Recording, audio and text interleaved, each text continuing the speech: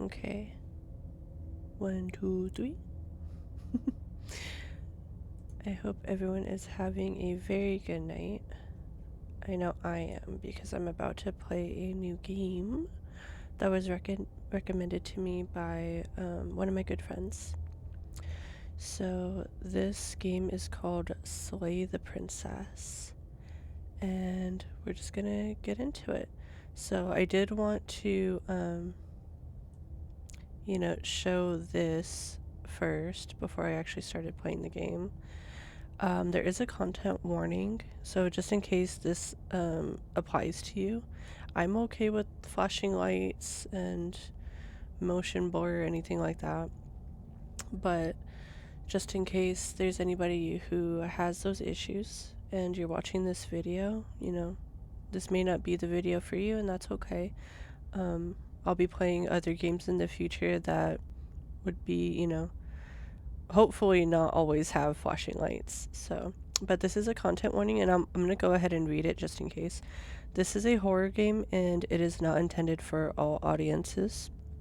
Please visit our website if you need a list of specific content warnings. Slay the Princess contains flickering images as well as a parallax effect that on rare occasions has caused motion sickness in players. So, just to warn everybody, if either of these health effects cause issues for you, you can disable them in the game's preferences. So, what horrors you may find in these dark spaces have heart and see them through. There are no premature endings. There are no wrong decisions.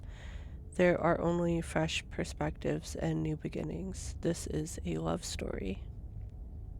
So, I have no idea what to expect in this game. It was, like I said, it was just recommended to me by a friend. So, I'm just gonna go through, and this is my first playthrough of it. So, I'll probably keep all of the settings, whatever, because in my personal opinion, like I was saying on the warnings pages, like if you know those things affect you, please don't continue watching this video. But if you're okay with them, I'm probably gonna keep those on. Those features on, just because they could add to the story that the game developer is trying to tell with it. So especially if there's anything like mental health effects, if that's the effect that they're trying to go with, then I'll probably leave those in to try to keep that same effect that was meant for it. So alright, let's dive deeper into this. And I honestly have no idea how long this playthrough will be. I'll try to do all of it in one sitting, but we'll see what happens. Okay, so we will be doing a new game. Chapter 1, The Hero and the Princess. You're on a path in the woods, and at the end of that path is a cabin. And in the basement of that cabin is a princess. I'm just gonna turn up my desktop audio just a little bit. Let me see. Okay. Just making sure that the audio is good. Since there is a narrator, I won't read it since they're doing the reading. You're here to slay her. If you don't, it will be the end of the world. Okay. So maybe we fall in love with her, or we have some second guessing. See. Explore the end of the world. What are you talking about? Okay, so we have some choices.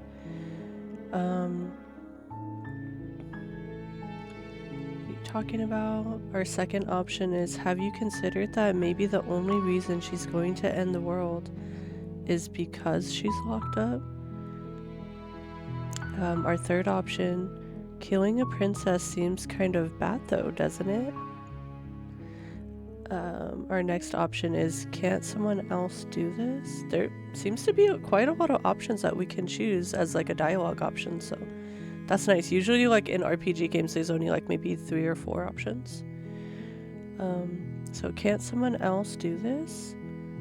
Our next option is, forget it, I'm not doing this. Next option, have you considered that maybe I'm okay with the world ending? Ooh, it's a grim take on it. Okay. So we really, with these options, we get to explore and create kind of our own personality with this. Do I get some sort of reward for doing this? Okay.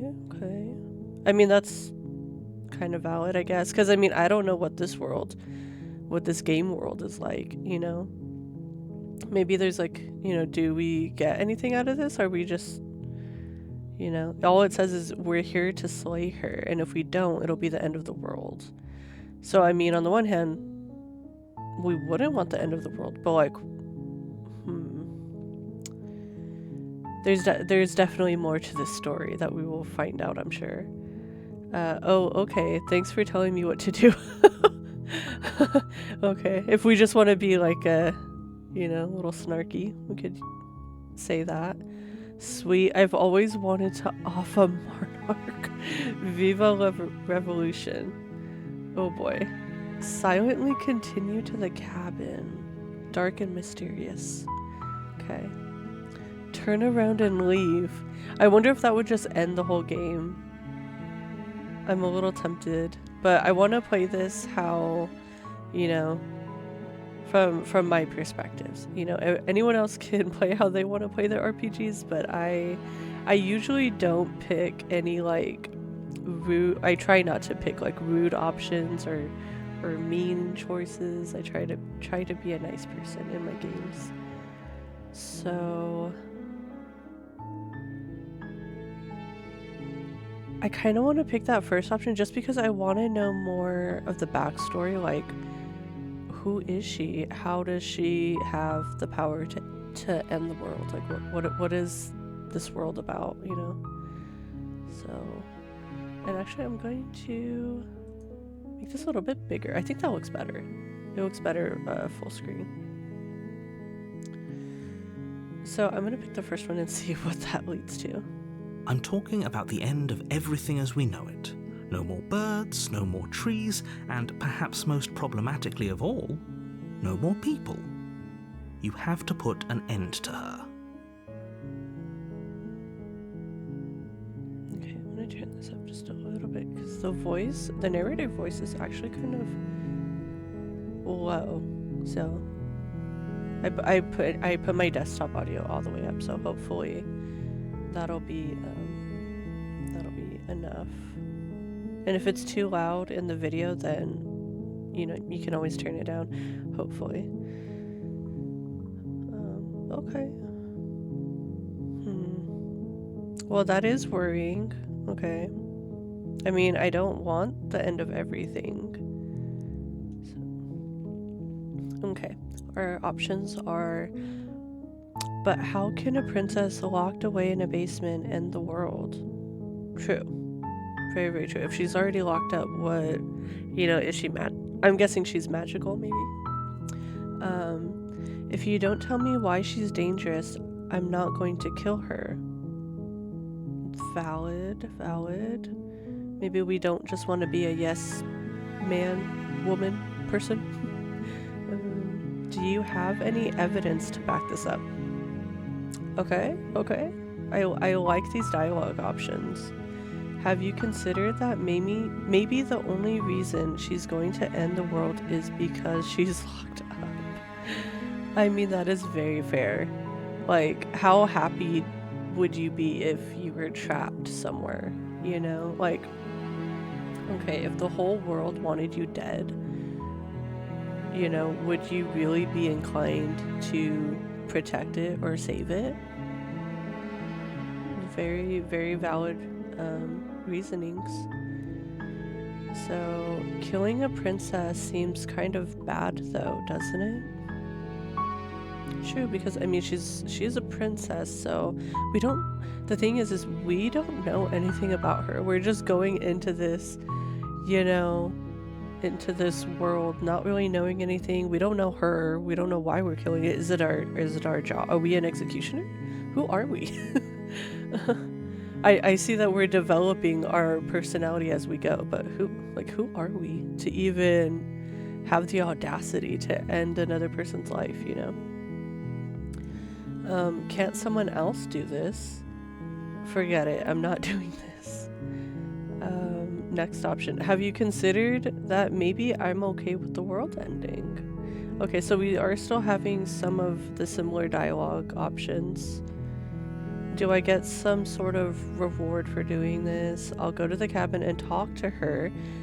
And if she's as bad as you say, then... Oh, if she's as bad as you say she is, then maybe I'll slay her. But I'm not committing to anything until I've had the chance to meet her face to face. I kind of like this option.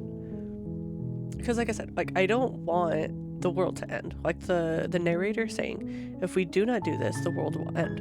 But we don't know why. We don't know who she is. We don't even know if she's evil or if she has any choice in any of this. So I might pick that one. But let me read the rest. Okay, I'm sold. Let's get this over with. Oh, okay. Thanks for telling me what to do. Sweet. I've always wanted to... yes. Okay, and then we have our last ones.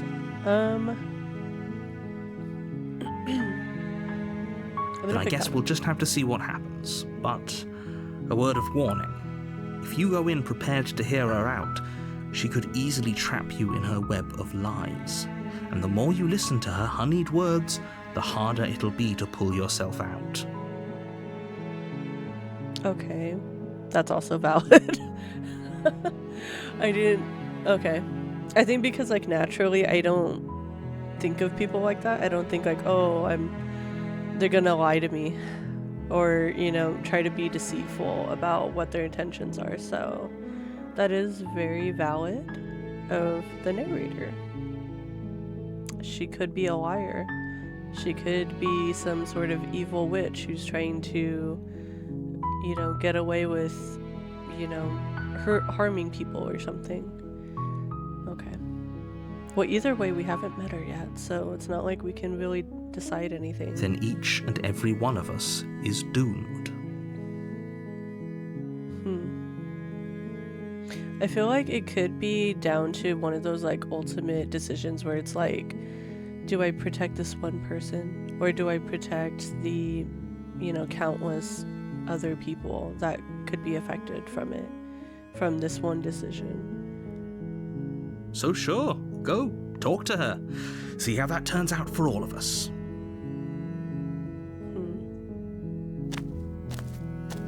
You make your way up the short path to the cabin. You'll find the princess within. I love these illustrations. Like, I like the moodiness of choosing to not have a lot of color. It's just sort of, you know, you get some black. The black and white it really sets the mood, I think. We're not going to go through with this, right? She's a princess. We're supposed to save princesses, not slay them.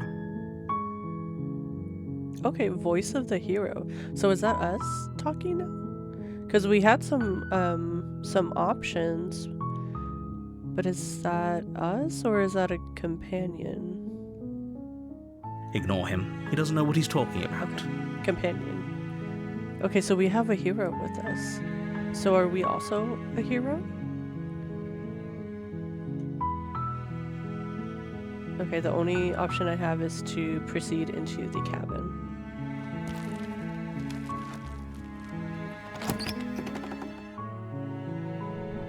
The interior of the cabin is almost entirely bare.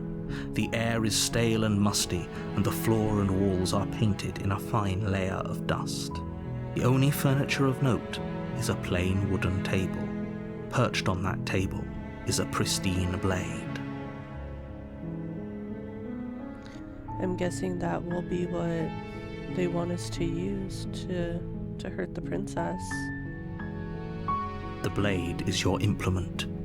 You'll need it if you want to do this right. Okay.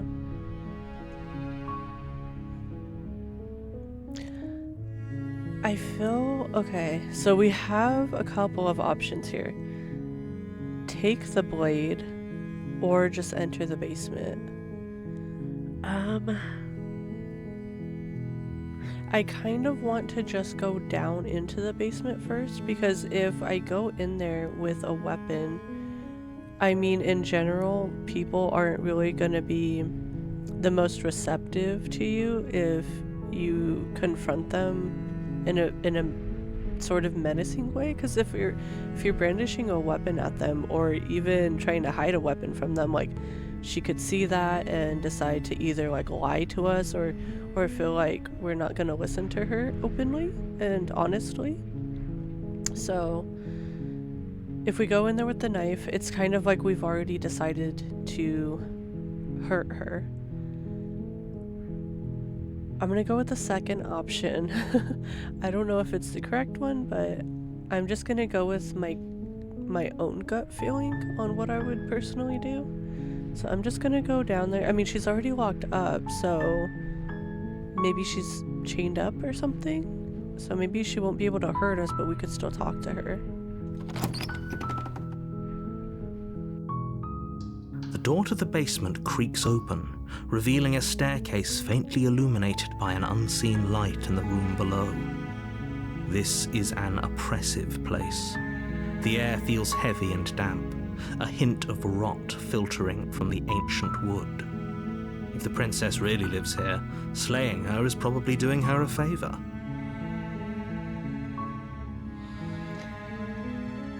Okay.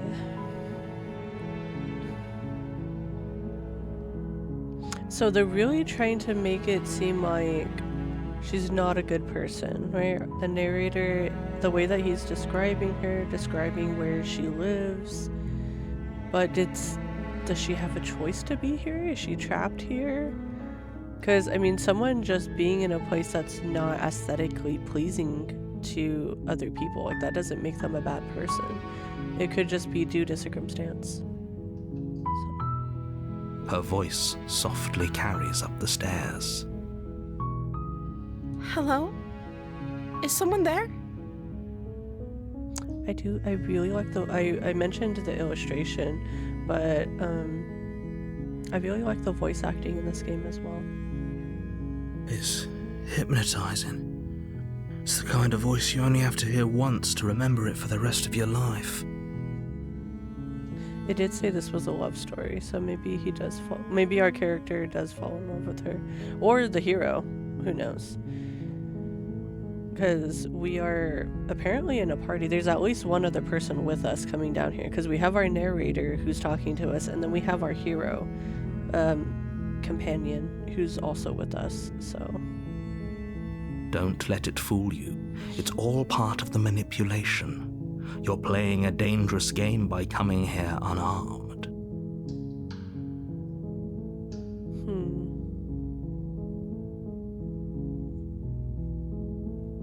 I mean, what can she really do, though? I don't know. I guess we'll see.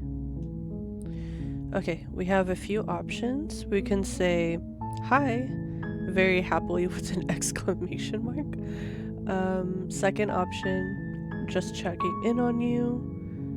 I'm here to save you. Why I'm here to save you. Okay. I'm guessing if we decide to go back up and get the weapon, then that would be the lie. So, like, we lie to her face, and then afterwards we get the tool for her demise. Hey, I think I'm here to slay you, ? We're not sure. Continue down the stairs.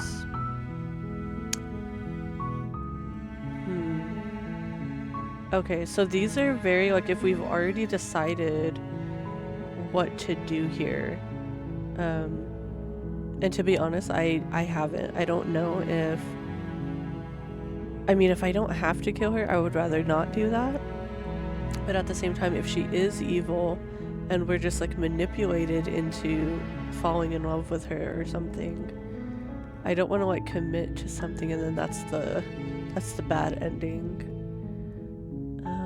But I don't really feel like the ones with the exclamation marks, I don't know if I want to be like present myself as super happy that I'm here, because I feel like that would also be coming into this room and meeting her for the first time with a falsehood, under false like pretenses, you know. I'm just gonna continue down the stairs. Good. You're still listening to reason. It would be better if you had a weapon, but you may still be able to do what needs to be done.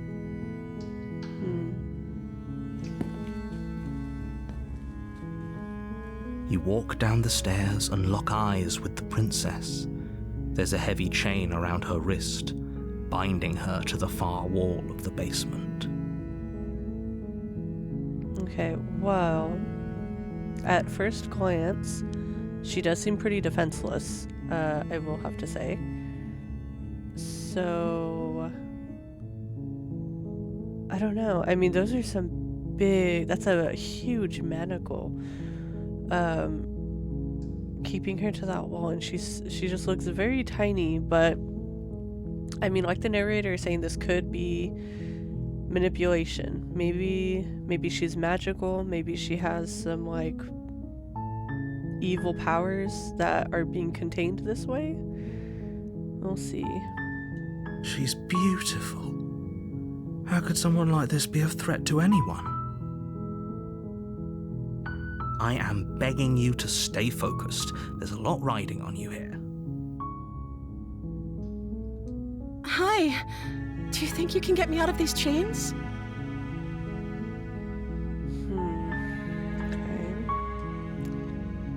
Okay, our first option says, hold on, let's talk a bit first. Second option, I'll see what I can do, examine the chains. Okay, I'm gonna go with the first one, because I would like to talk to her and get to know her a little bit more, because we're being presented that she is this manipulative, cunning, evil, wicked person who wants to end the world, right? So I think we should talk to her. Okay.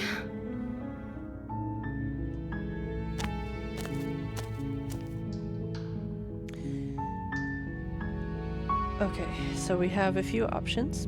We can say, what's your name?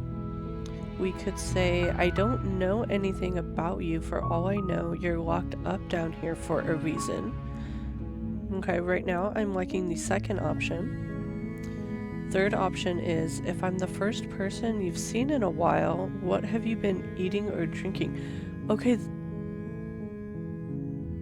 maybe that option too.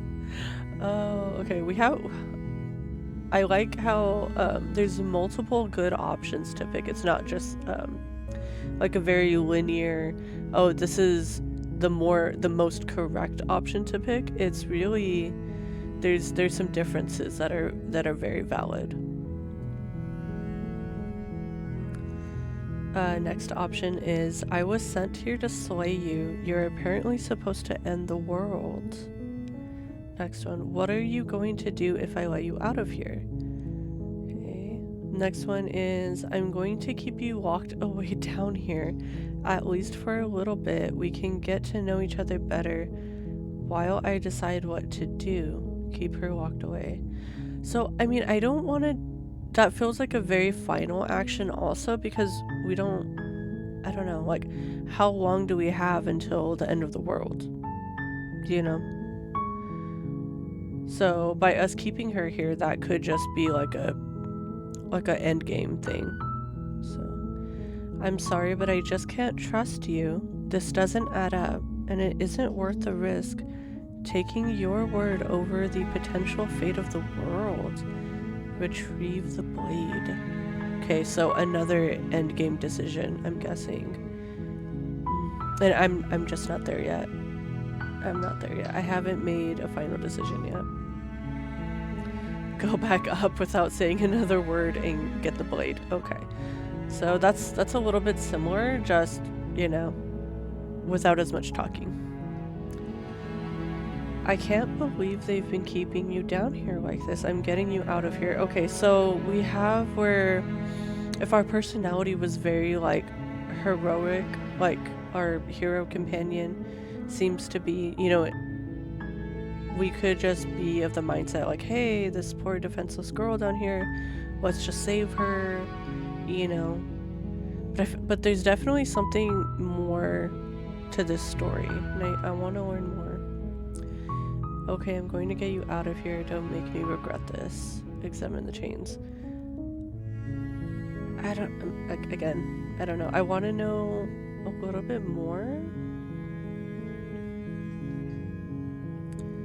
Like, I don't want to kill her. I don't want to hurt her in any way, Don't want to hurt her, but I just want to know a little bit more to help with that final decision. Okay, I'm gonna go with this one because I want to be open with why I'm here. So hopefully she'll also be honest with me if I give her some honesty up front. So I'm going to pick, I was sent here to slay you. You're apparently supposed to end the world. Okay.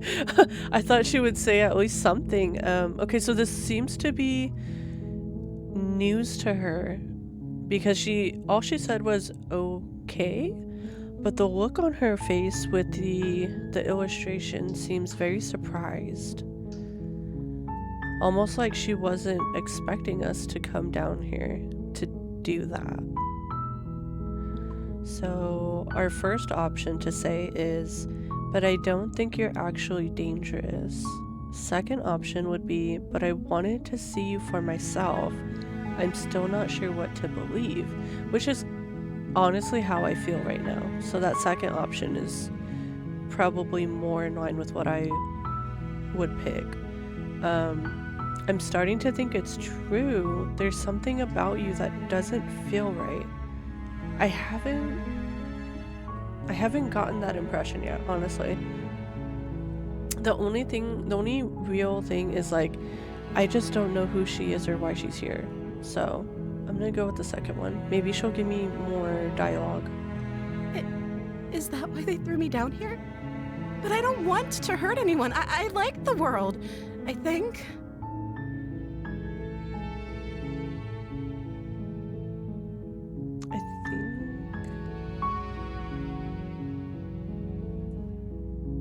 I'm gonna move myself down here because I think that looks a little bit better to see her dialogue.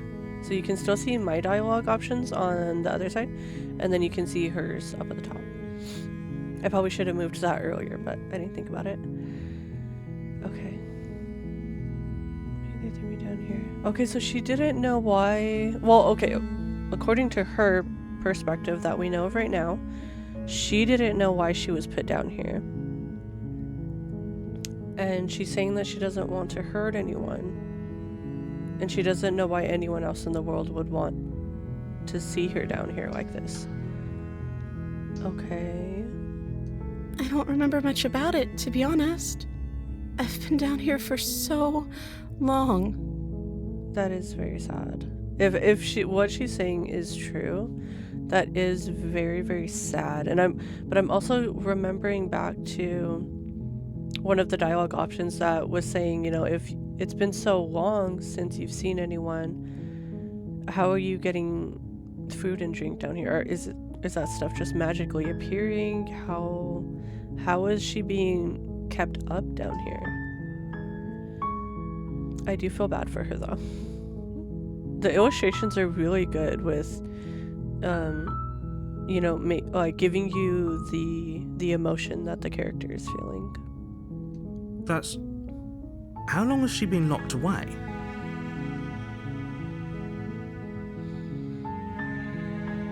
That is also a very good question. How long has this princess been down here?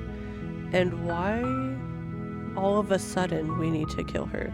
And that makes me think okay, so if it is true that the world is ending, is there like an upcoming deadline? Like, is it one of those things where like, oh, by the full moon of such and such day or at the end of the month or year, You know, it's kind of like an apocalypse kind of deal going on here. So maybe she is the cause of the upcoming catastrophe that could happen, but she doesn't have a choice in it maybe, and that's why they locked her away. Did they tell you how I'm supposed to end the world? Okay. We can choose to deflect. We could say, what are you going to do if I let you out of here? I've been told enough, which I don't think I have. I don't feel like I have enough information at all. Next option is, I was hoping you'd tell me. Okay. So we don't know, and she doesn't know, apparently. No, but I'm sure they have their reasons for keeping that information secret from me. This is like if we're like blindly trusting the narrator. And I'm honestly not. I'm not the type of person to just blindly trust someone else. I want to know more information before I make a final decision. No, which is why I don't think you're actually dangerous. So, if I'm going along with how I'm feeling right now, I don't feel like she is dangerous, but at the same time, I am keeping in mind that what the narrator was saying earlier, like I'm not fully trusting what the narrator is saying because I feel like the narrator has their own agenda, but there's just not enough information to go off of. Like, I'm not the kind of person to be like, oh, you should tell someone to go harm someone else without reason. And like, yeah, that the possibility of the world ending is a very valid reason to make a decision like this, but we just don't have enough information. Because, I mean, is there another way to prevent it other than hurting her? I don't want to deflect her her question, but I don't feel like I've been told enough. I think I'm just gonna say I was hoping you to tell me, because maybe there's something that can jog her memory, maybe, and give us a little more. Maybe if she doesn't really know, maybe there's something that happened before she was imprisoned that she can tell us. I don't know how to destroy the world, if that's what you're getting at. Okay, it's fair. I believe her. Our hero companion is very trusting at face value. I don't know though. I feel like we're still in the same pickle as we were at the start. You know what I mean? Like, okay. Let's see what our options are. She doesn't have to know how to destroy the world to be capable of doing it. That is very true. At the end of the day, whatever the two of us have going on down here is about trust.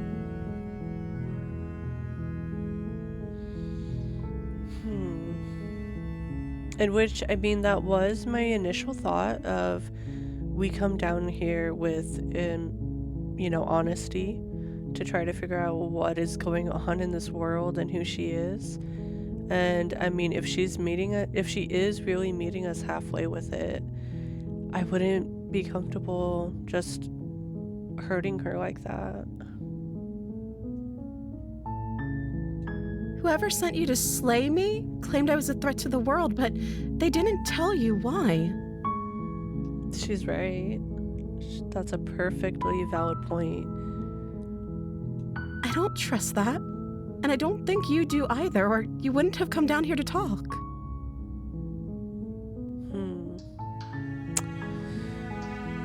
She seems like a very sensible, intelligent person. Okay. She has a point. We're talking like this for a reason. Yeah, that is very true. So this shouldn't be about what I'd do if I got out of here, or me saying the right thing to convince you to save me. This is about how messed up this whole situation is. This is my life we're talking about.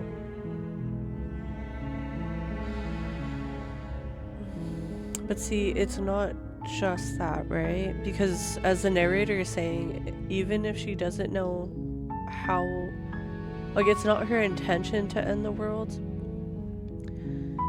but if it is valid that letting her go and rescuing her is actually harming so many other people, I want to know how. Like, how does the narrator know that she's going to actually hurt anybody?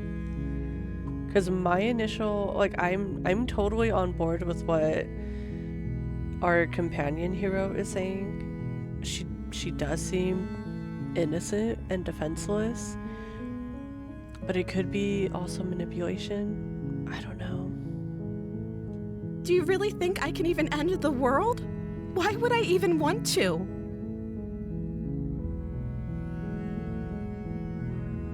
But that's the thing, is we don't know her. Like, there could be some very valid reasons she would want to end the world, and we haven't been given that information. We both know that if there's people we can't trust in this situation, it's whoever locked me down here, and it's whoever sent you here. And those two groups are probably one and the same.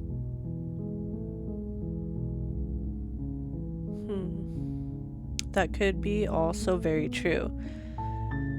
You know, maybe this was done out of just malicious intent. Maybe it was a rival kingdom that put this princess down here.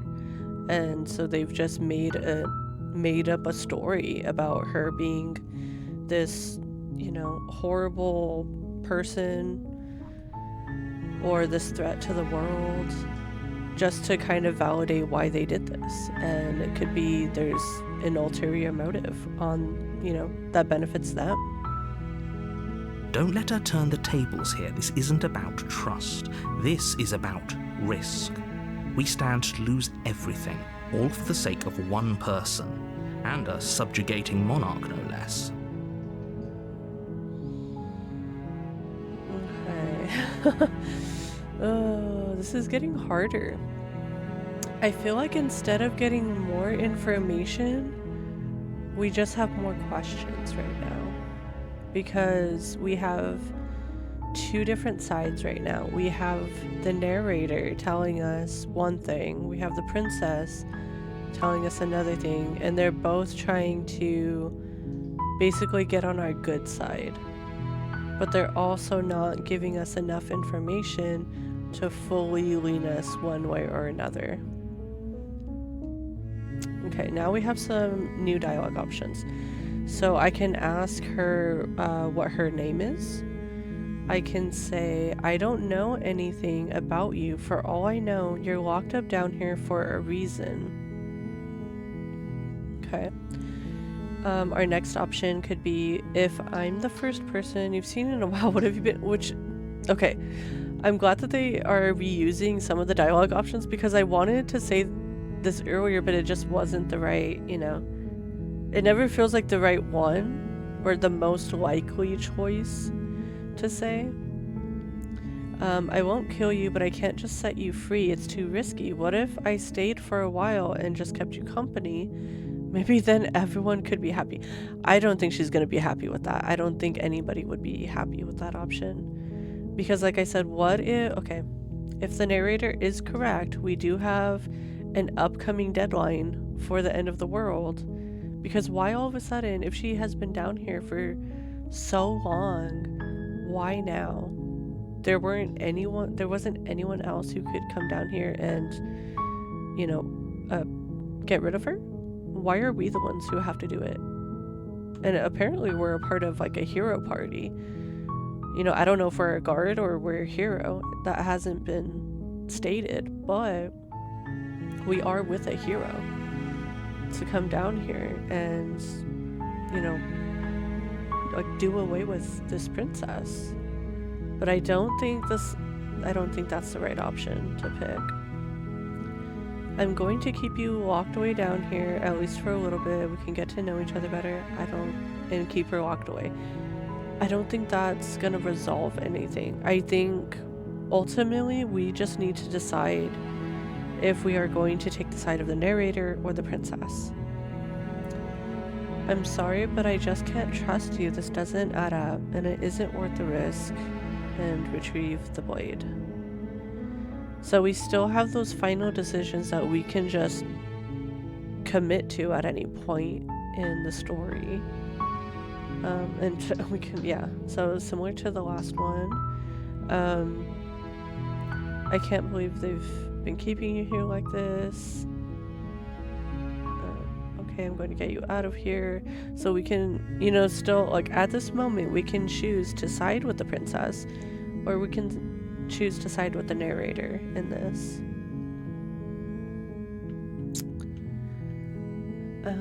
I don't think those bottom ones I'm feeling confident with.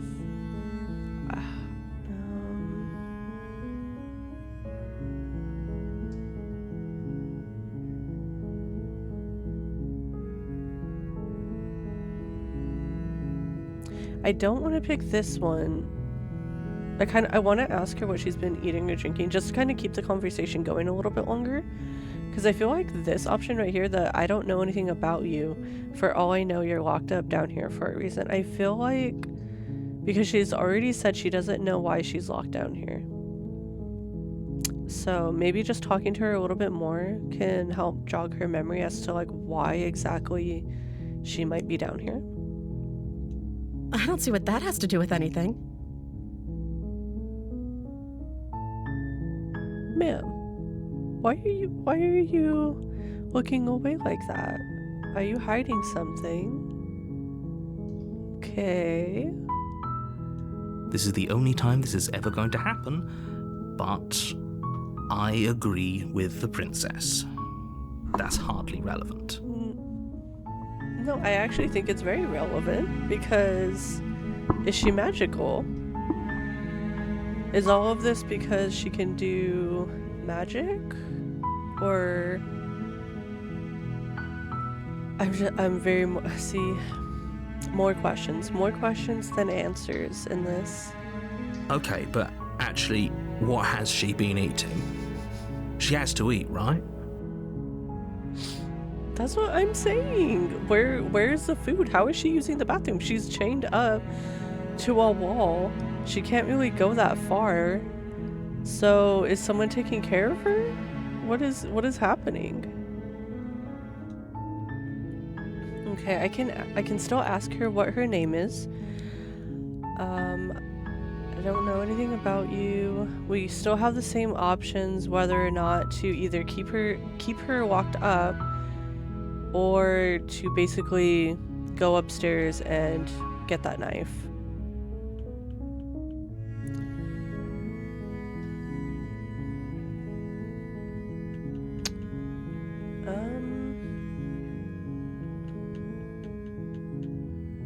I want to know well, give me her name. What is your name? Oh. She pauses, carefully formulating her words before she responds.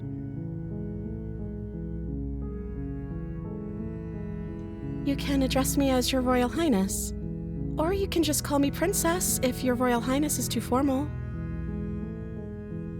Do you not remember your name, ma'am? What could it, I mean, is it because you've been down here for so long that you forgot your own name? Or am I right in that there's some sort of something magical happening here that's causing you to be forgetful? Because there's no point in you hiding your name, right? Unless your name means something significant. But I mean, we already know that she's a princess. So we already know that obviously she's important to some people. She has to be. She has to have came from some sort of a kingdom, or, you know, a part of some other important lineage. Is princess her name or her title? What if it's both? Could you imagine being named Princess Princess? Okay, that's funny. Princess is pretty funny. But I don't think it's I don't think her name is actually Princess. I think maybe she forgot.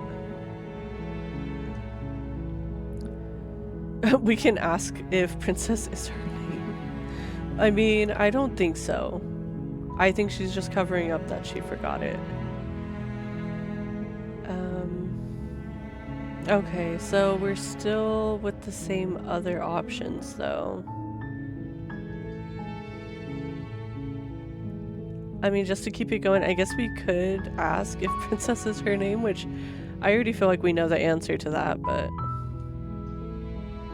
Okay, she's looking away. So...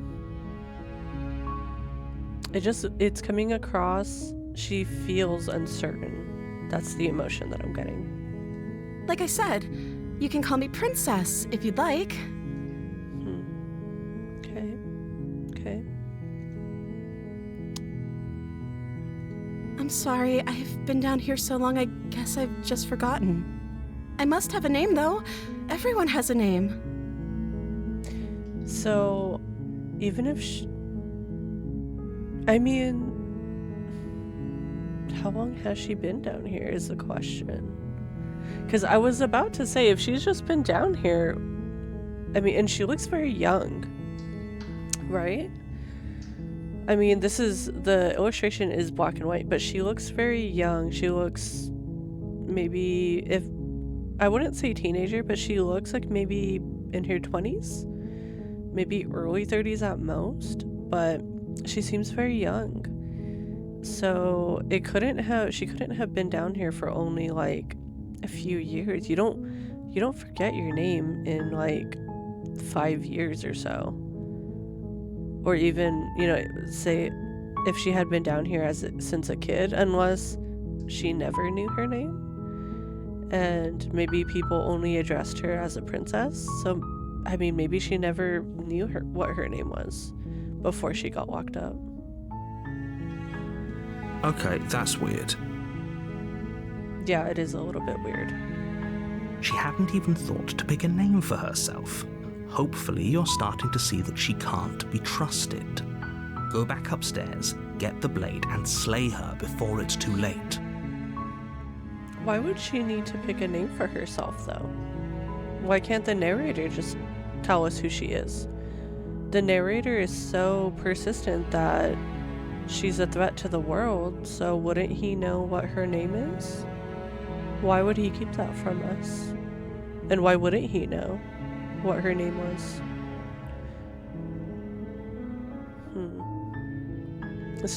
Starting to see a little bit more from both sides here. Okay, our first option is still... I'm kind of inclined to say this one. I don't know anything about you.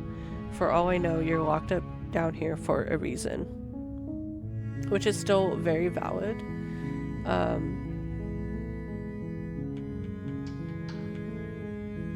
Because I still have not made... I feel like whether or not to hurt someone shouldn't just be like willy-nilly. We need more information as to what to do. Of course I'm locked up down here for a reason. I don't actually know what that reason is, but you don't just stuff a princess in a basement and throw away the key without there being some sort of an explanation, right? I mean, yes. The only explanation that we have, though, from the narrator is that she is a threat to the world. But how did they come to know that? Like, who... Was it a prophecy? Was it, something that she did when she was younger and they see that as a threat? You have all the explanation you need, and you should know better than to trust whatever she comes up with.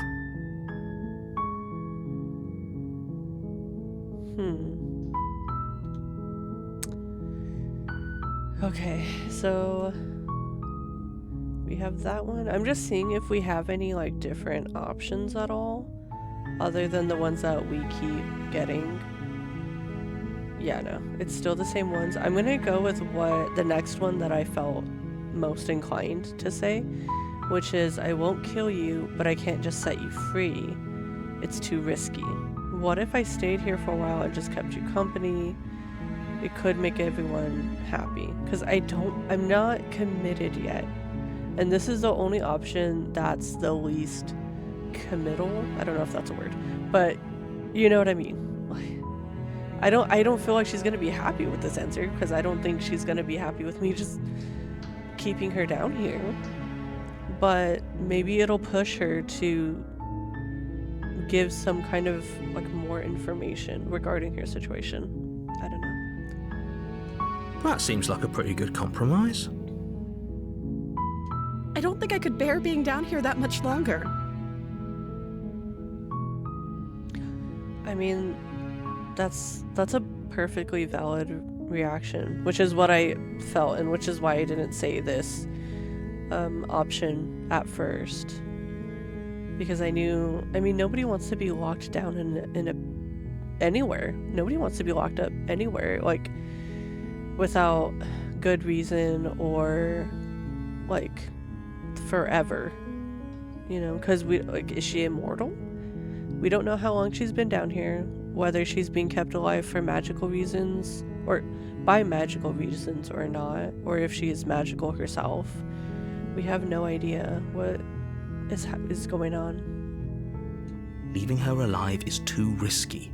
If you don't deal with her soon, she will find a way out. But how do you know that?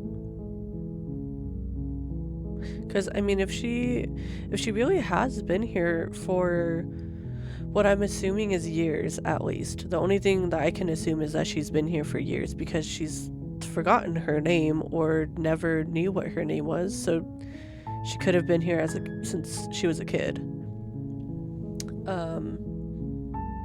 But how do you know that she would escape? Why does she have to, you know, why do we have to do this right now? Why is it so important that we make a decision right now? So I'm the only one who liked that idea. It was the safest option, which is why I, you know, because I don't have enough reason. I mean, I don't want to say I don't have enough reason to want to hurt her, because I don't want the whole world to perish. I'm not going to say that I want to do that either. But I haven't been given any proof that she can even do what the narrator is saying that she can do. One way or another, I'm going to find a way out of here. It would make it easier for both of us if you'd help.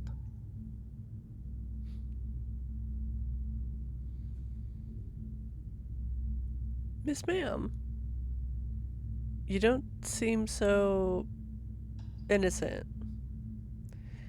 What's with that face? She's looking at her nails. Okay, illustration is she's looking down at her nails very harshly, and I don't know how to put it, but just in a very harsh way. And now she seems more like a matter of fact. She seems more, her mood and her tone is more confident in herself now. She said, one way or another, I'm going to find a way out of here. It would make it easier for both of us if you'd help. But her gaining confidence all of a sudden doesn't necessarily mean that she's evil or deceitful. I mean, it's not a bad personality trait to just have confidence in yourself. And maybe, honestly, she's just getting tired of being down here, which is also perfectly valid. I mean, if I was locked up down somewhere in a basement, I didn't know why, I didn't even remember what my name was, I would also be trying to find a way out. So... But if you don't, I can promise that you'll regret that decision. Ma'am, are you actually evil? Okay. Okay, there was being... The last illustration of her was a little 50-50, I would say. You know, having confidence, there's, you know, there's being confident with, like, saying you want to break out and yada yada. She looks legit evil right now. It's a little scary. She's looking a little scary. Her eyes are a little darker. She's the complete opposite of how she looks when we first came down into the basement to talk to her. I'm not seeing innocent, fragile young girl anymore. I'm seeing devious and manipulative, which is what the narrator was saying. So, if she was really trying to persuade us to get her out of here, I mean, this would not... That look on her face alone would cause me to not want to let her out of those chains, if I'm being honest. You have to make a choice. Let's hope for all our sakes it's the right one.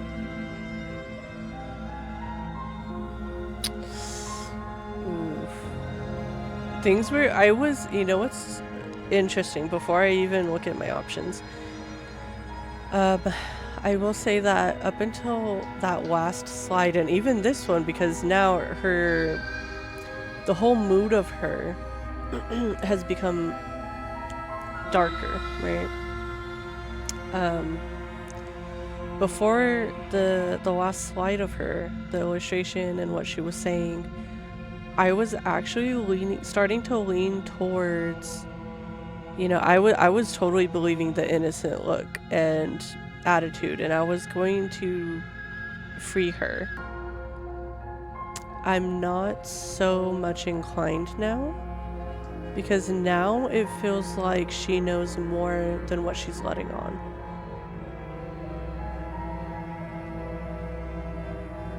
Okay, so now we only have three options. We can retrieve the blade. We can say, okay, let's get you out of here, examine the chains. Or we can lock her in the basement.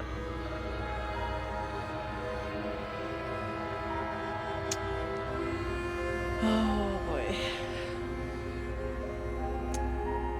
So now there's no more, you know, faking pleasantries, I guess. We now have to make a at least somewhat final decision. I don't know if this is going to end the game completely, but we do need to make a decision on whether or not we think that she's innocent and should be saved, or she, you know, we have to ultimately make that final decision. If she didn't look so evil. I know looks can be deceiving, but... And maybe that's what they're going for. Maybe this is all a trick to make us hurt her.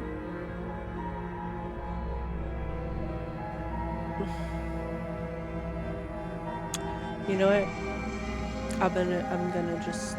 I'll go for it. I'll retrieve the blade. Because I do not think... I feel like there's something going on with her.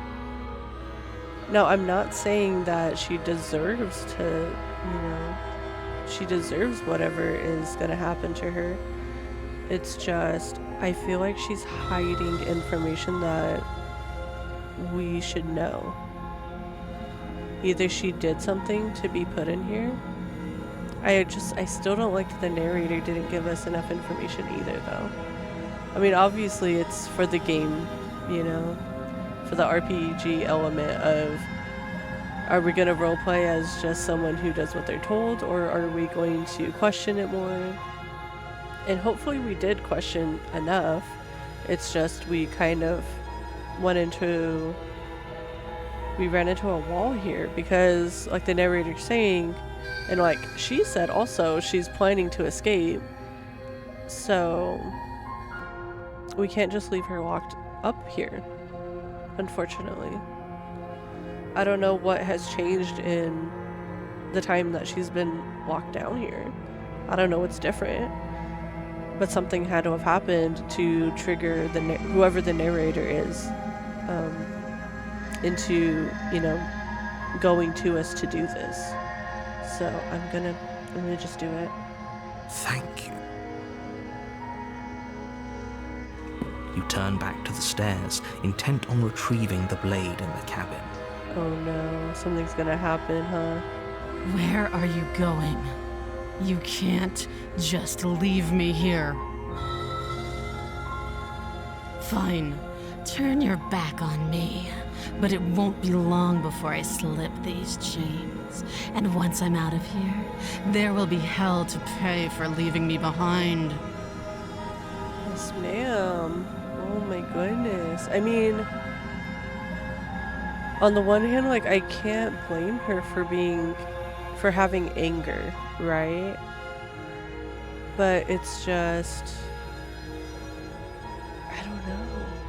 I mean, this is like a complete 180 from that initial princess that we were talking to. Now, if it almost feels like we're talking to a different person, is what it feels like. Slip these chains? She can't, right? She needed our help to get out of here. But do you hear the conviction in her voice? I don't think she's bluffing. Yeah, that's what it sounds like. Like and that's why, like, before she started sounding more evil-y, that was the impression that I got, where she sounded very confident in herself, that she, you know, wanted to escape, that she would escape. So she knows something. But also, why did she want our help? None of this is making exact sense. Okay. She has to be bluffing, but hurry. You rush up to the first floor, grabbing the blade, both yours and the world's only possible salvation. Okay, if we're sure about this decision, I'll support it. I suppose we have a world to save after all. Interesting that the hero is now also not completely on her side anymore. So I think he's also starting to see, he saw what we saw too. You know, we didn't go down there with the intent to hurt her in any way. We wanted to find out more information. She ended up not being able to really defend herself, give us any information. If anything, she convinced us, if only a little bit, that she could be evil. So let's see how this goes and if we made the right choice. You slowly creep down the basement stairs. It's quiet. Maybe too quiet. Where the princess sat only a moment ago, there's only a severed arm, its cooling flesh still chained to the wall. And she is nowhere to be seen. So was she magical after all? She had something to be able to do that, right? She had a weapon or something.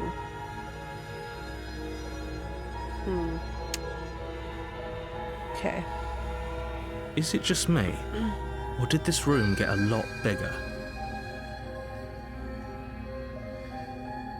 Okay, we have some dialogue options again. We could say hello. We could say, I think we got off on the wrong foot. Do you think we can start over? We could say, she's lost an arm. I'm locking her down there and letting her bleed out. A little bit grim. Let's finish this. Ooh, okay. So these first two options I think are just a little bit silly. If we say hello, I don't know if she would even respond or just put the little ... Second one I think would just aggravate her probably into wanting to kill us anyway, so I think we've already kind of made our decision by getting the knife. I think once you get the knife, that's sort of just the decision we have to make. So I'm gonna say, let's just finish this. Let's get whatever ending this is gonna lead to. Your eyes dart to the corners of the room. You don't see her. Where is she?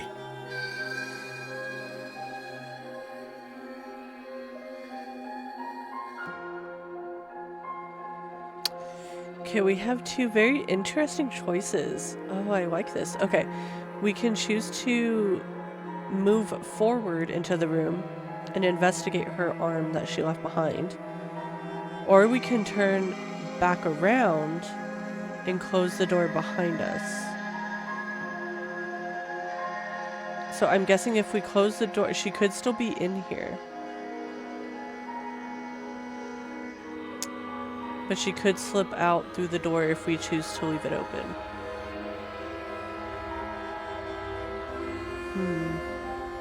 I feel like one of these options is going to lead to either her escaping or her killing us.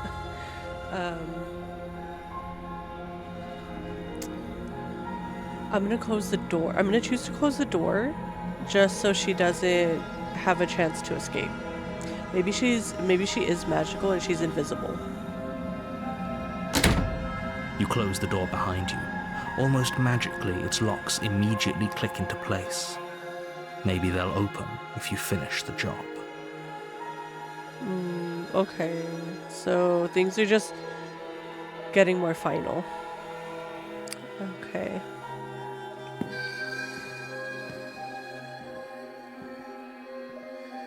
Alright, now we can still investigate the arm. We can say, come on out, let's just get this over with. Or I'll wait.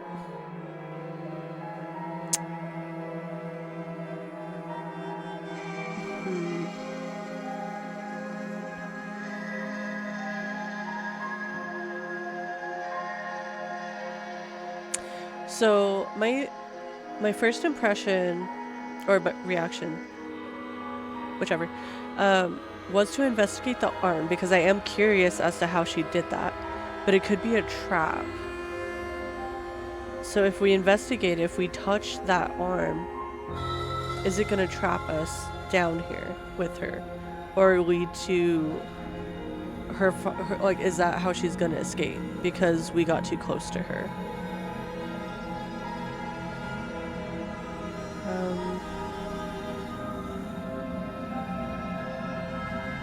I'm gonna say, come on out, let's just get this over with. I can wait. I'm very patient. Yes, ma'am. Why do you have to sound like a witch now? You sound like an evil witch. And I was really hoping that, like, honestly, like, from the get-go, when I first started this game, I was hoping she'd be, like, innocent. Which, I mean, to be fair, she still could be. Maybe she's just decided that we're her enemy, which, I mean, to be fair, we are now trying to hurt her, so technically we are her enemy. Okay. We can either choose to wait, or we can choose to venture into the shadows. I feel like the shadows, she's gonna end up killing us if we go into the shadows. I'm gonna try wait and just see what, like, if it gives me the option again to just wait, then I'll just go into the shadows. But I'm gonna try to wait. You do your best to patiently wait her out. But eventually, Exhaustion starts to set in. Oh no. Come on, wake up. We can't fall asleep down here. Well, I didn't think I was waiting that long to be sleepy about it. Okay, well, I wasn't expecting for us to be waiting for like hours down here. Alright. Well, into the shadows we go. You step into the shadows. Too late, you hear the quiet patter of feet against the basement floor, followed by the taut pull and sharp pain of tearing flesh as the princess lunges into you from behind and drags you to the floor.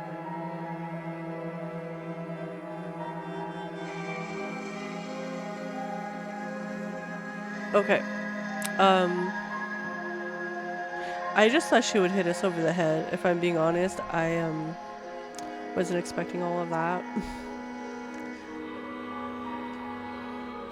The ferocity overwhelms you, and as the princess rends flesh from bone, your limp fingers lose their grip on the blade. It slips from your hand, your one last means of defense lying useless beside you in a pool of your cooling blood. I suppose you just lacked the will to fight back. Oh my goodness. Oh my goodness. And she looks so crazy. Oh wow. Okay. This is the end, isn't it? Bro, are you not here with me? Was the narrator in the voice of, because it says the voice of the hero. So, is he not really here? Or are these voices just in my head? Am I crazy? What's going on here?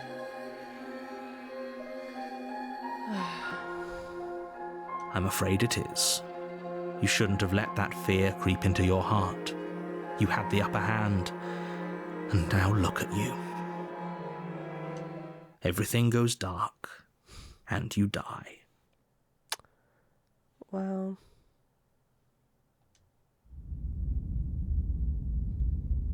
Chapter 2, The Beast. You're on a path in the woods, and at the end of that path is a cabin. And in the basement of that cabin is a princess. Are we someone new? We can't be the same person, because I think that character died. Which I have a feeling that either way, we would have died, right? Because it seemed like she was evil. I'm still not even 100% sure that she was evil. But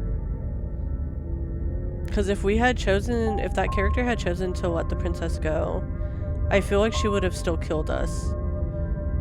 And then what we tried to do, I mean, maybe if we had gone down there with the blade first, but she could have done something to maybe like take the knife from us or something. It still could have ended badly no matter what choice, I feel. So You're here to slay her.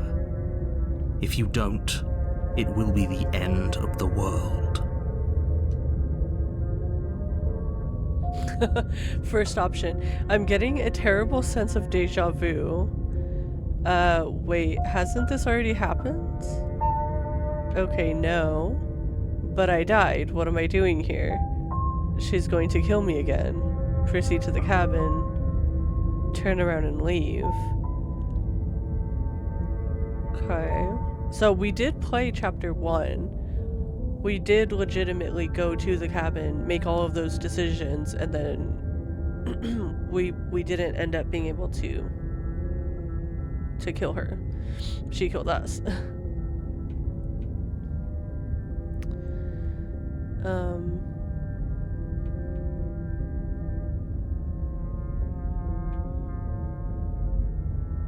I'm gonna say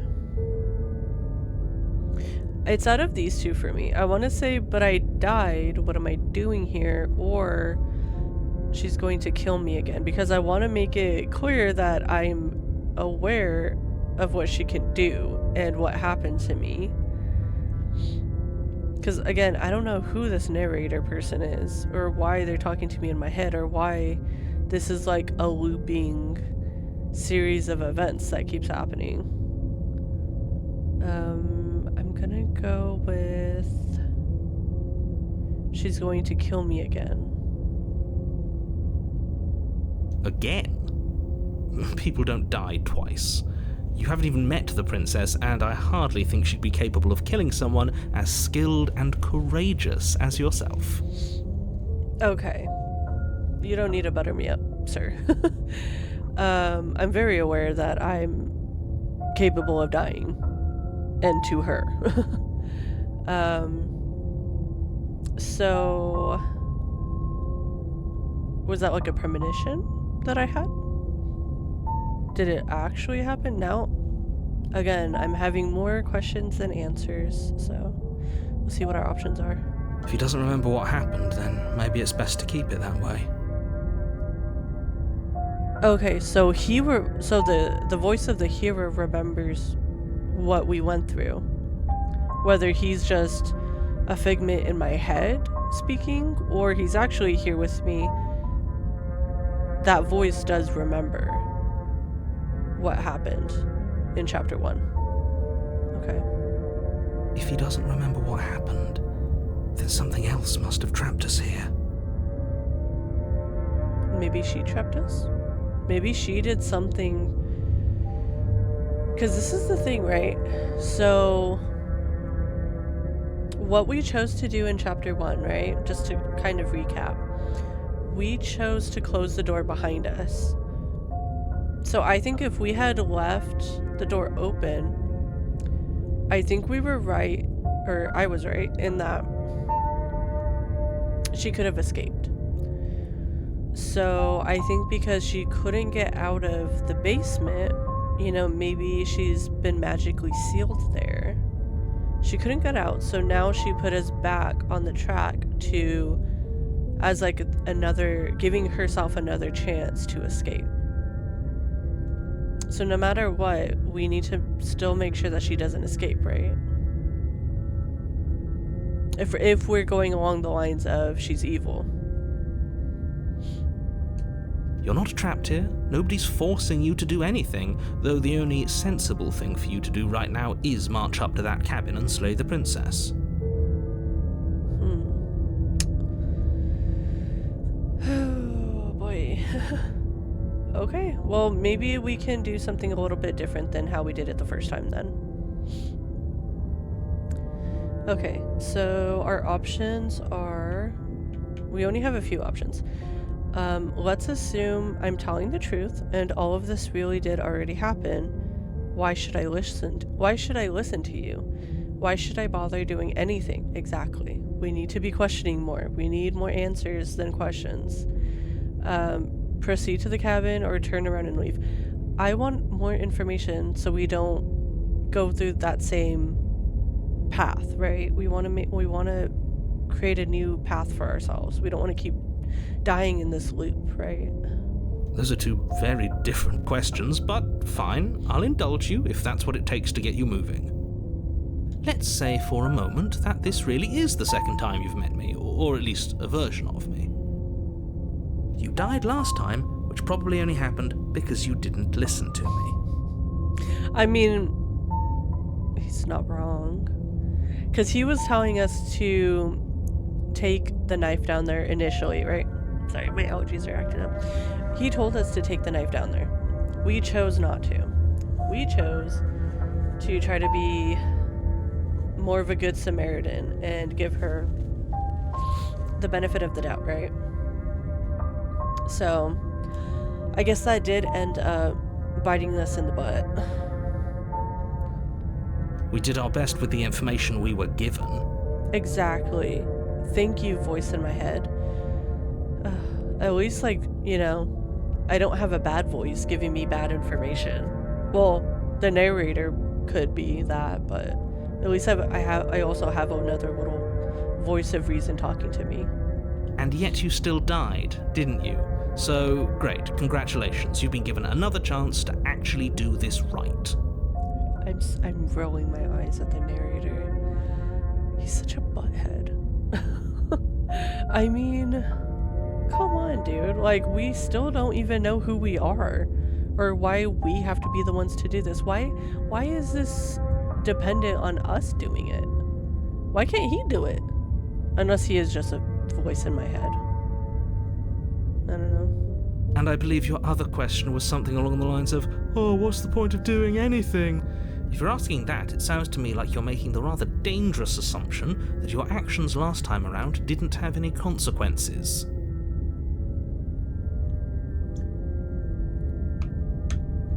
Well, he didn't have to be so snarky about it, honestly. I mean, this is a matter of literally life or death, right? I mean, I feel like it's okay to question more. What do you mean? Of course there weren't any consequences. We were killed by the princess and now everyone's right back where they started. That sounds pretty consequence-free to me. Yes, but in this purely hypothetical scenario, that begs the question of how you got back here. Did time simply rewind itself, or were you instead transported to a different world entirely?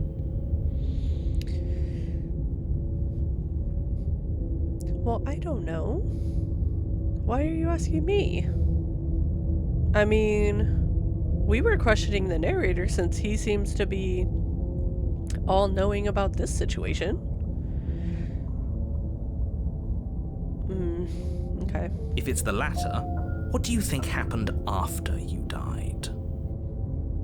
I mean, I would assume that, like what I was saying earlier, she stayed trapped down there because she couldn't escape the basement.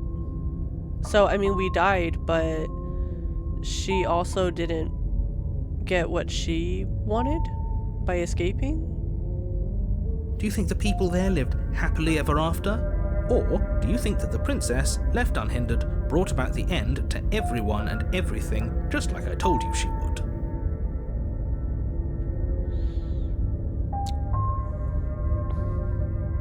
I mean, that is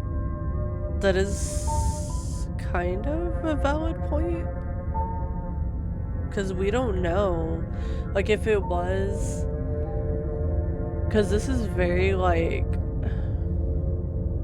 I mean, we don't know. We don't know if this is the same world and we just, like, went back in time, or this is a completely different world just in, like, a replicated dimension or something. So we don't know what happened to the people in that world. All the more reason to keep our wits about us, should we even return to the cabin. We could find a safe little hole somewhere instead. So we have a new... Let me float myself up here for the time being. We have a new voice talking to us. We have Voice of the Hunted. So... we have all of these people talking to us in our own head. All the more reason to keep our wits about us. Should we even return to the cabin? We could just leave.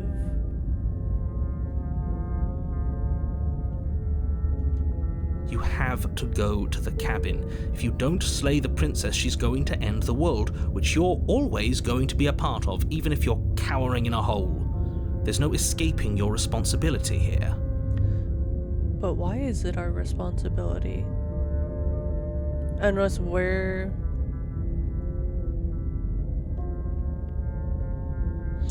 So we also have the voice of the hero. So are we actually the hero, and this is just the voices of our own fractured mind? Were we somehow cursed? Did she curse us to not remember who we are, and so we're just kind of split up into these different voices or personalities, trying to make sense of everything? Except the only one thing that we remember that's consistent is that we have to do something about the princess. Maybe we were the ones who put her in that basement, and we've just been keeping to this loop all this time. I don't know. So We can still choose to talk about the princess. We can just go to the cabin, or we can turn around and leave. I have a feeling that turning around and leaving is never going to be the good option, because if we choose to ignore the issue, what happens is we will probably just keep continuing the loop, and we'll probably just end up back here for like a third time. So I want to see what happens if we choose to still talk about the princess. Just be quick about it. She killed me last time around. How can I make sure that doesn't happen again? He's probably just gonna say, well, did you actually do what I said last time? And then we're gonna say no. Because, I mean, we didn't. We were supposed to, what the narrator voice wanted us to just take the blade down there, which we did not do that. Because by going back up again, up the stairs, that gave her enough time to break free. So we could choose that, to not do that, to not do it that way, I mean. She killed me by ripping me to pieces. Don't get me wrong, I hated it, but how can someone like that end the world?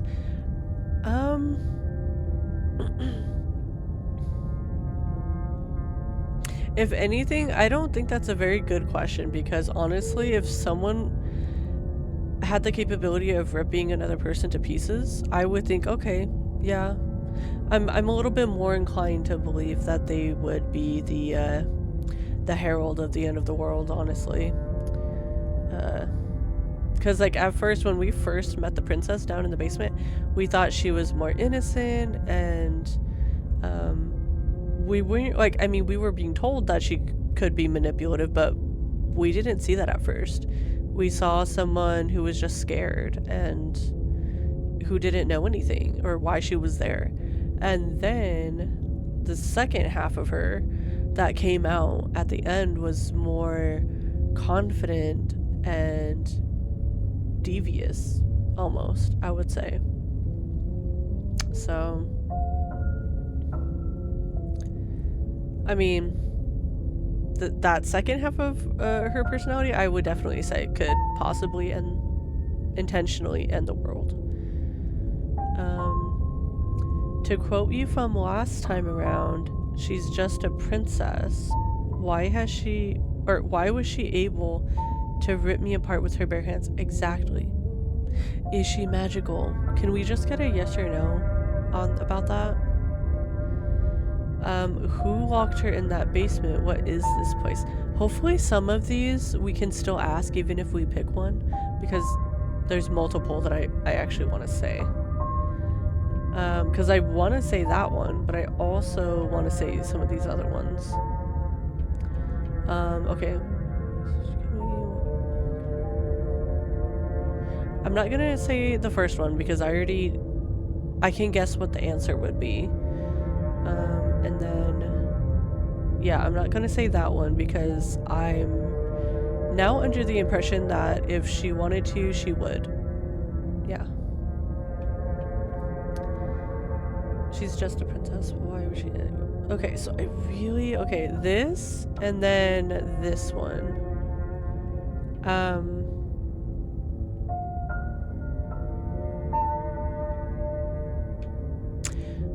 But I feel like if we really want to get more information, because I am curious if she's magical or not, but I want to know who locked her in that basement and what is this place. Because maybe we can figure out something that can help us. People locked her in that basement, and I told you what this place is. It's a path in the woods. Don't overcomplicate things. This narrator. I swear. Okay. Well, that didn't give me any new information, unfortunately. Make sure this doesn't happen again. She killed me. Okay, well, I can still. Okay, wait. We have something new. If people walked her away, why couldn't they slay her? Exactly. Why is this falling on me? Why do I have to be the one to do this? Look, I'm not supposed to say this, but it's because you're special. You're the only person capable of doing this. Call it a prophecy, if that helps, but it's just the way things are. Okay. So, I mean, at least now we know why we're caught up in this loop, right? There's some sort of, either if it's magic or, like he said, a prophecy, something is causing us to be trapped in this loop with her. Making it so that it has to be us who makes that final decision. Okay. Oh, I didn't know we were special. You're the voice of a hero, of course you're special. I mean, whether you're just a part of me or you're the voice of someone completely different, like, obviously you're special because you're a hero. Of course you're special. Why else would you be here? Well, we don't know, because you weren't telling us, Mr. Narrator. Special can mean all sorts of things. Very true. Don't let it make you careless. We need clear thoughts and pricked ears. Okay. I'm interested in that. I want to know if, like, each time we go through the loop, are we going to keep getting new voices? And in that way get more information each time we go through the loop. Very, very interested in that part. Okay.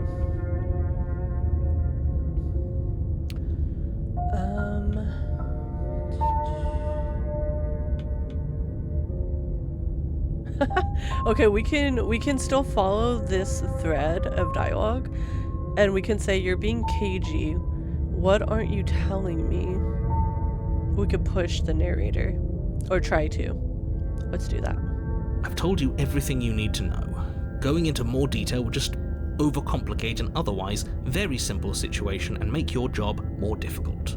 I don't think so, because we tried to give her the benefit of the doubt, and then we died. So I feel like there's nothing else well, I don't want to make assumptions. There could be something that could still cause us to not want to kill her. But then again, by not choosing to kill her, we just end up dying anyway. So I would rather not die, if that's the ultimate choice, you know? If you want us to stand a chance against her, we need to be armed with information. What is she really capable of? How are we supposed to stop her? Exactly. Tell him. Okay. Not to sound like a broken record, but the less you know about her, the better things will go for all of us. No. I know it sounds like I'm hiding something, not. but you're just going to have to take me at my word. No. Because you know what? We did that halfway last time. We trusted him a little bit when he said, okay, the blade is what's gonna, you know.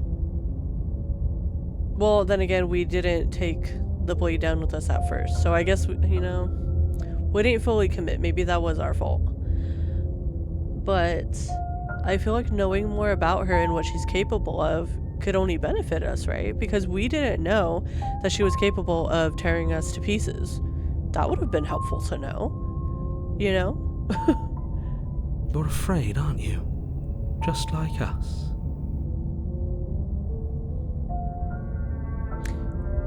True. Maybe the narrator doesn't. Because, I mean, if he is... Okay. Say if the narrator is just a voice in our head that's just like a fractured part of our personality. What if he doesn't know what she's fully capable of? So maybe we are just kind of... Like, we're asking questions that are, like, legit questions, but maybe he just doesn't know. Of course I'm afraid. Fear is an extremely normal thing to feel when the fate of the entire world is at stake. Sorry, I'm just replying to a message really fast.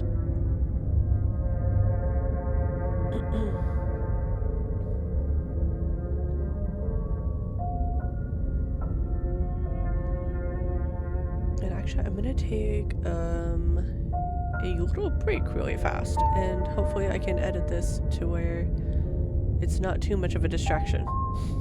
So I will see you after a couple of minutes.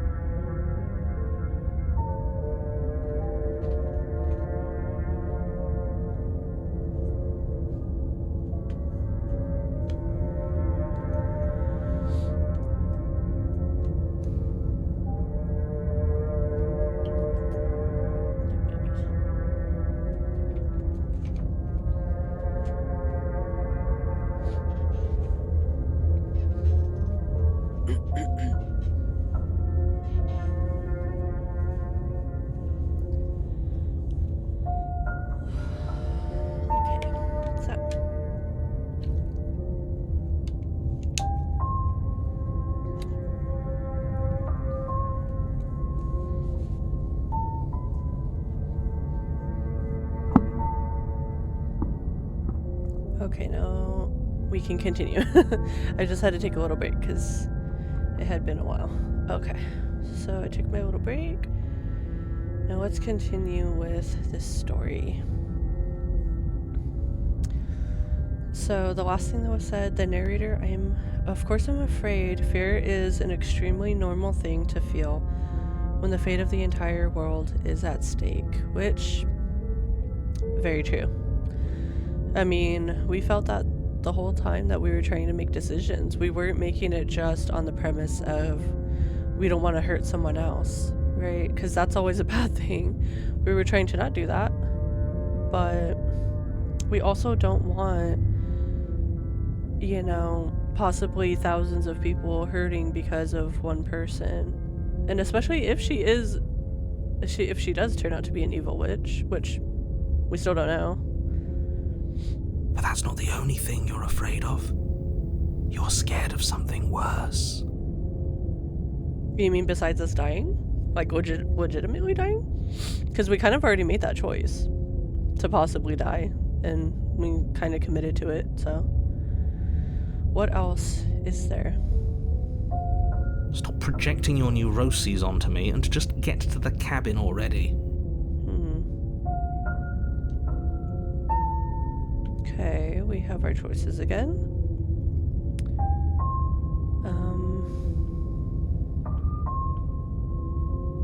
I'm not gonna say that's all yet. I'm going to say, to quote you from last time around, she's just a princess. Why was she able to rip me apart with her bare hands? Exactly. Please explain that to me. Can we just get confirmation if she's magical or not? She is just a princess.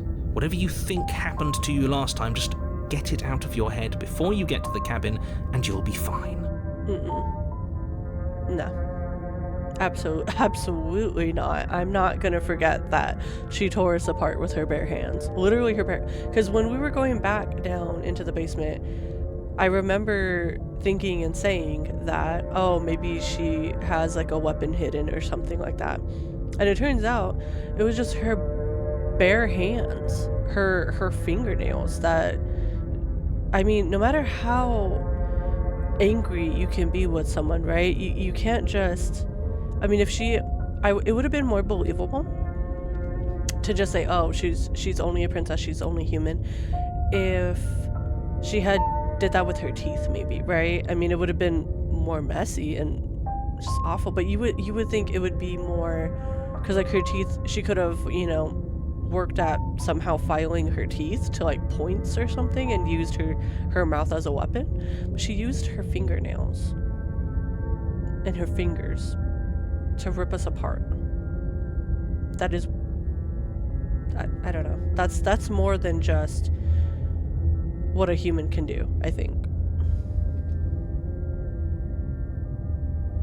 Okay, I'll just say the first option here, even though I don't think it'll lead to anything useful.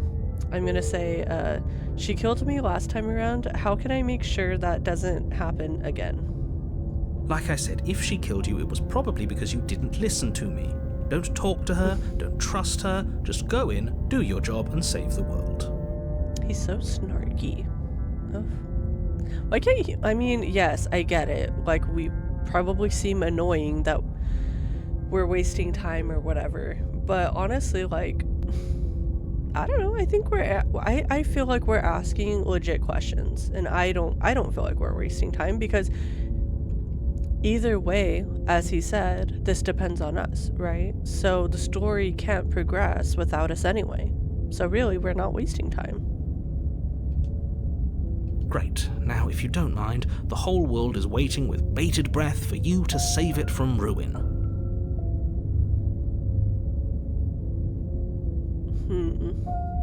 I still don't feel like this story is that black and white. Is that why they chose to make this game black and white? Because it's not black and white? I just, like, you know, gave myself a huge brainwave right there. I'm like, I don't know if that's why, but, you know, that just popped into my head. But Yeah, I mean, I still feel like there's more to this than just what meets the eye. Even with her, I'm not even fully confident that she's evil. Maybe she just really wanted to get out of that basement after being locked away for who knows how long. Could have been a few years, it could have been who knows how long. Okay, we can proceed to the cabin or turn around. We are not going to turn around this time. If we end up going through this loop again, maybe we can try doing that if it's even possible to do that. But for right now, we're going to go to the cabin and see if anything else is different. Or if we're just... A warning before you go any further. She will lie, she will cheat, and she will do everything in her power to stop you from slaying her. Don't believe a word she says. So I'm thinking... maybe we should follow his instructions and just take the knife down there with us for protection. Because, I mean, last time we didn't have that protection. We tried to be, to do things 50-50 and give her the benefit of the doubt first until we just couldn't. We literally ran out of dialogue options with that, right? So... if we have the option to just take the dagger down there, then I guess that's what we'll do. And we'll just see what happens. Does a cat lie to a cornered mouse when it plays with its freedom? Or is it just acting out its nature?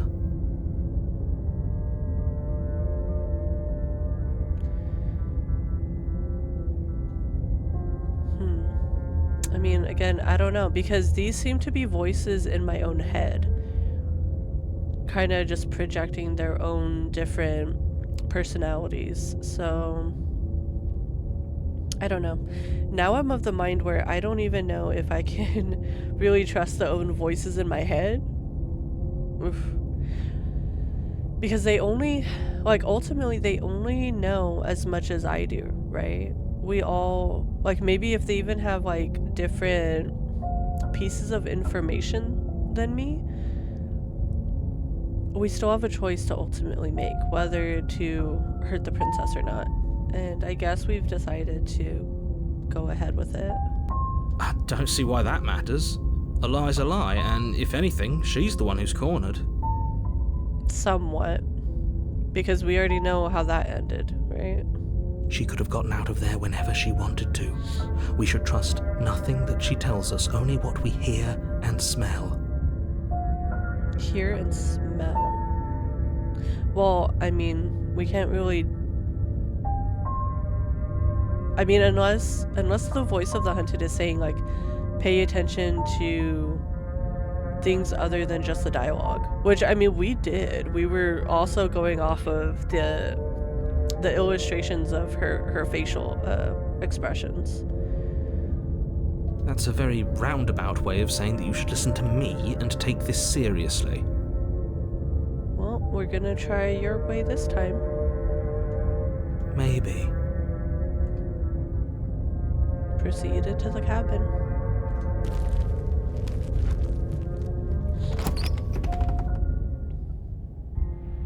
The interior of the cabin is ruinous and dilapidated. It feels like no one has lived here for a long time, wind rushing in through cracks and holes in the wooden walls. The only furniture of note is a termite-eaten table with a pristine blade perched on its edge.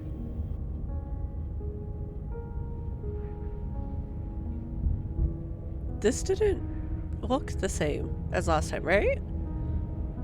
Or I'm not remembering correctly, because the door was a door. Everything didn't look this dilapidated last time, right? So more time has passed since we've been here? Or that she's been here? Okay. The blade is your implement. You'll need it if you want to do this right.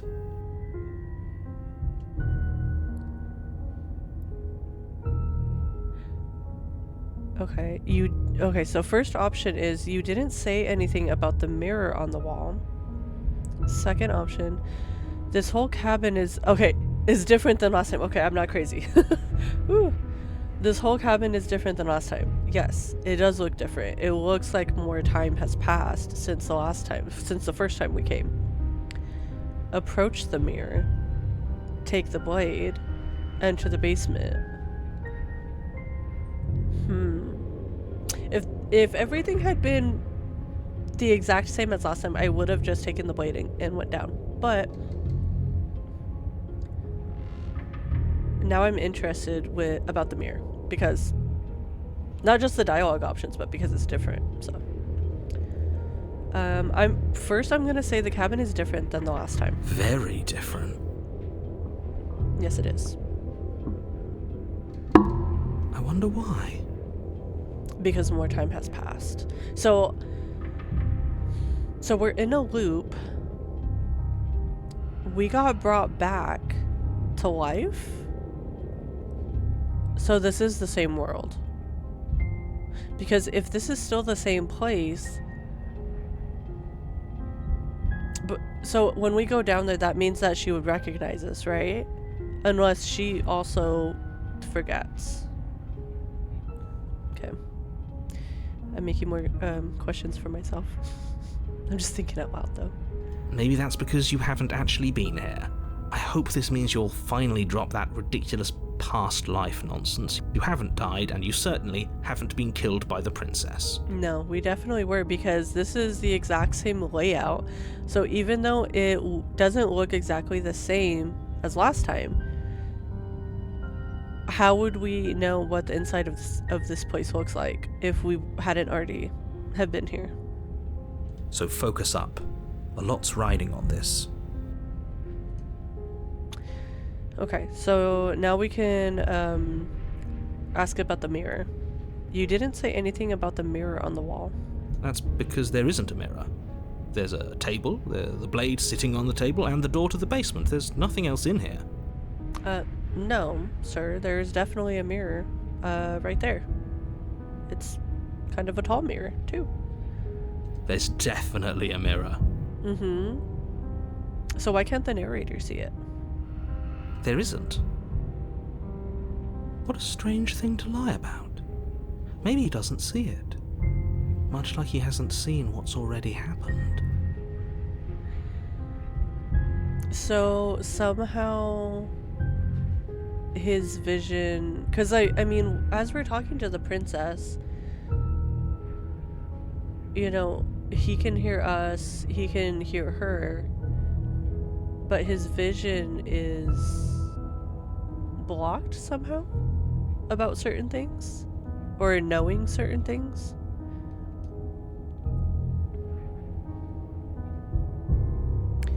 Why would you lie about that? What's the point?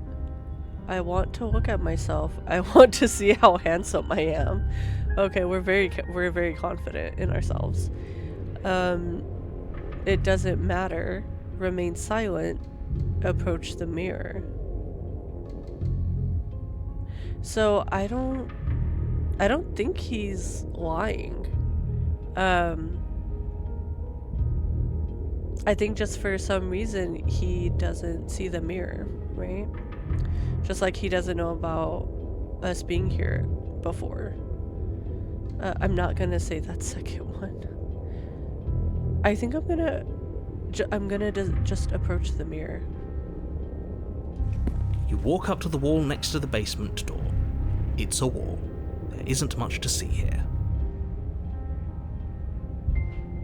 Okay. But that's from the narrator, who doesn't see the mirror. This really isn't funny.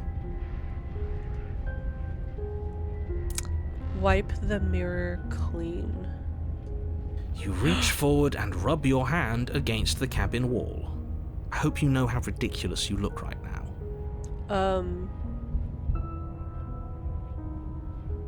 That is a claw. Are we a dragon? But it was there a second ago. And now it's gone.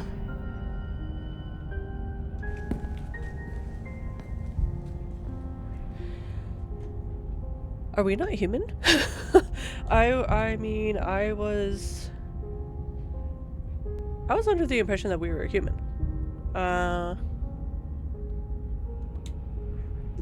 Okay, so the story has become a little bit more complex.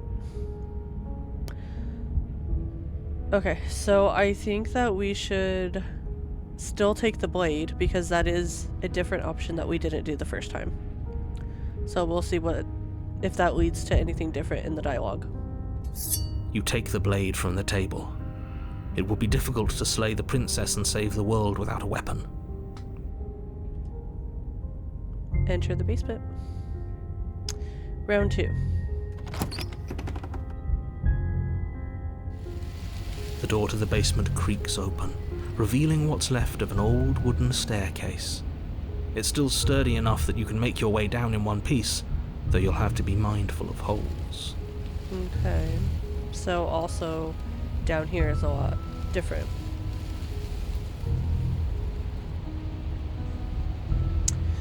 So, okay. I wonder what she's gonna look like. Is she still gonna look as young as she was last time, or is she gonna be older? The air seeping up from below is oddly warm and wet, as if you're descending into a jungle. If the princess lives here, slaying her would probably be doing her a favor.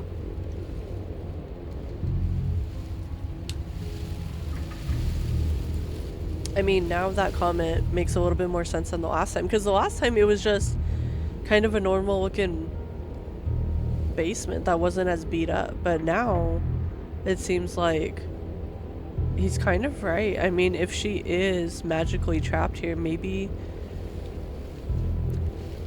killing her would be the right thing to do to save her. Maybe this is saving her in a way, in like a weird, very like morbid way.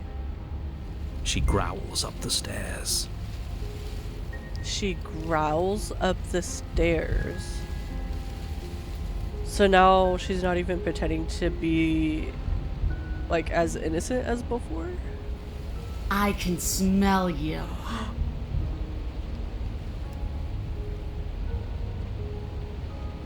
That creeped me out. I'm not gonna lie.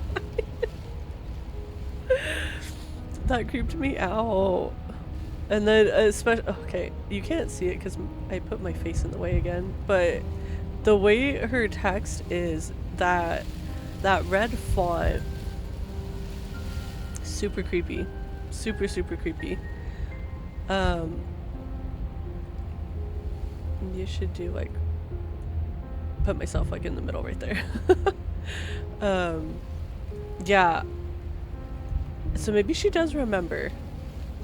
Maybe she remembers us from last time. She sounds almost feral. But that could be because she's been down here for so long. Again, I'm still giving the benefit of the doubt. Maybe I shouldn't be. I don't know. Impatient. Or maybe eager. You carefully make your way down the stairs. The last step gives way to the damp earth floor of a starlit pit. The walls are obscured by an impenetrable darkness, giving the illusion that the room might stretch on forever. You brush against the wide leaves of plants that surround you on all sides, seemingly the only living things that occupy this strange underground wilderness. The jungle is pressing in on us, hiding her from view. She could be anywhere. Well, you didn't have to say it like that, but yeah, I get it. I mean, it's kind of like at the end of chapter 1 where she was hiding in the shadows from us.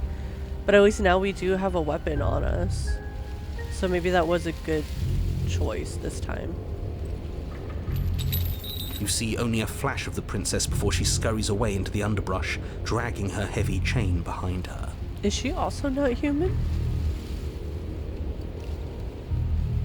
Remember, she's just a princess. Okay, no, you keep saying that, and that's not... She's not just a princess. Just a princess wouldn't have caused all of this to happen. She is certainly not just a princess. Exactly. You're not helping. He is. Because he's also a voice of reason in my head, unlike you. It doesn't matter what she is. It only matters what she does. I mean, because if she's magical, we still need to know that. Her shining eyes appear between the leaves, staring hungrily at you from the darkness. She looks very, very... Oh, I'm so sorry. You can't even see that. Look, that is her. That, her little gleaming eyes right there. Okay, we're just gonna just leave her popping out like that, I guess. That is so creepy. I'm not as inclined to believe anything she says anymore now. She's just getting very, very devious and conniving. Staring hungrily at you from the darkness. Oh, okay. I can hear your heart pounding from the bottom of the stairs, fledgling. You're right to be terrified. I'm so much more than you. And a little splinter clutched in trembling hands won't save you from me. A shiver rushes up your spine and pulls you upright. The air's shifting. She's getting ready to pounce. Move, now. Okay, I'm like, is she a lion? Because when it first showed her when we were down here, I thought I saw the tail of a lion, but I wasn't sure. So now, maybe we were human in the first chapter, but now we're both not human. Are we shifting forms each time we go through the loop? Maybe. Okay, we need to make a choice. So the voice of the hunted said we need to move. So our options are where, question mark. Don't you hear that clinking? She's in chains again. We're fine. You're about to attack me, aren't you? I can see right through you. We don't have to kill each other. You know that, right? Move. Stand still. I kind of want to pick the last option. Just to keep her talking a little bit more. There's a shift in the humid air, and something enormous, the princess, lunges from the shadows, her maw unhinged and dripping, her eyes fierce and full of hunger. Okay, so maybe I chose wrong. She is too quick to outrun, too nimble to outmaneuver, too determined to overpower. This is her domain. You are devoured. Okay. I guess that's it then, isn't it? So there's no... Well, there was no reasoning with her then. The first time we could at least pretend to reason with her. Or she could pretend to reason with us. Because we were trying to reason with her that first time. Now it seems she's like devolving more inhumane each time. Unfortunately for you, no. This isn't it.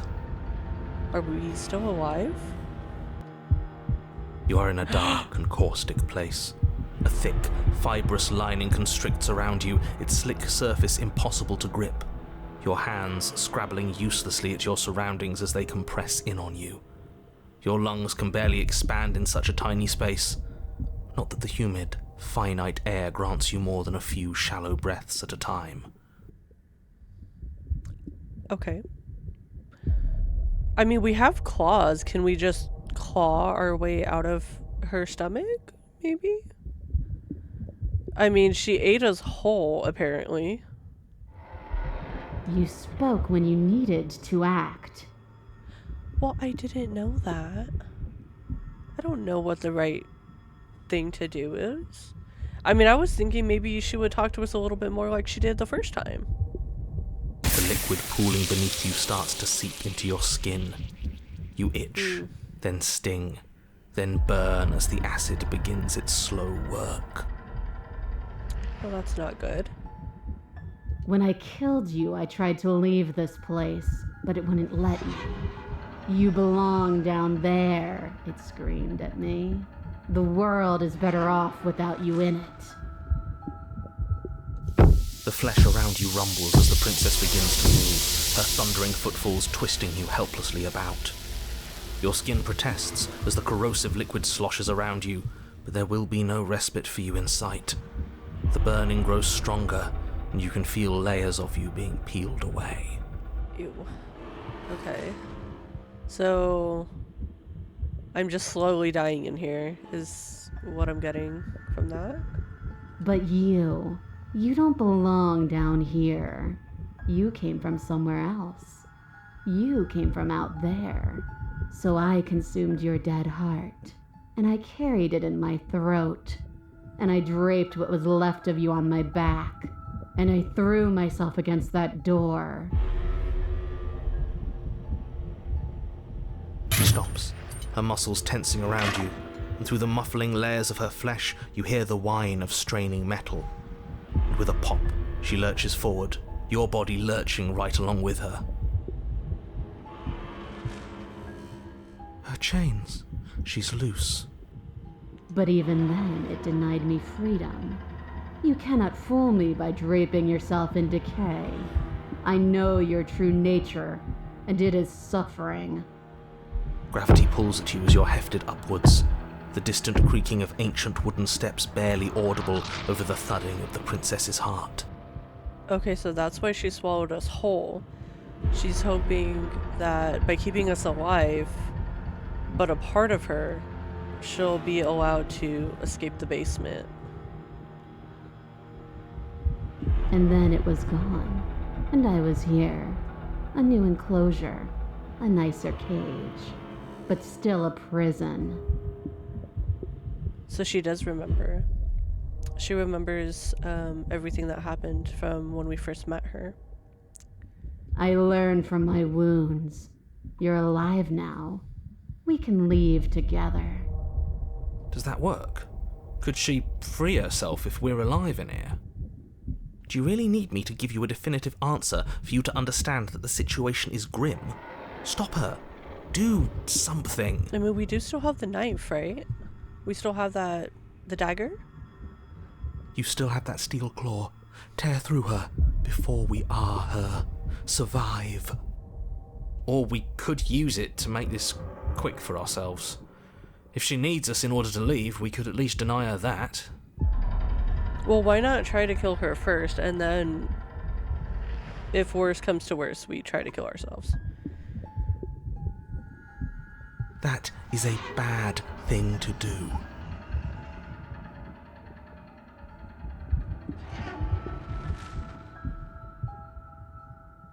Okay, so can you talk to the cabin?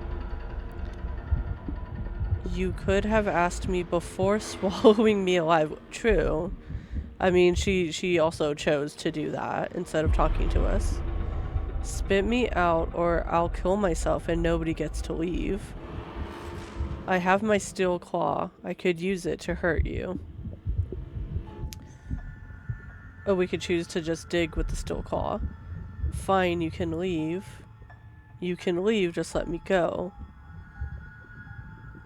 Okay,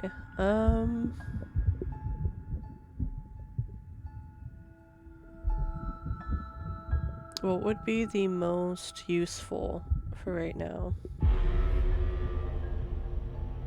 I feel like more talking in this situation, because our skin is already peeling off. We don't have much time, and she's already trying to go up the stairs and escape, right? So maybe we should just start trying to dig. Though you have little room to move, you use what strength you can muster to drive the blade forward into the thick walls of tissue digesting you. I can feel you tearing through me, but are you swift enough for it to matter?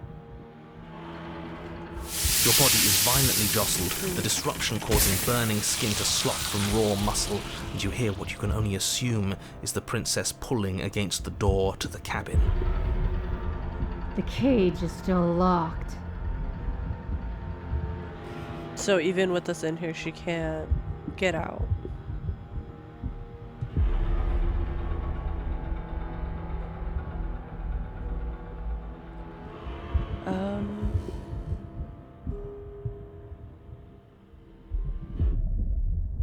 You need me to want to free you, don't you? You can't force me to let you out of here. Every creature craves freedom. You will too before you die.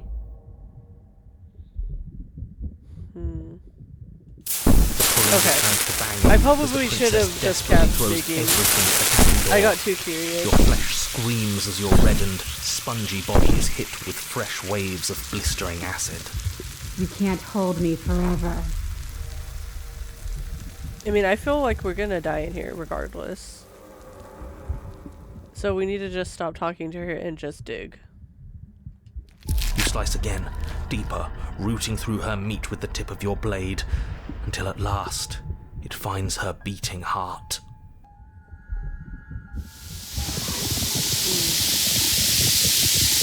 But will can never truly exceed the limits of the flesh. Your vision finally begins to blur, I wasted your time eyes talking to clouding her. over as they melt in their sockets. What little air remains in this rancid stew of flesh and slippery organs is finally too foul to breathe, and your lungs mercifully give out before you have to suffer another burning, liquefying moment. Everything goes dark, and you die. I wonder if we could have killed her there or not. Chapter 3, The Wild. Because, I mean, we can do things differently each chapter, it seems, but does it really matter? We are a path in the woods. We have no beginning, and we have no end. But something cold and unnatural sits watching us from just beyond our edge.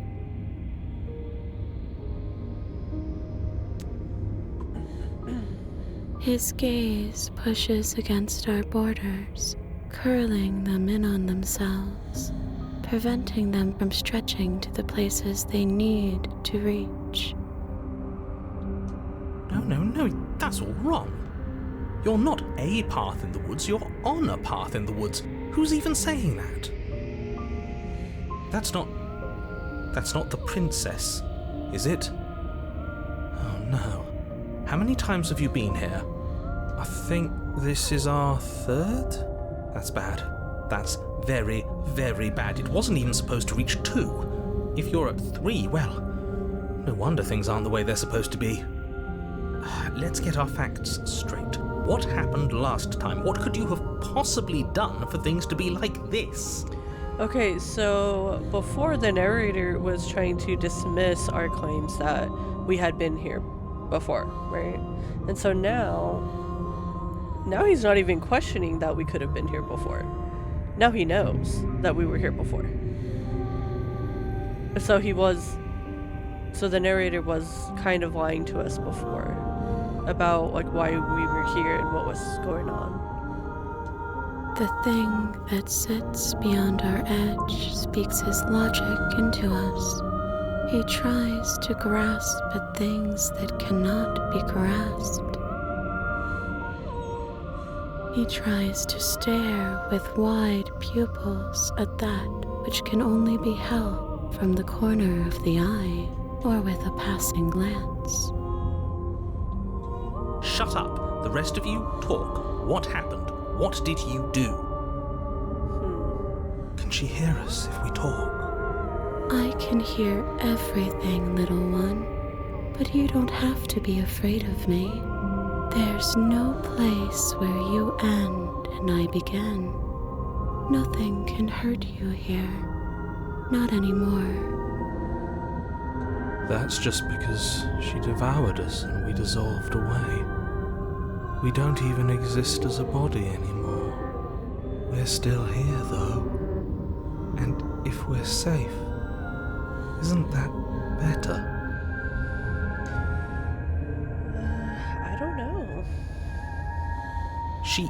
ate you.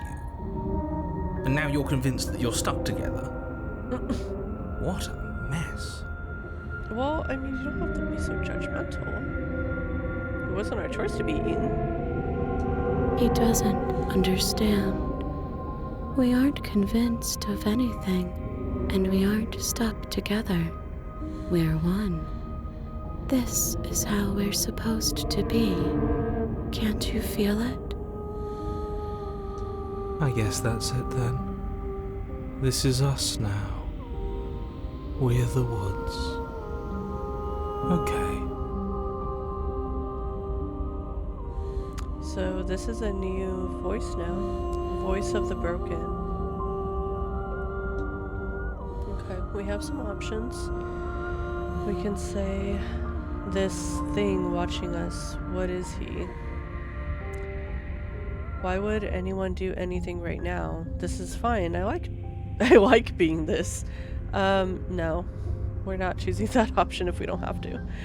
Why are you being nice to me? Aren't you a monster? Didn't you eat me? Valid. I can feel the pressure of the outside pushing in on us. What are we supposed to do about it? This is how we're supposed to be, but what do we do now? Whatever we are right now is an abomination and I want out. I don't like this. I'm supposed to be me and you're supposed to be something that isn't me. Okay, you, narrator, how do I stop her?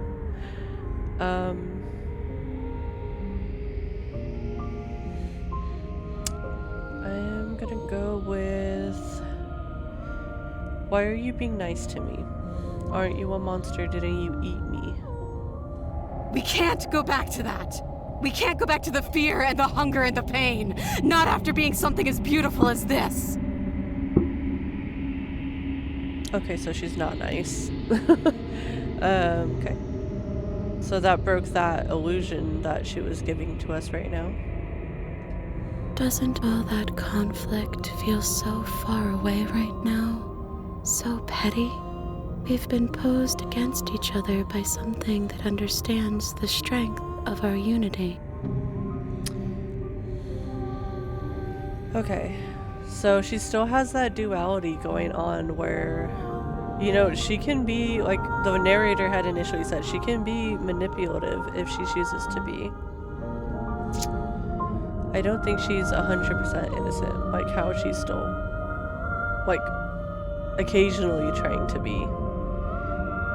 I can feel a thumping, a heartbeat, like a distant terror that keeps getting louder the more we pay attention. Please, stop. If you let it in, we'll fall apart. Don't look at it! So we should look at whatever it is. Gaze at the terror in your heart. Bury it now before it's too late. So, I'm gonna go with the first option because I want to confront whatever it is that she's scared of.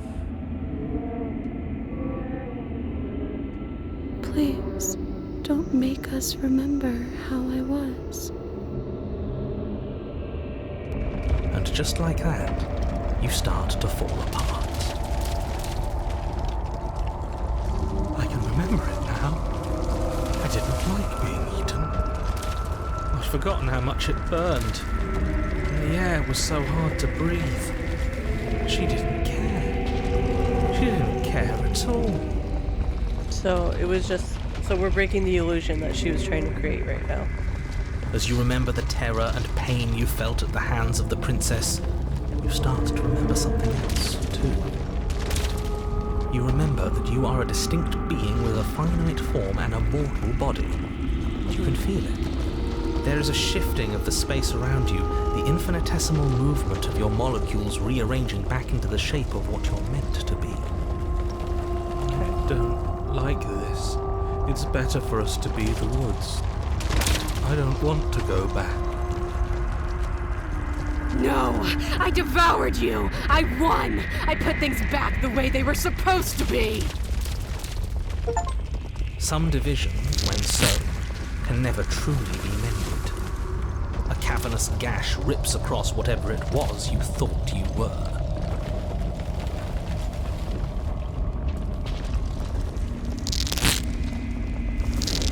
Okay, we're back at the cabin. A cabin again. comes into being among the trees. It approaches, and it swallows your body whole. And then you find yourself, blade in hand, exactly where you need to be. Oh wow.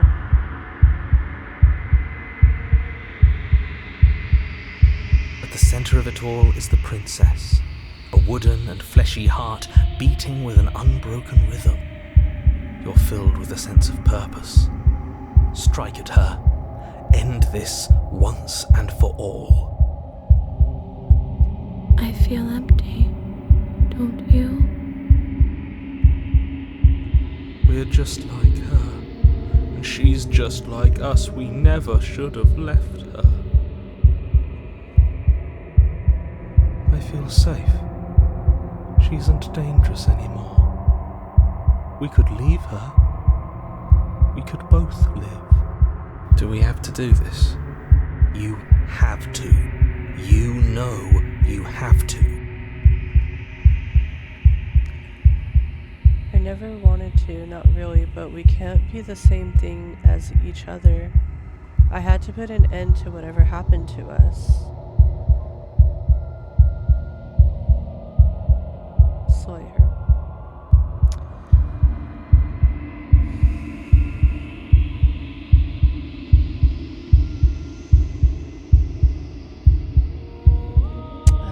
Okay.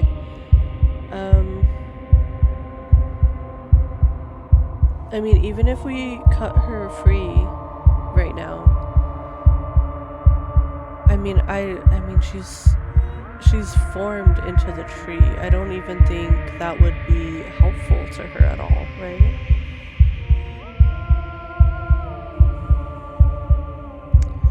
Because I mean, I feel like she would just be in more pain, right? I'm gonna do it. I'm gonna do the second option and just see what happens. You raise the blade, taking aim at her heart, and then you strike. I'm sorry.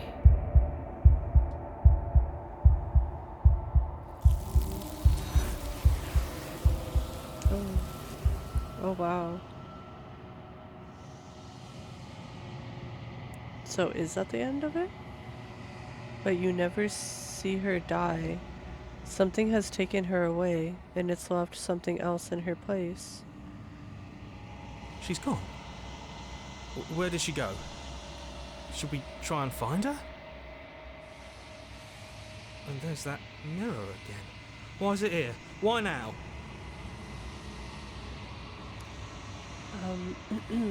I don't know where she went, and I don't know how we'd even go about looking for her. The narrator is gone. I think I'm supposed to look at the mirror, approach the mirror. He is. Does that mean the world ended? It hasn't ended. We're still here. Figures the world would end and leave us with all this nothing.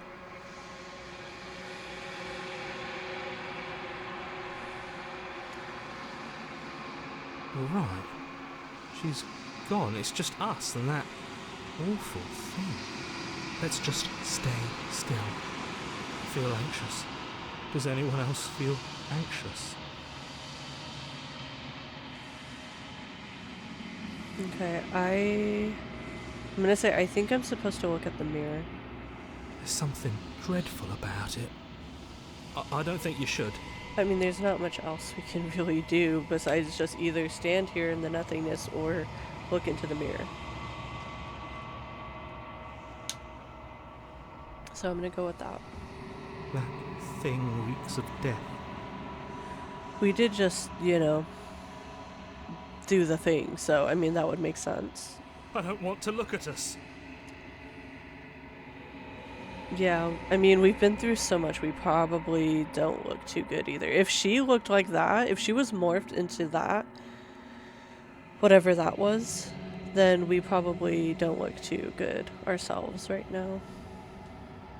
I'm begging you, don't do this.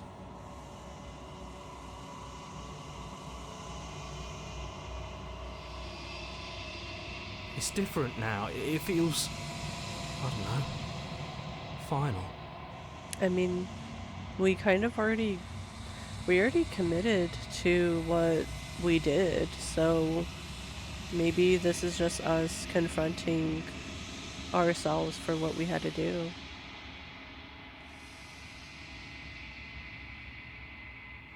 You approach the mirror. Gaze into your reflection. Silence as you reach forward. They're gone, but the mirror remains. It's time for you to see what's in it. It's you.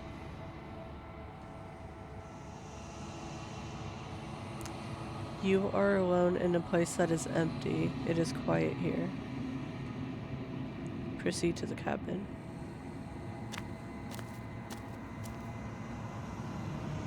You are at the cabin. Approach her. Something finds me in the long quiet and brings me the gift of a fragile vessel.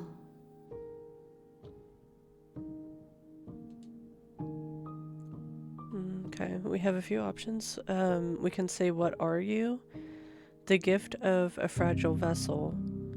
Is this the end of the world? Let her out of there. Do you know the narrator? Are you what sent me to slay the princess? Are you what trapped me here? Do you know about the worlds beyond this place? Are you the princess? Do we know each other? What happens now? Attack it or destroy your body.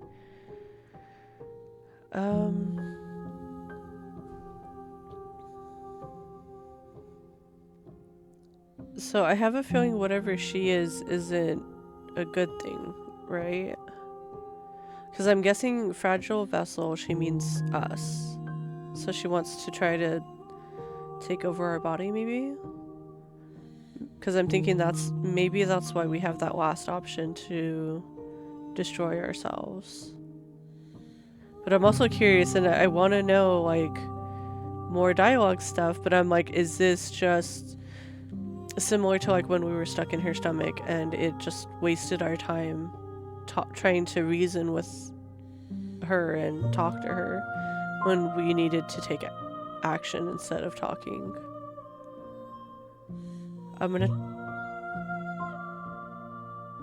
Because I don't feel like knowing any of this is gonna help us.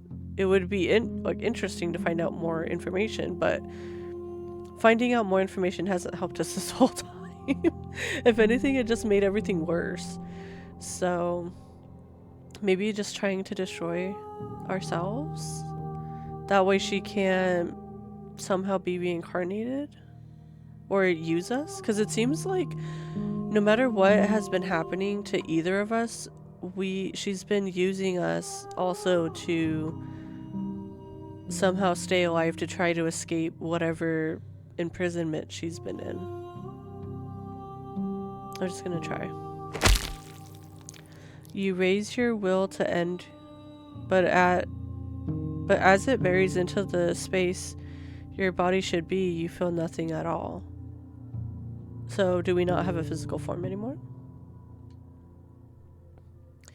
One of the many hands in front of you reaches forward and gently touches the side of your face.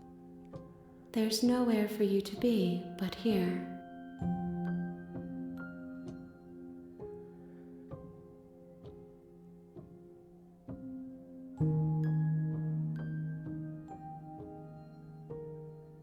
I'm going to ask, is this the end of the world? How can the world have ended if we are talking?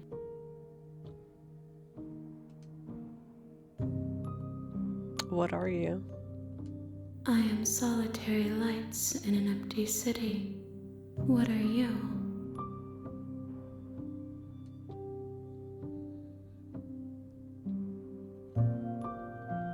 What do you think I am?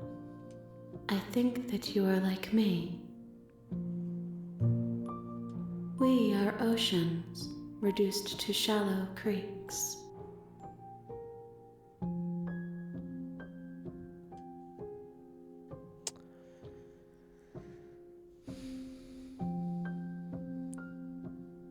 Are you what sent me to slay the princess?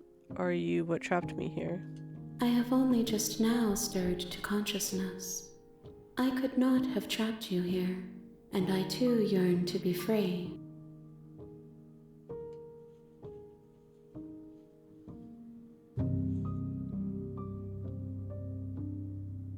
Are you the princess? She is part of me, and part of me is her.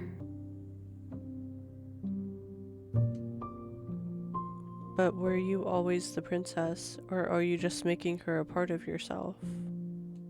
You speak in circles.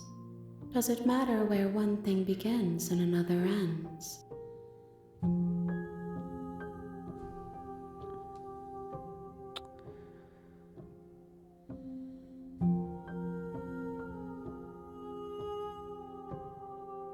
What happens now? Nothing, as we are. But I know that there are worlds beyond us, and that we are meant to reach them. There is no exit, but this vessel is a creature of perception. She can make you forget, if only you believe her to be able to. Bring me more perspectives, so that I may be whole, and perhaps then we will know our freedom.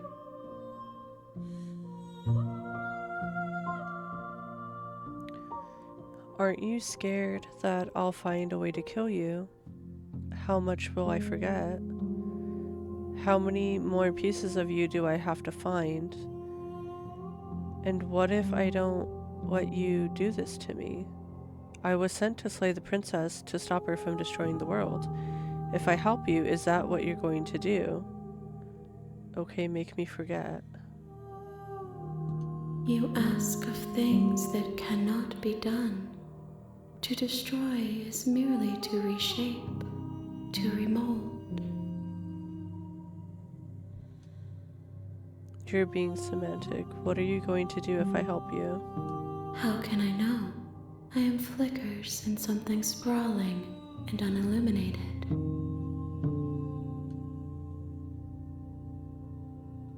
I have not lived. I am not afraid to die. I mean, fair. But I mean, obviously she's a being that's out of time and place, so...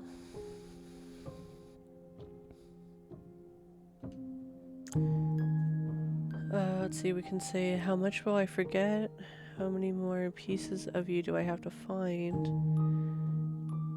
And what if I don't let you do this to me? Then we will be here forever, as we are now. Unfinished, dry, Okay. hollow. So it's either stay here or go along with whatever plan she has in mind. Everything, until we meet again.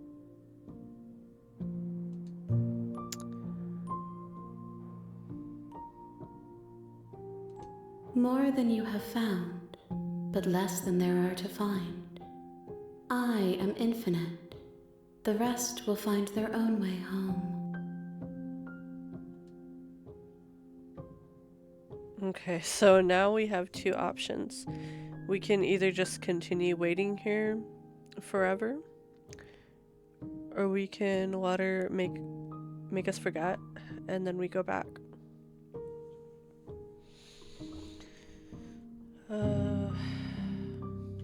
Okay, make me forget. She asks that I tell you to remember her. You won't. Oh. Everything goes dark and you die. Chapter 1: The Hero and the Princess. You're on a path in the woods, and at the end of that path is a cabin. And in the basement of that cabin is a princess. You're here to slay her. If you don't, it will be the end of the world. Okay. So, similar to how we had started chapter 1, but I mean, obviously things are continuing in the story. Note, you can skip previously seen dialogue by hitting tab on your keyboard or 1 on your controller. Okay.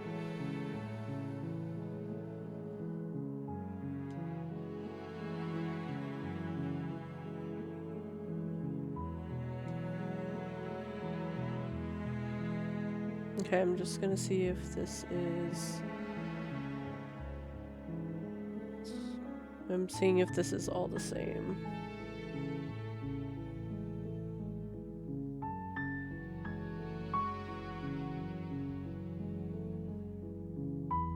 I'm curious if I can even turn around and leave. Let me see if I can do that. Because it's just something different that we didn't do last time. Seriously? You're just going to turn around and leave? Do you even know where you're going? No, I don't. Okay, fine. You're persistent. I'll go to the cabin and I'll slay the princess.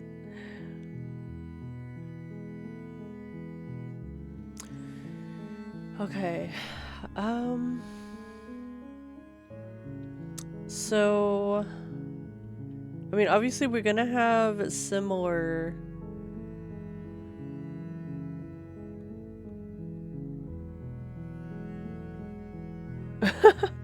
Okay, there are some like different dialogue options. I thought it was all the same, but you know, I can choose to go to the cabin or whatever, and then I can lie, say yes, I definitely know where I'm going. I can say nope. I can say the only thing that matters is where I'm not going, the cabin. I am not going to the cabin. I can say I'm actually pretty okay with the world ending. I relish the coming of a new dawn beyond our own. Gonna go walk in the opposite direction now. And then quietly continue down the path away from the cabin.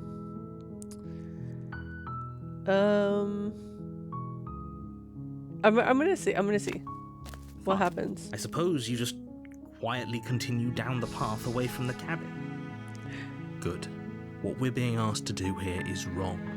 Better to wash our hands of this whole situation than to take part in it. I mean, I'm just going with it because it's a different option than what we've previously done, so. Ignore that annoying little voice. He doesn't know what he's talking about. I am really curious, though, why the narrator voice disappeared from us at the very end. When we were in that, like, in-between place. That's strange. It looks like this path also leads to the cabin. How convenient. Everything's back on track again. Maybe the world can still be saved after all. Okay, so... everything is going to lead us back here, so really we have, again, no choice in the matter. It feels like we're under the... oh, jeez. So we're under almost like an illusion of what choice we have. Okay. Okay. I'm going into the cabin. Yeah, exactly. Or we could turn around again and try to leave, which I think it's just a big loop. We're always going to end up at this cabin with the princess. So. That's great to hear. As long as you bring that fiery attitude to princess slaying, I think this will all resolve splendidly. I don't think it's going to end the way the narrator thinks it's going to. A warning before you go any further. She will lie, she will cheat, and she will do everything in her power to stop you from slaying her. Don't believe a word she says. I mean, okay, so we have tried to kill her, right? We tried reasoning with her, we tried killing her. We haven't tried just letting her go. So, we already know how most of the dialogue options are gonna go. So, do we want to just try and willingly free her from her imprisonment? Because, I mean, what is she gonna do? Kill us again? We've already died, what, 2 or 3 times already? So, like, again, I'm just trying to do something that's different than what we've done before. Fortunately, she's only a princess, whereas you are a valiant and talented warrior. It'll be easy, so long as you stay focused.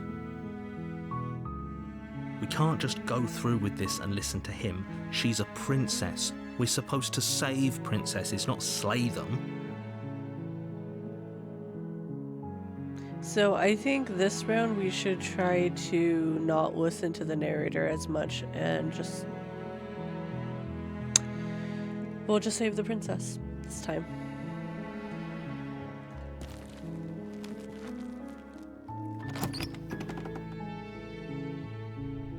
The interior of the cabin is almost entirely bare. The air is stale and musty, and the floor and walls are painted in a fine layer of dust. The only furniture of note is a plain wooden table. Perched on that table is a pristine blade. So we are not going to pick up the blade. The blade is your implement. You'll need it if you want to do this right. We're gonna just enter the basement. So this cabin, it looks in pristine condition, like at the start of chapter 1. So I don't know if she will remember us or not. Because, I mean, by the second time we went into the basement in chapter 2, you know, she tried to instantly kill us because we ultimately made the decision at the end to also end her life.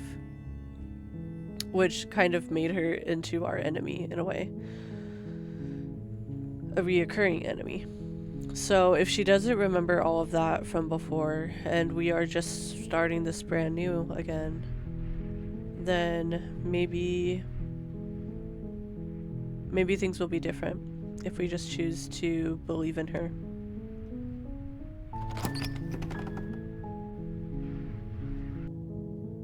The door to the basement creaks open, revealing a staircase faintly illuminated by an unseen light in the room below. This is an oppressive place. The air feels heavy and damp, a hint of rot filtering from the ancient wood. If the princess really lives here, slaying her is probably doing her a favor.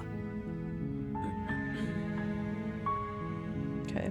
Her voice softly carries up the stairs. Hello? Is someone there? It's hypnotizing. Don't let it fool you.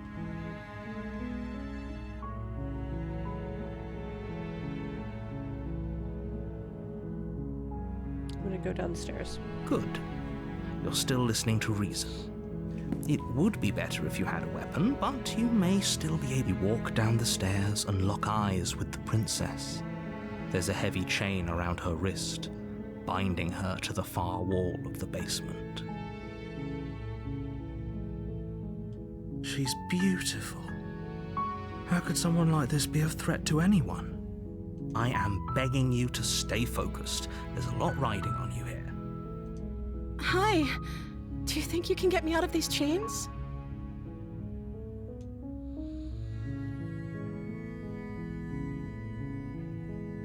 Okay, so making different choices, right? Okay. So, first time we had more dialogue with her. Let's see if...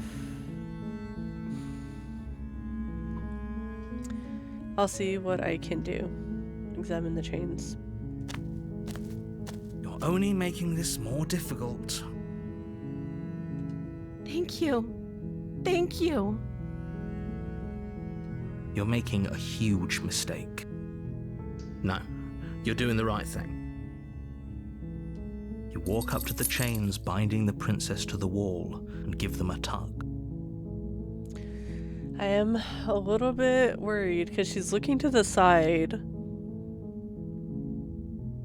I hope she doesn't try to kill us again. I hope this doesn't always end with her just trying to kill us, you know what I mean? Because even with us being nice to her, is she always going to make the same decisions, even though we're trying to make different decisions? They're large and heavy, far too solid for you to even imagine trying to break them apart. I'm guessing you don't have the key? Maybe it's somewhere upstairs. Doubtful. Whoever locked the princess away down here intended for her to never see the light of day. They wouldn't have just left the key to her chains somewhere in the cabin. Okay. And if there isn't a key, do you have any other ideas? I'm going to check upstairs. Maybe the key's lying around somewhere up there, and if not, maybe I can at least find something to break you free. I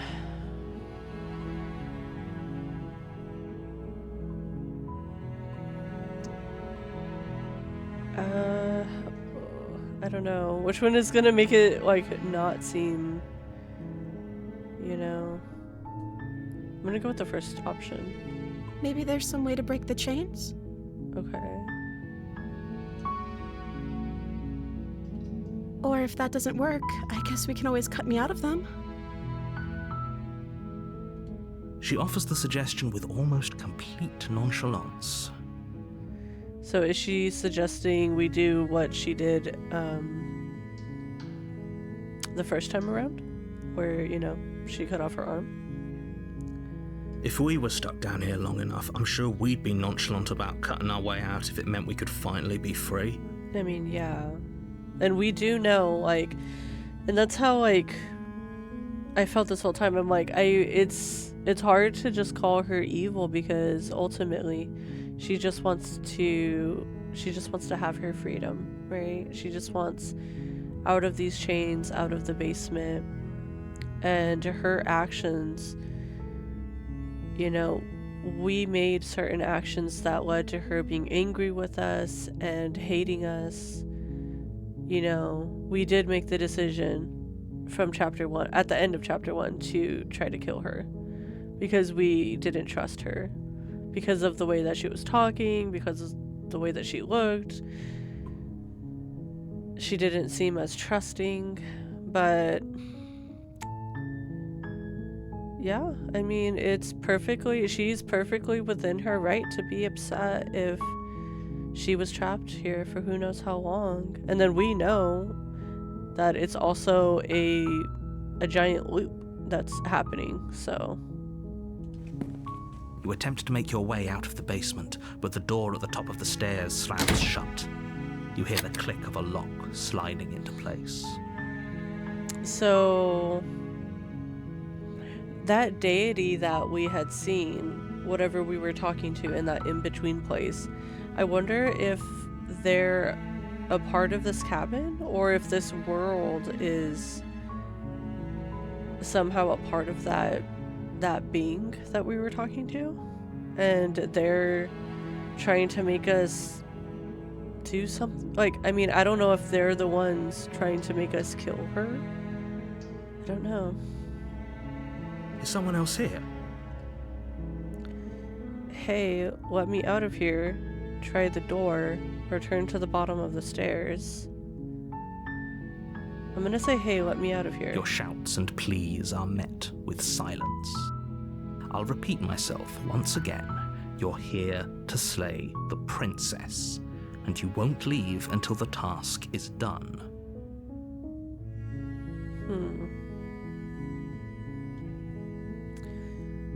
Try the door. Well, I mean, it's not gonna hurt. Let's just try the door. You try the door, but it's locked from the outside. Yeah, I figured. Return to the bottom of the stairs. You make your way to the bottom of the stairs, This would have been so much easier if you'd just taken the blade like you were supposed to. Yeah, well, we're trying something different this time, because we tried the other way of going along with what the narrator said, and that didn't end well, so. Easier for whom? Mm-hmm. Easier for everyone. Look at the mess you're in. I heard the door slam. They locked you down here too, didn't they? Well, at least now we're on the same side, right? We're both trapped down here. There's a slight panic rising in the princess's voice. Okay, I still feel bad for her. I mean, I don't know why. Like, if this is all just because of whatever that deity creature we were talking to, like, if this is all just a part of that plan from that creature and that's why she's down here, or if she actually did anything awful to be placed down here, we still don't know any of that, but we do know that there are a lot of things happening beyond the control of our character and the princess's character. If I could just get out of these chains, I know we could force our way out of here together.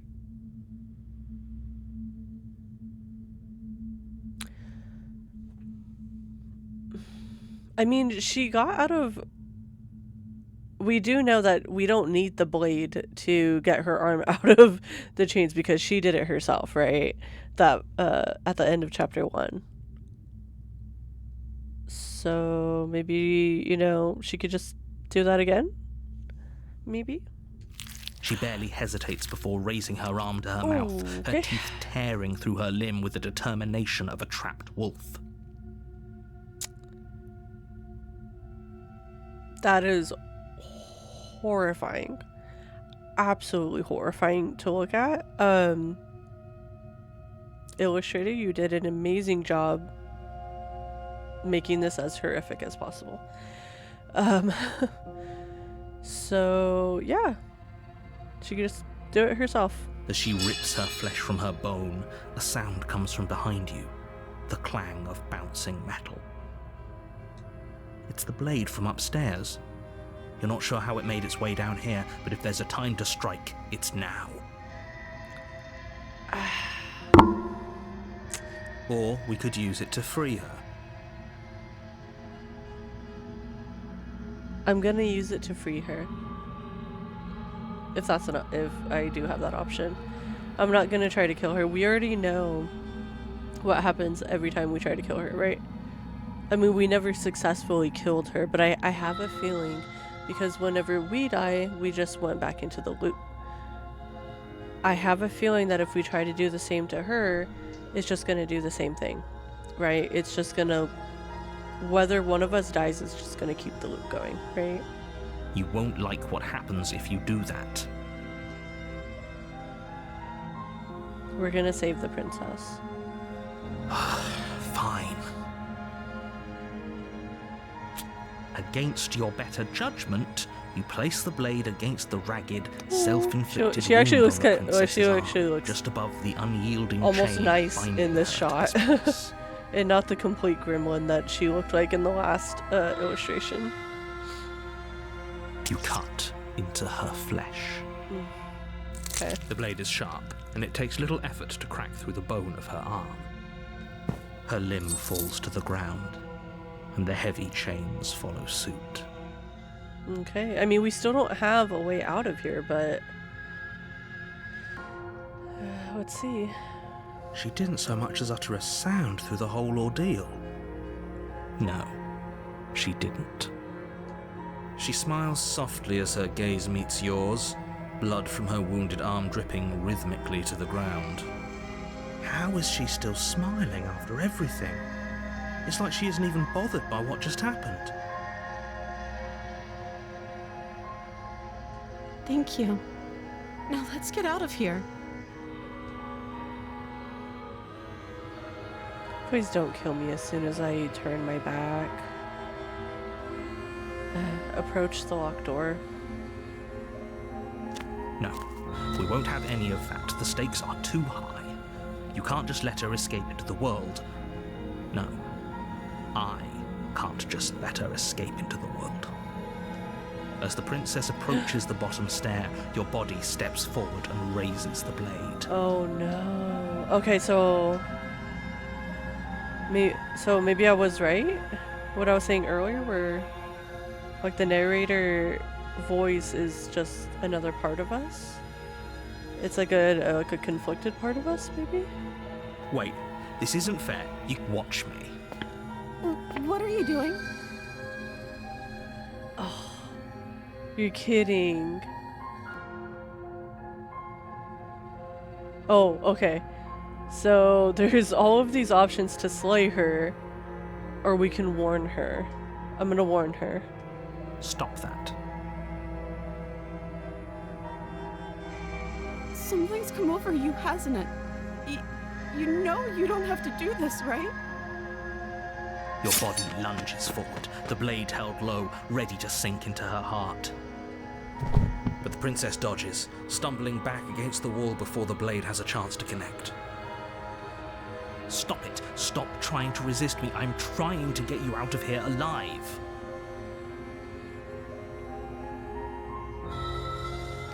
We're gonna resist. The blade. Move the blade. As your body remains frozen in stubborn resistance, the princess takes a cautious step forward.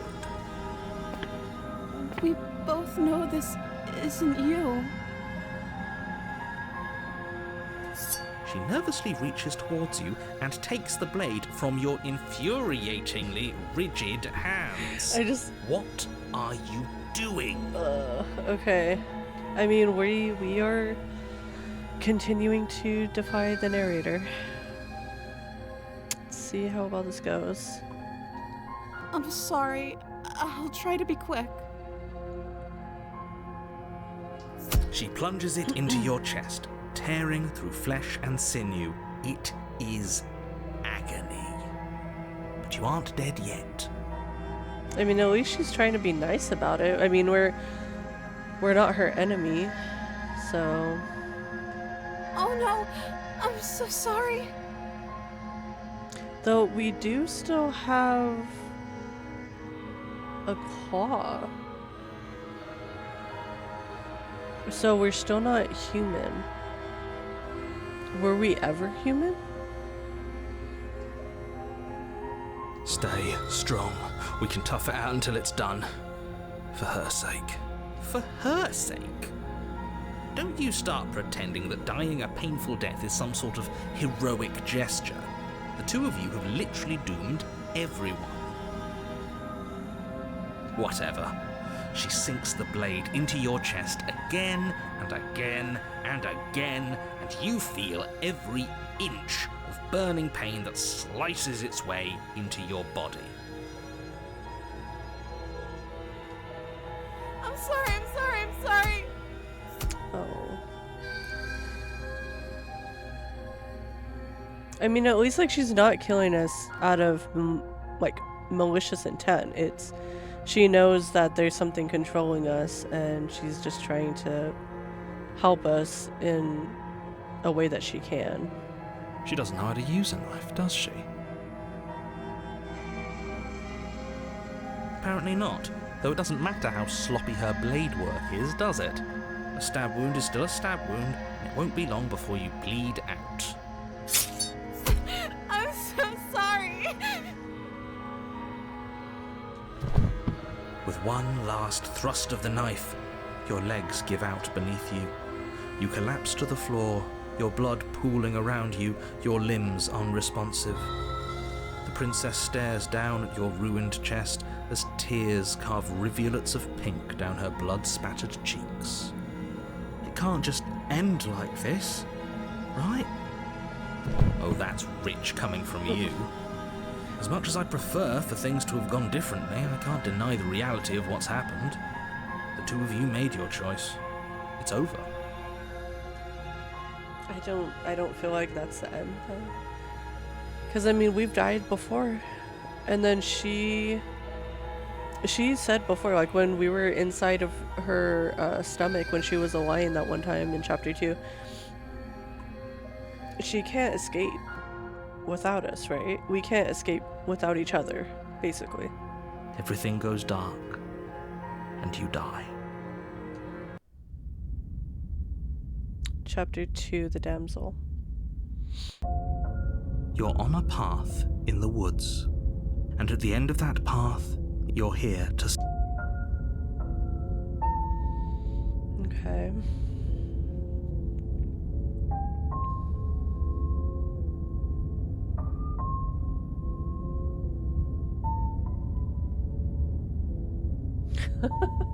I can say, oh, I'm onto your tricks. I don't want to give the narrator forewarning that I'm on to whatever is happening, so I'm going to just proceed to the cabin. A warning. Before she will lie. If only you knew what you did to us, you villain.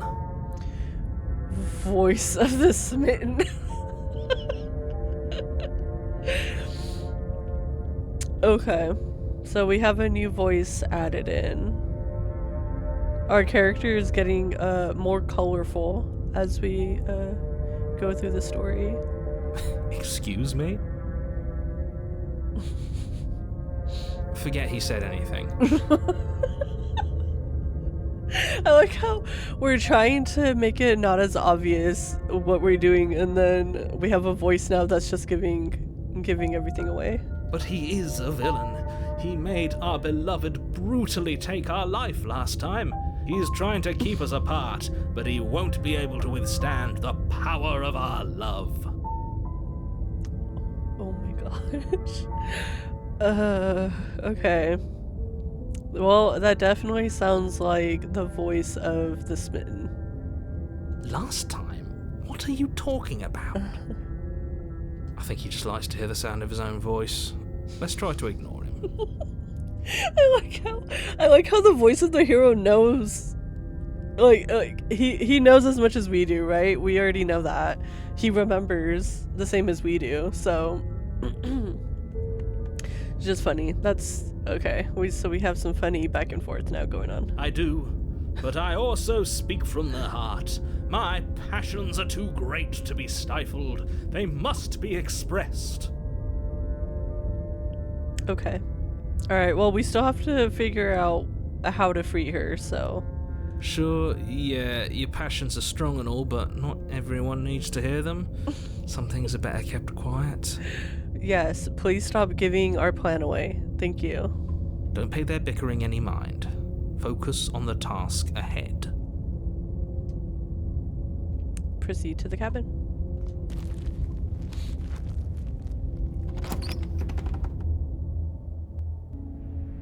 The interior of the cabin is clean and elegant, its stone walls draped in fine threaded tapestries, a prison befitting a royal prisoner. The only furniture of note is an ornate wooden table with a pristine blade perched on its edge.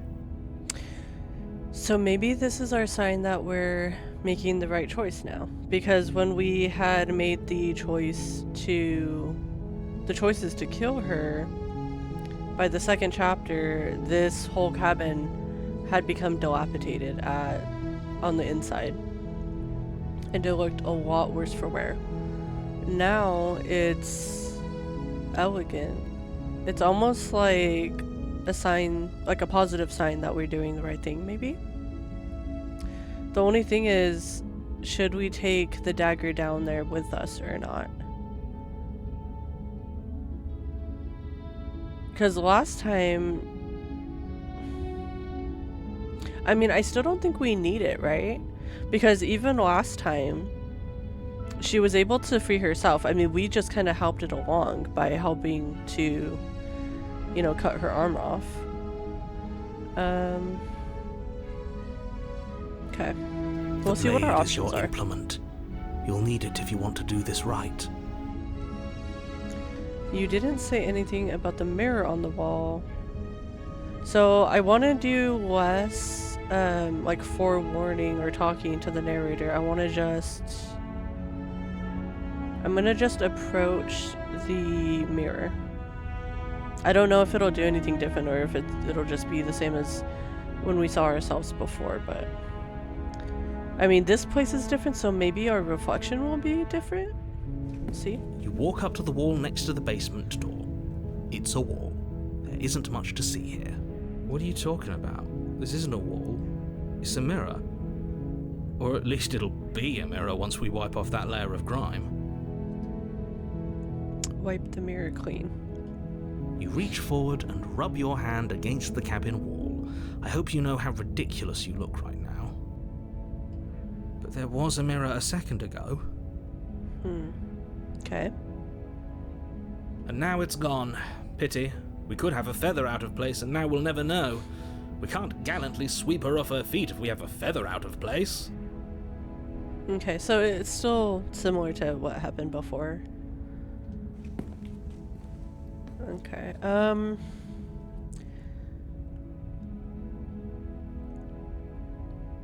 still not going to take the blade. I'm just gonna enter the basement. The door to the basement creaks open, revealing an intricate stairwell. Gold-trimmed carpet glimmers in the light of the torches positioned along the walls. The basement almost seems welcoming in the dim firelight. But it's still a stone basement. If the princess lives here, slaying her is probably doing her a favor. A soft voice carries up the stairs. Hello? Is someone there? Her voice. It's somehow even more beautiful than last time. He keeps I giving it think away. we're in love. Oh my goodness. Okay, I'm with you that we should be doing whatever we can to save her, but saying we're in love is a bit much, don't you think? I mean, true, we don't really know her, even up until now. Like, if anything, we've seen her bad side, if anything. Okay, let's see what our options are. We don't even know the princess. We can still do right by her without all this fawning. Yes, for everyone's sake, you're not in love. Just remember that her charms are all part of the manipulation. You walk down the stairs and lock eyes with the princess. There's a heavy chain around her wrist, binding her to the far wall. My love, we're here to rescue you from your unjust and foul imprisonment. Oh my goodness. You know she can't hear you, right? She may not be able to hear my words, but surely she can hear my spirit. Sure, yeah. Oh, your spirit's plenty loud, all right. Okay. It's you, my dashing hero. I was so worried you wouldn't come back. Did you hear that? Okay, so she she does. said we're dashing. So she does remember us again. Okay, but she, you know, this time she's not angry with us. Okay. And she called us a hero. Flattery really goes a long way with the two of you, doesn't it? Waiting for you to come back? You've been here before, haven't you? Yes, we have. That's right, villain. And you killed us. Oh my goodness. Would you stop talking? I really wish the voice of the smitten would stop talking. Well, she killed us. Only because he made us try and kill her. It was self-defense. Our beloved's hands remain unstained by cruelty. And you've died before. So an entire world has been damned to oblivion. I'd really hoped I'd be the first, but what's done is done. What Okay. matters is you have a chance to do it right this time. We damned a whole world. But everything reset. Nothing resets, you're just somewhere else. And you can't keep hopping between worlds forever. Especially not without leaving a trail of incomprehensible devastation behind you. This is horrible. I mean, okay, to be fair, like, we don't even know what is really happening to those worlds, right? Because, like, to us, this is all we know. we're in this loop with just us and her and that deity, whatever it is, that being that's in the in-between world. Okay, so we can say you killed me last time and it hurt a lot. Why did you do that? I feel like if we say that out loud, I think the princess is... Well, I mean, we know why she killed us. Like, even though it hurt a lot, we know why she's say... We know why. I don't think we need to say the first option. I didn't bring a knife. Do I have to cut you out again? Okay. What happened? Yeah, actually, that would be good to know. What happened after I died? I have to ask, did you end the world after you killed me back there? I'm sorry about what happened last time. The narrator who sent me here to kill you took over my body. It was extremely unfair. Rescue the princess. Maybe we should be honest. I mean, we tried to be honest the first time around and she didn't, you know, believe us, but I mean, at least to like clarify what happened, because like we couldn't talk to her and explain what was going on last time. But if another version of me was pushed to such drastic action, it was for good reason. That's okay. You were just doing your best, and that's all that matters. oh, okay. Well, thank you for being nice about it. She took that in stride to a surprising extent. An almost unsettling extent, actually. That's because she's perfect. I think she wants to get out of here. I don't know if she actually genuinely likes us or not. I think she just knows that we're her best option to get her out of here, I would say. Do you think she has someone like him telling her what to do? Maybe. She doesn't. There's no one else like me. Well, someone is a little prideful. I think he's right, because I like it better if she doesn't have some horrid little voice like him, always trying to drive her to violence. Okay. Still not gonna pick that first option. I just don't think it's helpful. What happened after I died? You died, and now we're talking. So...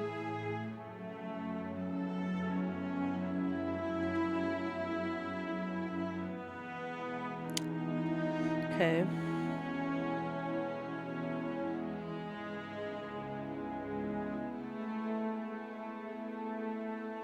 I don't know if this is gonna make her angry with us or not, but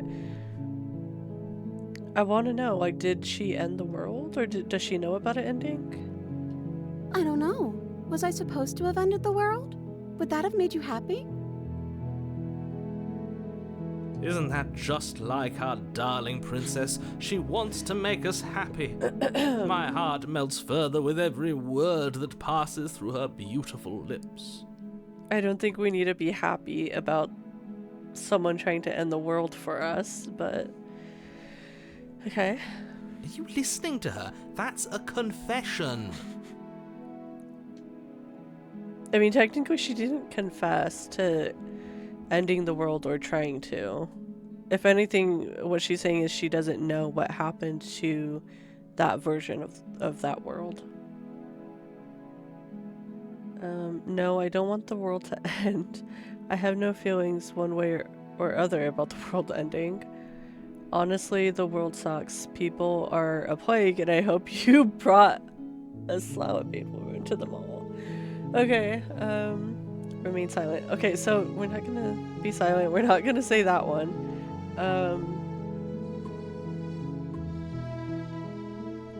We're gonna say the first one. We'll go with the first one as the safest choice right now. Then I didn't end the world. Okay. Alright, so she didn't end the world. See? She didn't confess anything.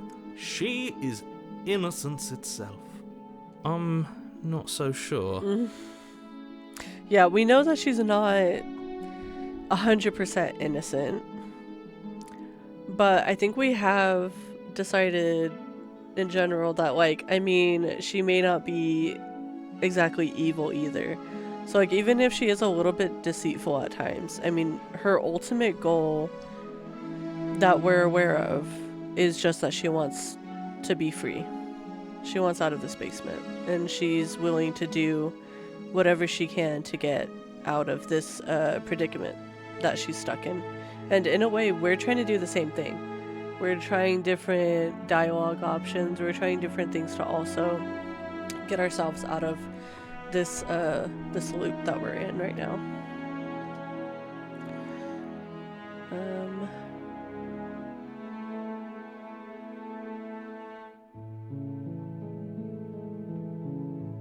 I'm just gonna choose rescue the princess. I mean, I was gonna go with this option, but I'm just gonna, because I don't know what this will do, so I'm just gonna choose it. Rescue her? What are you talking about? Did you forget that she's a world-ending monstrosity? And even if you wanted to unleash her onto the world, despite the complete moral disaster that would be, you'd have to get her out of those chains. Good luck with that. Don't you see how dainty her hands are? We'll be able to slip her out with ease. No, she's a prisoner here. You can't just slip her hand through the chains. If her hand could just slip out of the chains, why hasn't she done it already? Well, it could be like what she had said before, right? Where, like, whether or not she can get out of that, the chains isn't the issue. The issue is being able to get out of the actual door and cabin. Which I think, from what she said before, is she needs us to willingly let her out. So.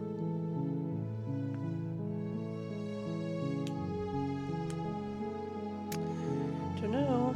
I guess, Because we've yet to present her with her freedom. We have to be the ones to willingly let her out. I'm not sure I follow. Would you rather believe me, a passionate heart guided by love and my own good nature? Or would you rather believe the devil on your shoulder who tells you what you can and cannot do? I think I'd rather believe in facts. Ah, so you're one of those empiricists. One of us has to be. Then let me show you a brand new truth.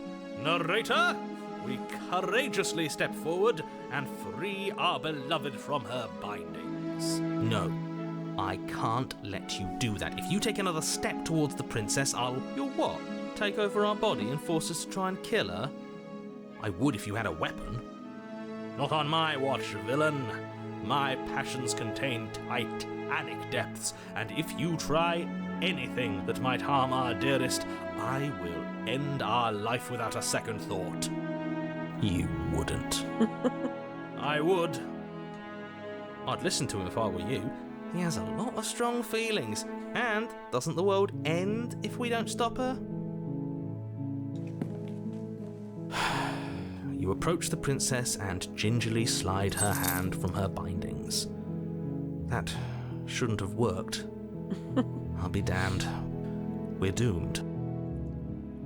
So maybe we're on the right path to get a happy ending? I can't believe it. But I guess I have to.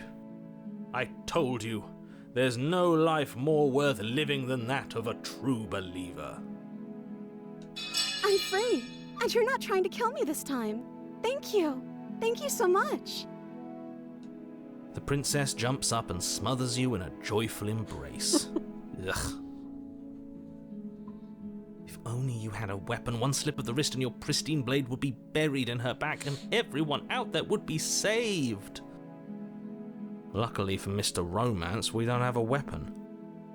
Who needs a weapon when we have the power of love on our side? I mean, hopefully this goes in a good direction. We still haven't left the cabin yet. What do we do now?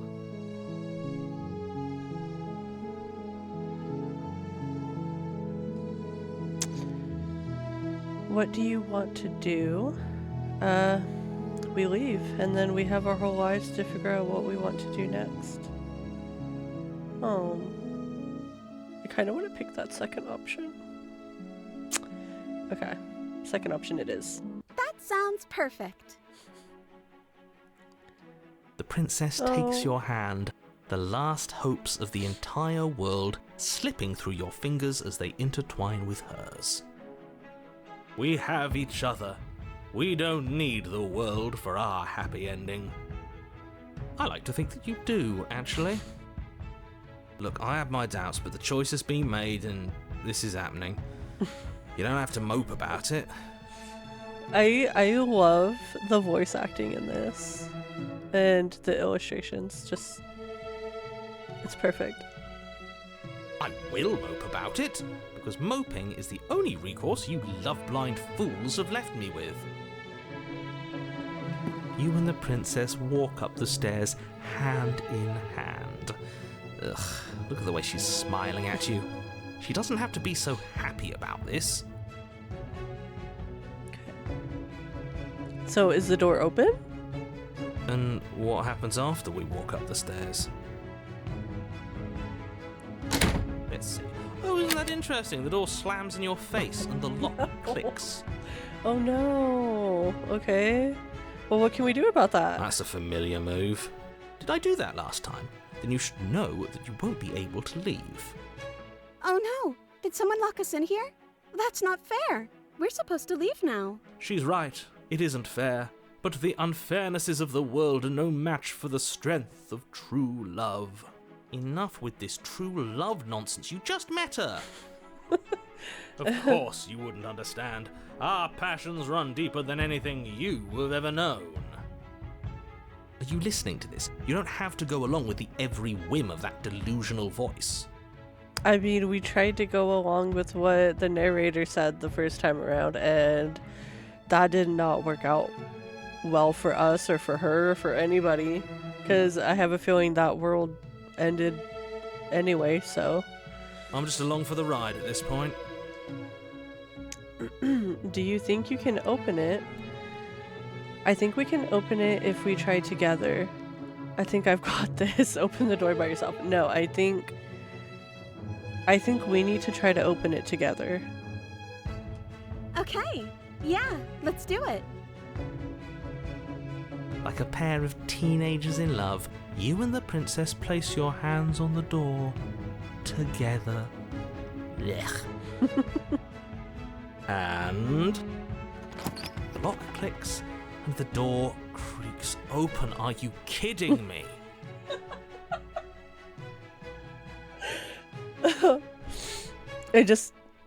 Okay. That's perfect. Yep. We had to leave together. I told you our love was insurmountable. You and the princess make your way upstairs, and the blade, that's right, there's still a chance for you to do the right thing. Take the blade from the table and slay her before it's too late.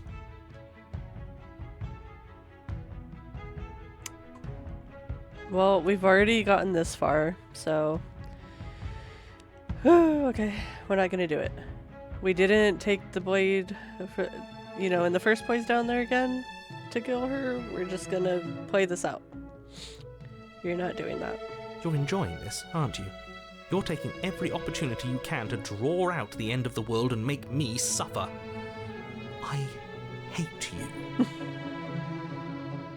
If her walking out that door is really going to end the world, can't we all just stay here? Seems like an easy win for everyone. We still don't know how she was eating or drinking this whole time. Or using the bathroom. Because we didn't see anything down there either. So, I don't know. Maybe we're just in a magical in-between world. Just another version of it. That's not how this works. Yes, what he said. That's not how this works. Obviously, we have to leave with her. It's our happy ending. All we need to be happy is each other. What if we just stayed here and built a life together? Stop it with these interruptions. I already made up my mind. We're leaving. So, I think we should try to just leave together. Because, I mean, we both, like, the goal for both of us is to just be free of other people trying to make choices for us, right? And the goal is to just, I feel like the happy ending is just us choosing to do it together. So let's just try to leave. Yes, I suppose you are going to do that, aren't you? You cross the room, opening the door to the cabin. And then you step outside.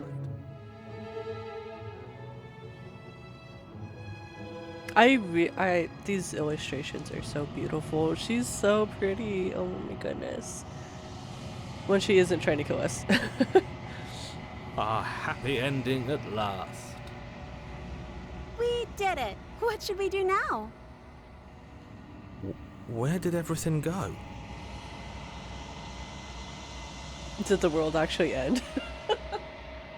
I mean, I don't think there's any way for the world to not end, right? Unless we actually stayed in the cabin, but like, why should we have to stay in the cabin for the rest of our lives? Why do we have to be punished like that?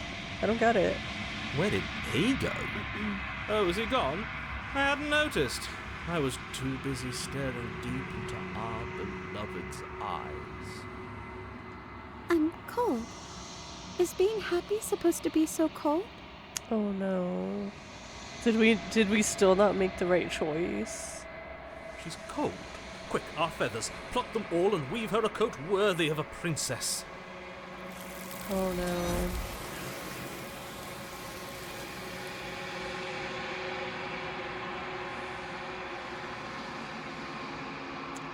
But you don't get the chance to make that jacket, nor will you ever. It's time for you to leave. Memory returns. She's gone. Where did she go? Should we try and find her? And is that a mirror? Why is it here? Why now? Of course you're scared. This is the end for you, but it's not the end for me. It's going to be okay, just trust me. We've been here before, and you always get scared. Approach the mirror.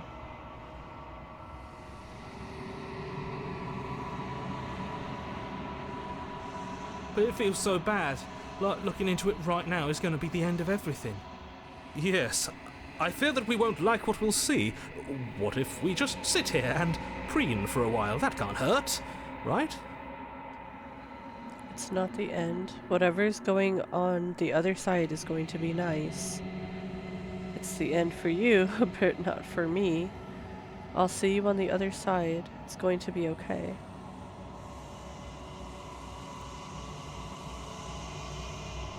Okay.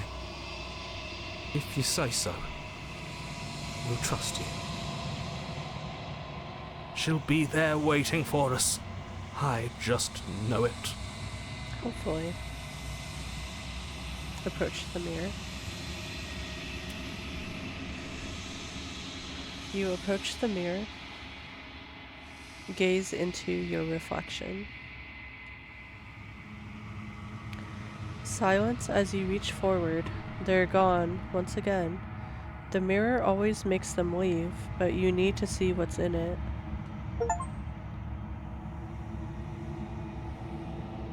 You've grown.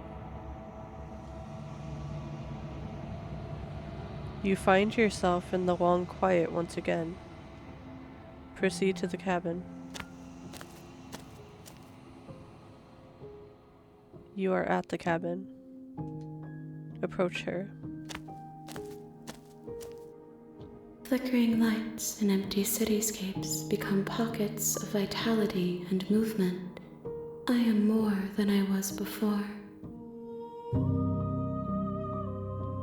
Whenever you are ready, I will wipe your slate clean once again. Are you the same being as you were before? How much have you changed? What does it feel like to change like this? When this is all done, do you know what you want to do? You know that at the end of this, once you're finished, I'm going to kill you, right? When I go back, It's as if an invisible wall closes around me. When can I not do the same things I've done before? You have been kinder to me than anyone else I've met. Thank you. What do you want me to bring you next time? Do you have any thoughts on this vessel? I don't want to hurt you, but the more times I go back, the worse I fear things will be. What do you feel about me? These vessels I've been bringing you, I've hurt them. How many more vessels do I need to bring you? I'm ready to go back. This is a lot of dialogue options. Are you the same being as you were before? How much have you changed? Is a child the same as an infant? I am an unbroken pattern, but every vessel gives fresh perspectives and carves new avenues of expression. I am different, but I am the same. Everything you say feels like a riddle. Can you give me a single straight answer?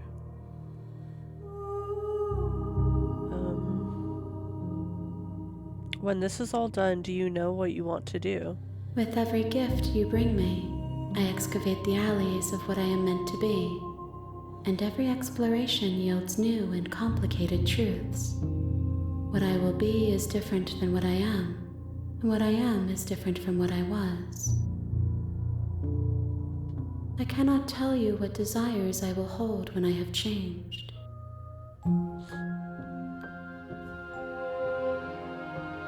But in this moment, all I want is to know myself and to know you.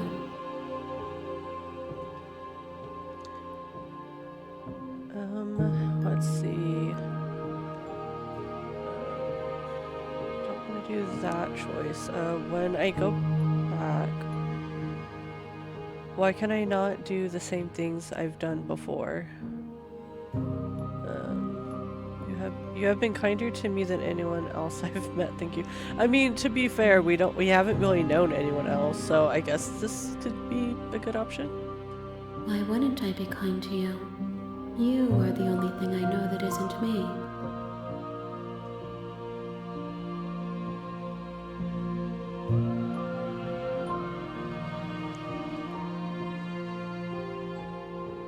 What do you want me to bring to you next time? Gifts aren't what someone tells you to bring them. Do not worry. There are no wrong answers, and every perspective illuminates my shadows and shares new secrets.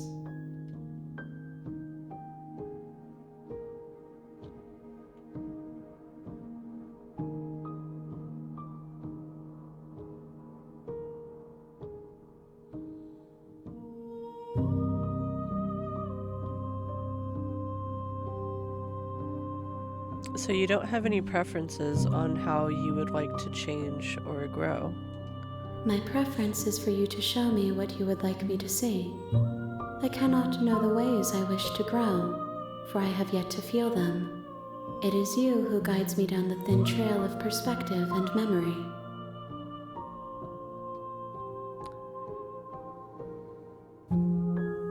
What does it feel like to change like this?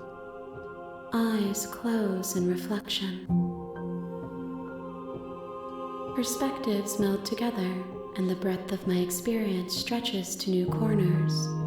There are contradictions, conflicts in my nature, and there are familiarities that bind everything together. It feels correct. This is what I need to be. This is the only path forward.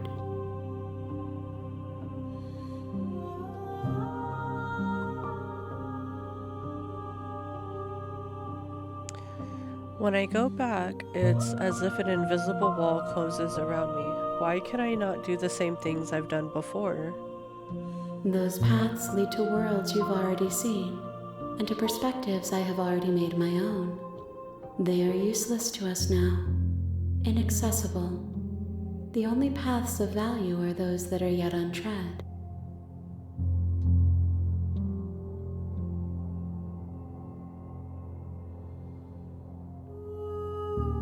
Do you have any thoughts on this vessel?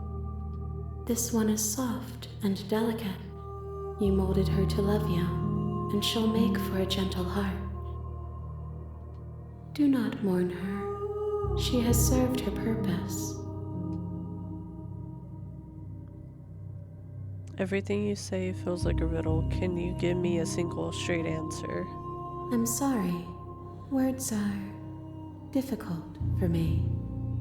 They never fully weave what I wish to say. If you do not like my answers, then you need not ask me questions. The vessels you choose to bring me carry far more meaning than anything words could say in the spaces between.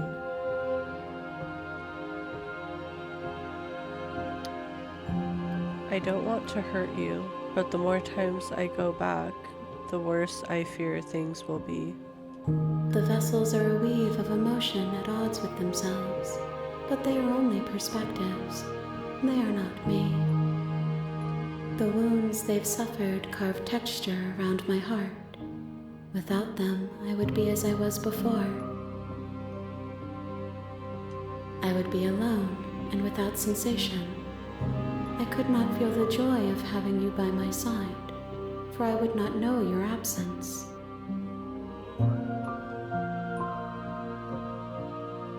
How many more vessels do I need to bring you? If I am to be an ocean, you have given me enough to build a pond. My waters are shallow and murky, and I yearn for more perspective. The task of finding my vessels is your burden to carry. Okay.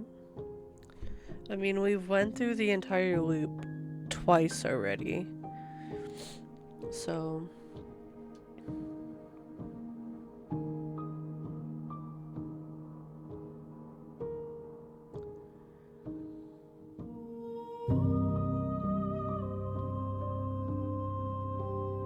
See, I don't know. Okay, we have...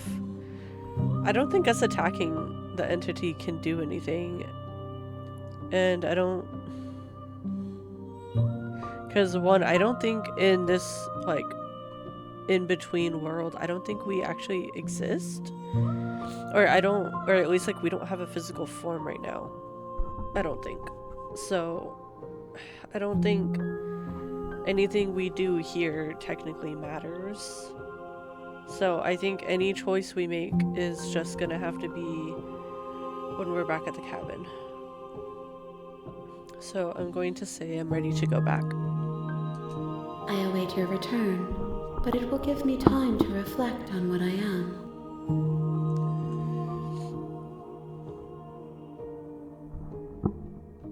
We will meet again. Everything goes dark and you die.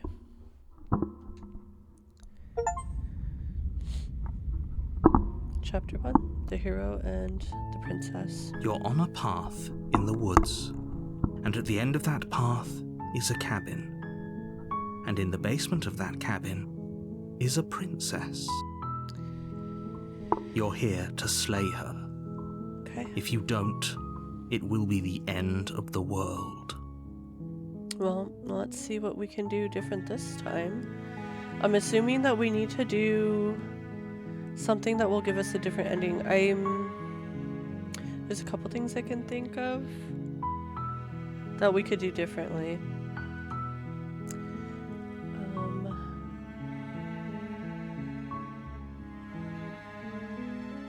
Okay, we're just gonna go, because all of this is still the same, so I think we should just go to the cabin again. You make your way up the short path to the cabin. You'll find the princess within. We're not going to go through with this, right? She's a princess. Ignore him.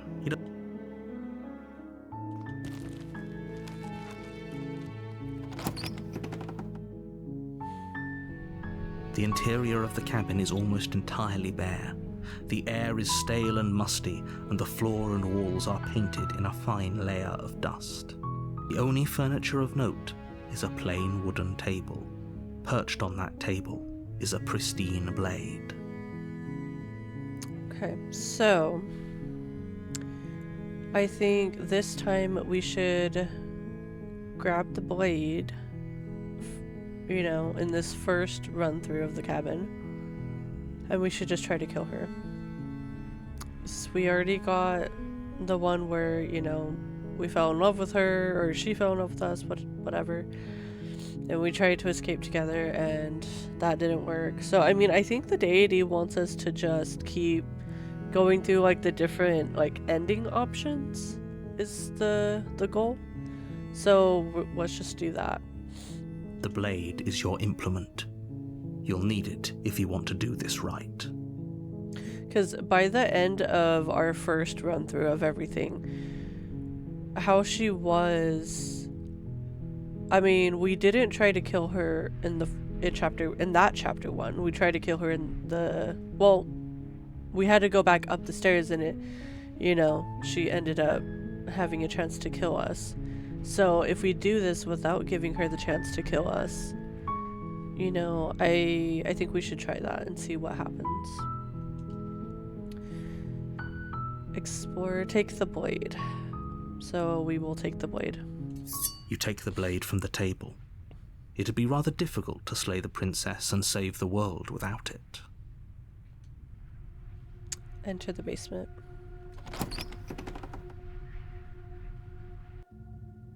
The door to the basement creaks open, revealing a staircase faintly illuminated by an unseen light in the room below. This is an oppressive place. The air feels heavy and damp, a hint of rot filtering from the ancient wood. If the princess really lives here, slaying her is probably doing her a favor. Her voice carries up the stairs. Who's there?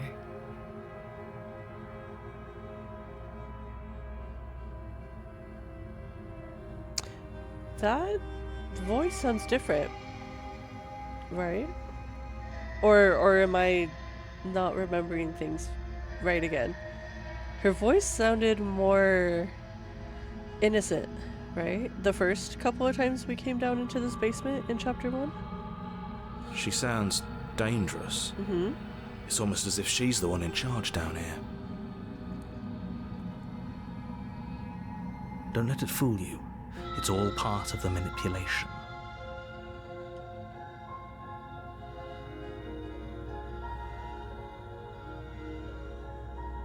We're just gonna go down the stairs. Good. You're still listening to reason. You walk down the stairs and lock eyes with the princess. There's a heavy chain around her wrist, binding her to the far wall of the basement. She's so coldly beautiful. Is she really a threat to the world? Focus on the task at hand. And there you are. Are you here to kill me or something?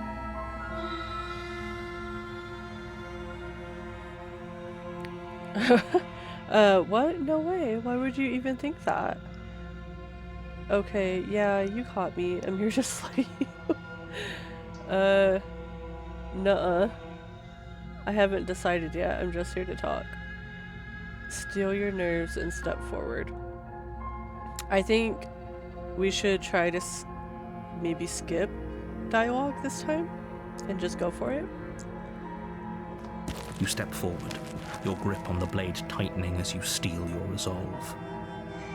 Oh? No talking then? Fine. What even makes you think you can kill me?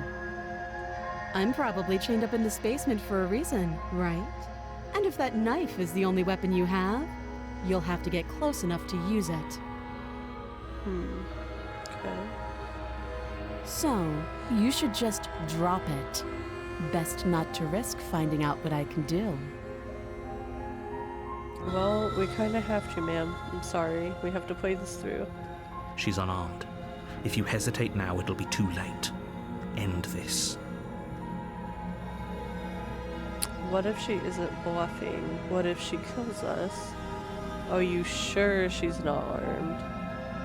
I'm sorry, can we just talk? I'm not dropping the blade.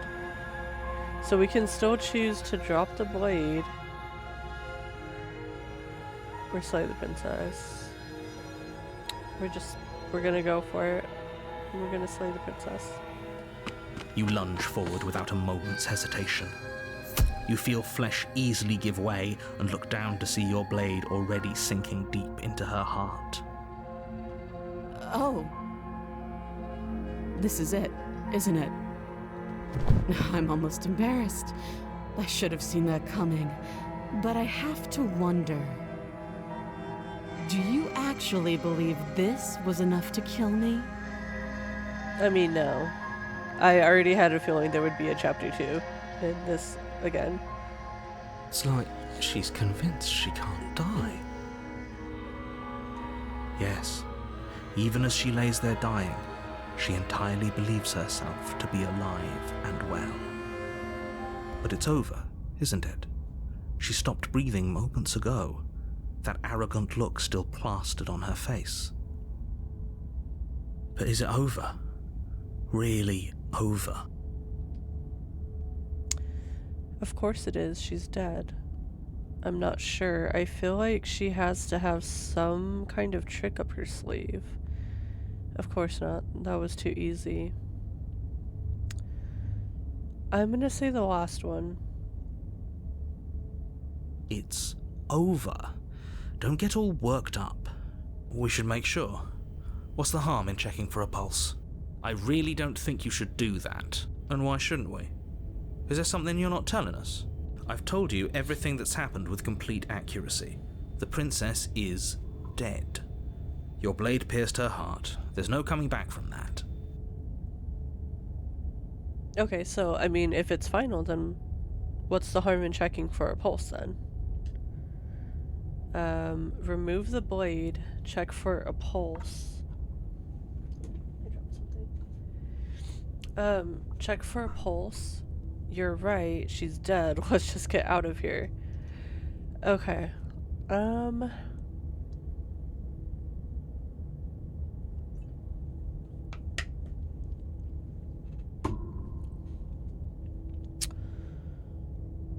gonna take a quick break. Another quick break, and then I will make a decision.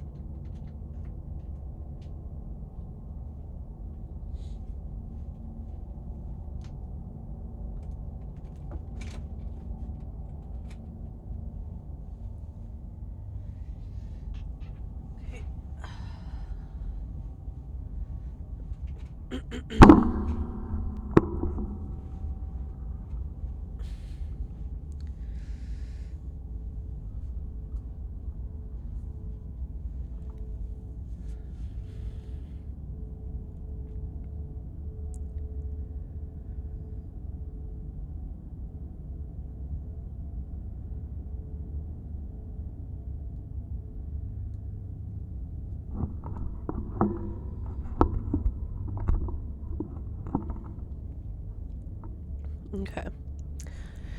I've told you everything that's happened with complete accuracy. The princess is dead. There's no coming back.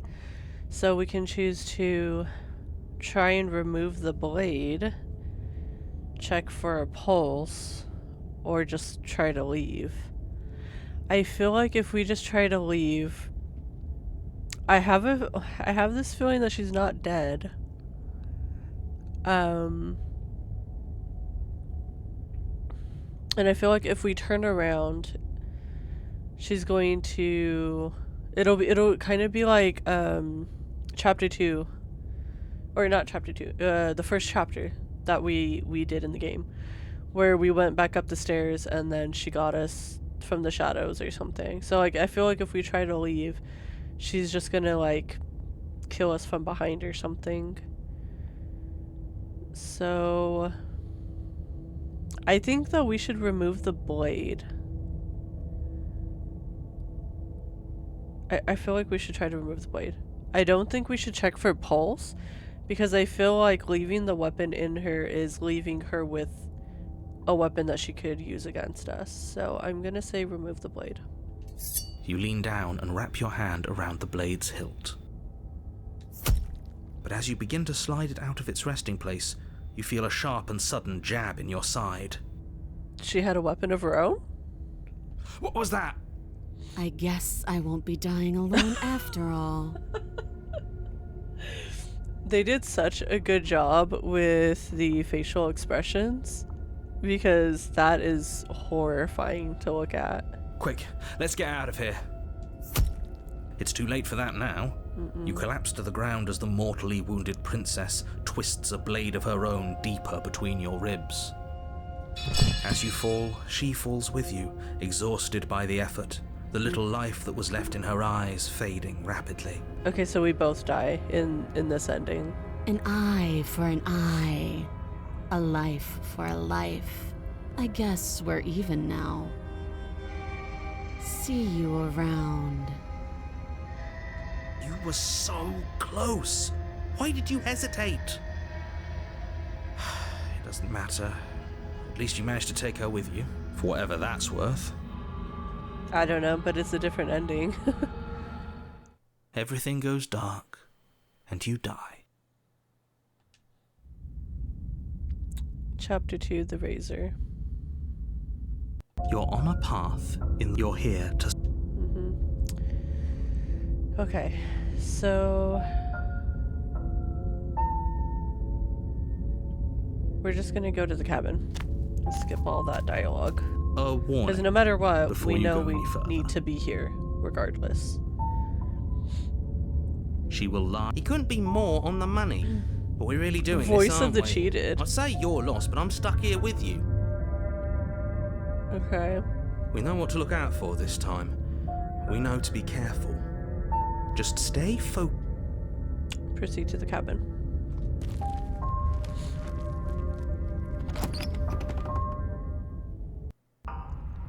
The interior of the cabin is a jagged mess of warped wood and broken boards, their splintered edges as uninviting as shattered glass.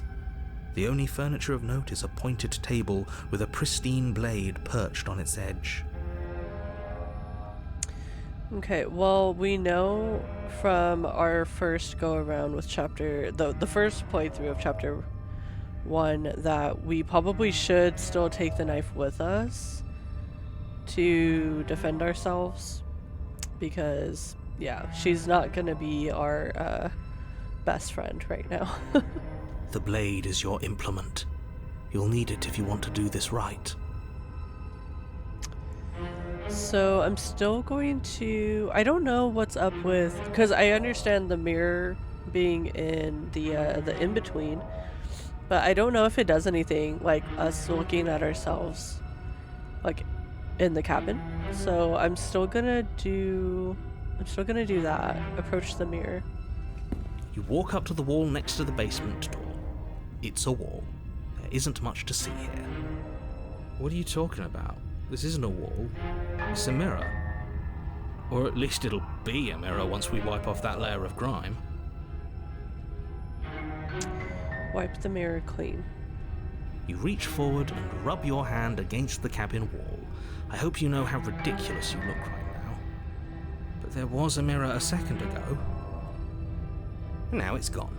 Yet another thing in here playing tricks on us. I hate this place. I like the addition of each new voice. Because like we are doing similar things going through this loop again, but I do like the small visual changes of everything with each different path you take, and then the addition of these new voices in our head. It makes it feel a little bit different. It doesn't make it feel just copy and paste, so that's nice. So we are going to take the blade with us. You take the blade from the table. It will be difficult to slay the princess and save the world without a weapon. It feels a bit better to have a weapon in our hands. Let's make her hurt for what she's done to us. Enter the basement.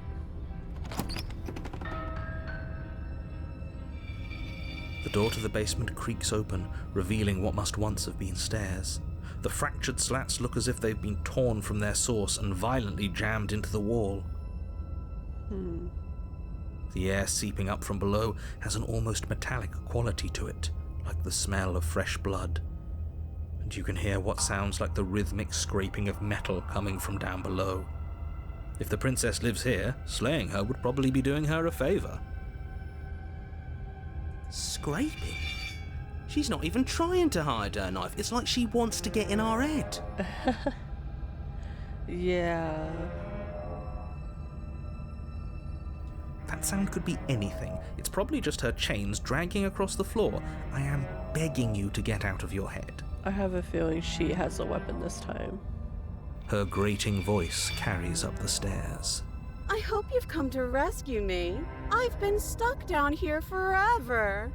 There is something so wrong with that voice. Yeah, she's in evil mode again. Yeah, she thinks she's better than us, like she doesn't even have to put on an act this time.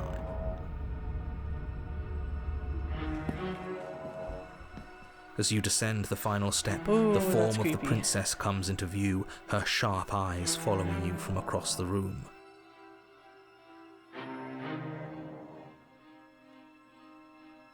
Finally, somebody! Quick, get me out of these chains. We're not safe here. Come on now, we're not falling for that, are we? She's trying to trick us, but she can't hide that threatening edge to her voice. She just wants us to get close, to let our guard down. If she sounds threatening, it's because her mask is already slipping. She knows why you're here. You are armed, after all.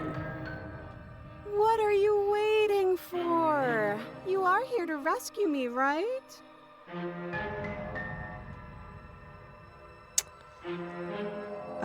If I come close to you, you're just going to stab me, aren't you? Do you remember what happened last time? I know you have a knife. I'll let you out of here if you drop it. I'd like to trust you, but you're being so suspicious right now. Can we just talk things through? I don't have the key. We killed each other last time. I'd rather not do that again. Look, I know that you're mad at me, but I think we both just need to let bygones be bygones. What happened after you died last time? What if we're both honest with each other? I was sent here to stop you from ending the world, and you killed me last time after coming back from being stabbed in the heart. Nobody has to die. Okay, what are you going to do if I let you out? Okay, fine. I'm coming closer to free you. You'd better not try anything. Yeah, no, we're not doing that. Yeah, I'm not trusting this buy, turn and leave. Screw it, slay the princess. Do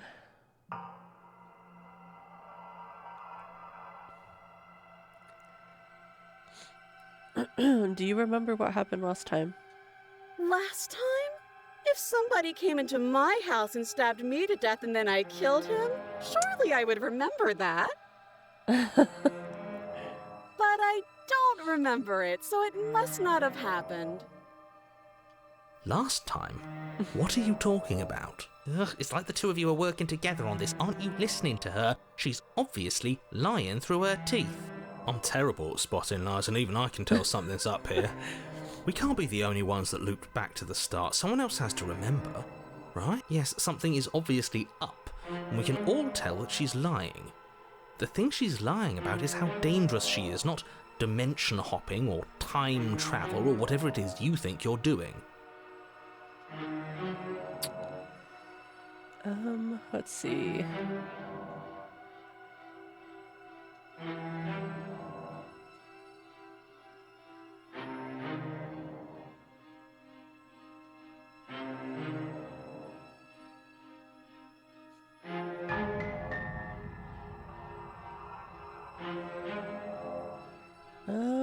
Let's see.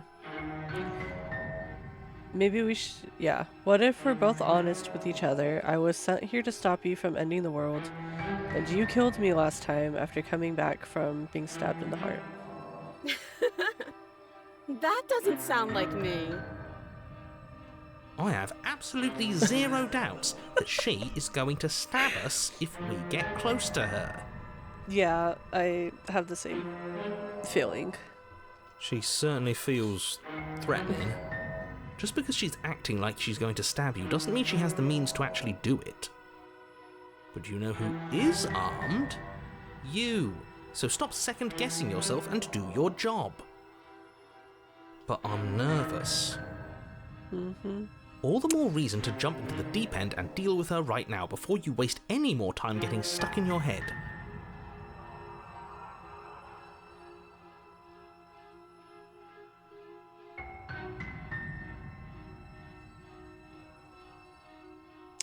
We killed each other last time. I'd rather not do that again. But if we killed each other, then why are we here, right now? Both of us normal and unstabbed.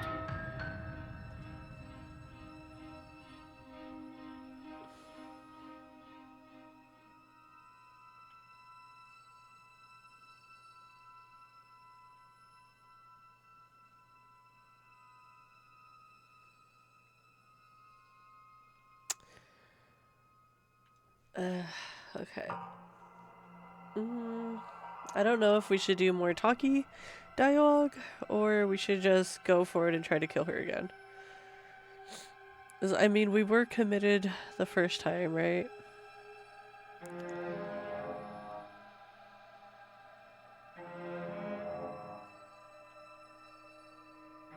Screw it. Slay the princess. The princess falls silent, her smile unwavering as you charge across the room. Okay, she hasn't pulled out a knife yet, and her hands are still behind her back. I think we can do this. I think we can win. We just have to strike now, but make sure you keep your eyes on those hands. I don't trust her for a second. But your focus is broken by the horrible sound of metal slicing through meat. Whose meat? Not ours, right? She set it. Oh, she set a trap for us. Hers at first, then yours. Hehe. How? What did she even hit us with? You stare down at your chest and at the long, thin blade she impaled you with. And then the red, angry slit along the flesh of her thigh, where the blade had been nestled just a moment ago. It's still lodged in her leg, emerging from her knee, hinging up and out of her body like some extra metallic limb. Wait, what? I'm sorry, what? Bullshit. Absolute bullshit. Yeah, what? How? How and why? How did we not see that? You're going to die now. With a twist of her knee and a painful squelch, she does just that. Everything goes dark, and you die. Chapter 3, The Arms Race.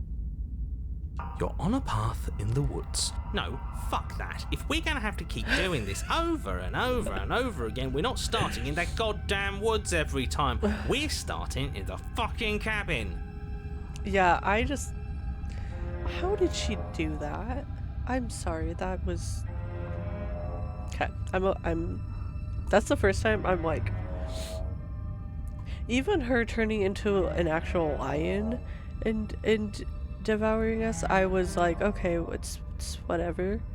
That a sword embedded into her leg, really?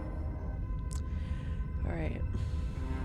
Alright, let's finish this. The interior of the cabin is sharp, a constricting mess of curved and battered sheet metal pushing you towards... Wait, excuse me? What just happened? What did you just do? I feel dizzy. Oh ho ho ho! I guess I took us to the cabin, didn't I?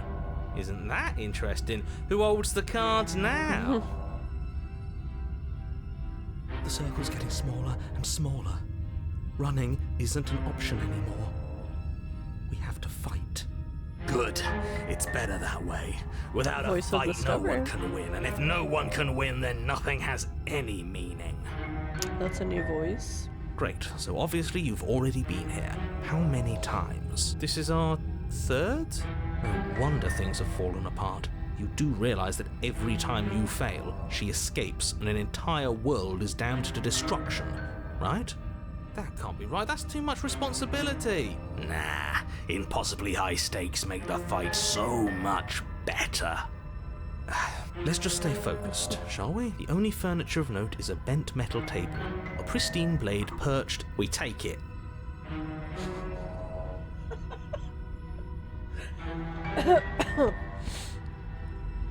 Okay.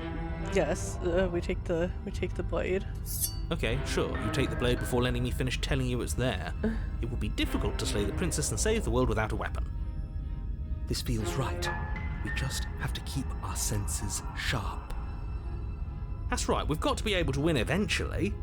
We will win eventually. Hell, we might even win now. That's a fighting spirit I like to see. You could all learn a thing or two from this one. I'd love to get started just as much as you would, but how are we supposed to get down there? You walk through the door. You do know what doors are, right? There is no door. There's only the mirror this time. But there isn't a door, it's just that mirror again. There isn't a mirror. You really messed things up, didn't you? It's like you can't even see reality anymore. I can feel the air coming up from behind it, stinking of iron and steel. He might be right. Could be a trick. If our other senses can't feel it, then we can't trust it. If it's in our way, let's just break it and move on. Okay. So are we gonna have an option for what to do? Okay. So the only thing we can do right now is approach the mirror. You make your way to the door at the end of the room, stopping just in front of it. You really must think you're looking at a mirror. Well, it doesn't exist. Just reach forward and open it. Let's just fumble for the handle and be done with it. I don't care what we look like. I care about getting to the end of this mess. Wipe the mirror clean. You reach forward and place your hand on the door to the basement. It creaks open. And the mirror's gone.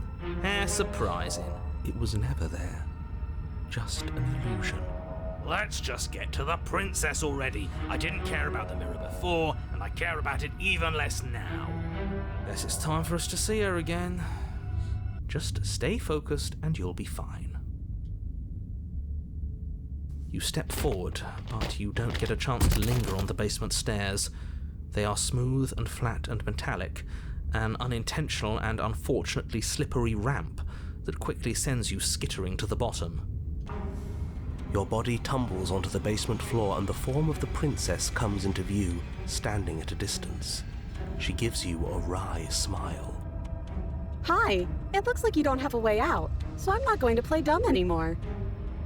But don't worry about how bad you did last time. That's part of the fun. She's got another thing coming if she thinks we're going down easy again. Pride makes us dead. The only thing that matters is survival. Actually, does survival matter? We've died twice and nothing bad has come of it. We just need to find a way to win once. Nothing bad has come of it. Plenty bad has come of it. You've left at least one entire world to ruin. The people there mattered. The past isn't real. There's only here and now. Your internal bickering is cut short by the wet sound of slicing meat. From the princess's arms erupt twin blades glistening with her blood, the empty flesh of her arms flopping at her elbows like torn sleeves. The chain clatters to the floor. She's loose, and she is coming for you. Okay, that is absolutely horrifying. You're going to make me walk over to you, aren't you? Shit. She's coming for us and I'm out of ideas. We're going to have to fight her again, and we're going to have a stiff upper lip about it. She can't hurt us if we don't let ourselves feel it. We're going to appeal to her authority, puff her up a bit. There's no reason we can't talk this out. We're going to unconditionally surrender. Oh, that's easy. I'm going to try flirting with her. She has swords for arms and we don't. We're panicking. She wins by killing us, right? So let's beat her to it. All of these ideas suck. Think of something better. You know what? Just for fun, I'm gonna pick the last one. Yeah, that's right. We just have to think. There's probably an answer if we think. Just standing there, huh? A bold strategy. You don't have time to finish your thought. In a moment, she's across the room, blades flashing in the dim starlight. She skewers you. Ow. What a surprise. Yeah, we don't even get a second to think without her stabbing us. Oh, a new one of us. I thought that only happens when we die. Did we die? You're on a... No, you're in a... Where the hell are you? I don't like that we died without us knowing it. This really, really blurs some lines that I prefer not to be blurred. Are we still dead? Are we alive again? How are we even supposed to know the difference? Stop saying dead, all of you. We might have died a second ago, but right now we're extremely not dead. This is all horribly wrong. How many times have you been here? This is 4. No wonder everything's such a mess. This wasn't supposed to go past 1. I wonder what you're going to do next. You're so full of ideas, and I love that. But I guess we don't have time to talk about things before the princess advances. Okay, whatever we do gets us another us. Let's see how many we can stack. There's got to be a point where it makes us better than her. We don't need any other voices chattering about in here. It'll just confuse us. All we need is to keep fighting.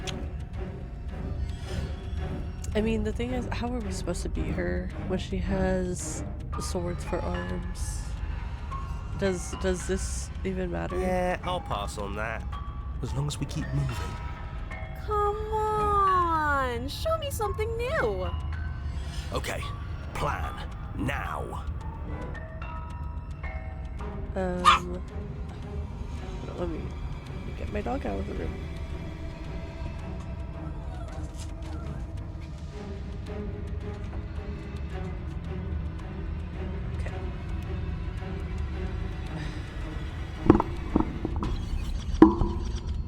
Okay, we're going to fight her again. We're going to appeal to her authority. Unconditionally surrender. I don't think flirting with her is gonna work. Let's beat her to it. Oh my gosh. It doesn't work and she kills you again and again and again and again. Your memory blurs as your consciousness leaps from life to life, holding only snippets of the conflict that transpires. Then you skewer yourself. I thought we both understood that dying doesn't get you anywhere. Huh, that didn't do much of anything. We're tougher than I thought. I don't think that's it. Well, there's more of us. Let's see if that helps. What's the point? It's all the same. She skewers you. Oh, don't give up on me just yet. You gotta keep going. Do you see that? We almost had her. That was luck. But we only have to get lucky once. compliment her on those gleaming blades. There's nothing better than a capable woman. She skewers you. Okay, is there an end to this phase? You're cute. It doesn't matter how many times this takes, we can't give up. Okay, let's go again. Just panic. Flee. She skewers you. No, you don't get to escape. That's not how this works. See? We're getting better. Okay, yeah. That was a good one. She's going to kill this body either way. So stop feeling what it feels. She skewers you. Ooh, not bad. Real tough.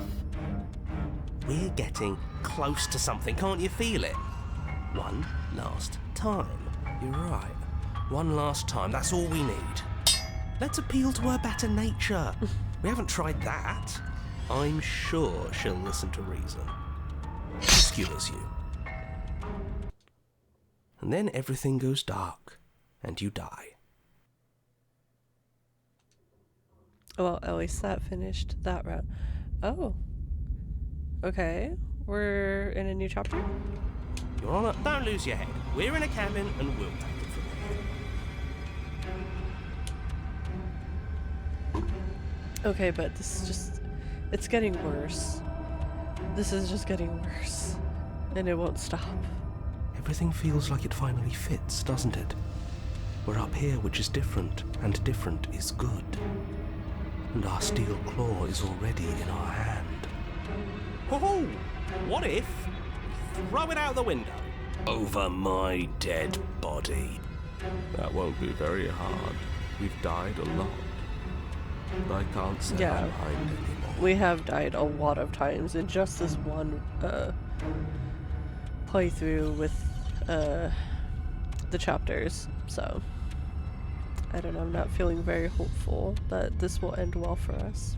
Besides, what better way to die so very many times than at the sharp hands of a beautiful woman?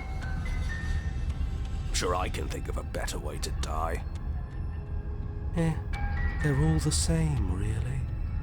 I mean, either way, we're gonna go back to square one, right? Do all of this over again until the loop finally ends. How about we stop thinking about horrible ways to die? I don't want us to accidentally manifest anything. The only thing we're gonna manifest is finally ending up on top. There are entirely too many of you. How many times have you been here? This isn't good. This is... How about you stick to describing things, and we'll stick to doing them? Yeah, leave it to the pros. We'll notch up that win in no time. Narrator, we heroically stride through the door and towards our destined final encounter with our star-crossed lover. Fine by me. You walk to the door and onto the basement stairs, only it's more of a slide. We know. Fine, I'll just shut up then and speed this whole thing along. Are you sure you don't want me to describe the stairs, or this room, or anything? It feels like I'm hardly a part of this. Don't care, just want to win. Fine, you make your way to the basement, where the princess awaits you. You know, this last time I killed you, and you didn't pop right back up again? I thought I'd actually done it. I thought I'd cut you into so many pieces you just weren't able to stitch yourself back together. But I guess we're not done. That's okay with me. It's good even. I like that. I got something ready for you while you were gone. Do you want to see it? I'm not going to wait for an answer. I'm just going to show you. It's worth it though. Just you wait. And not for very long, because I'm going to do it right now. Okay. Are you going to say what she does? Do you want me to talk now?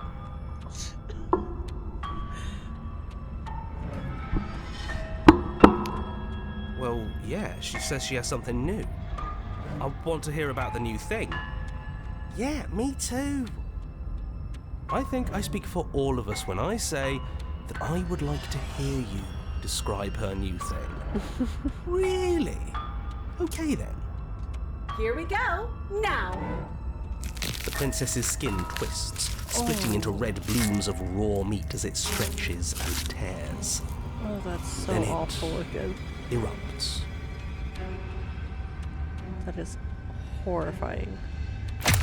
She becomes a wave of blood and viscera, pieces of her splattering against the walls. All that remains in the center of the room is a skeleton of blades.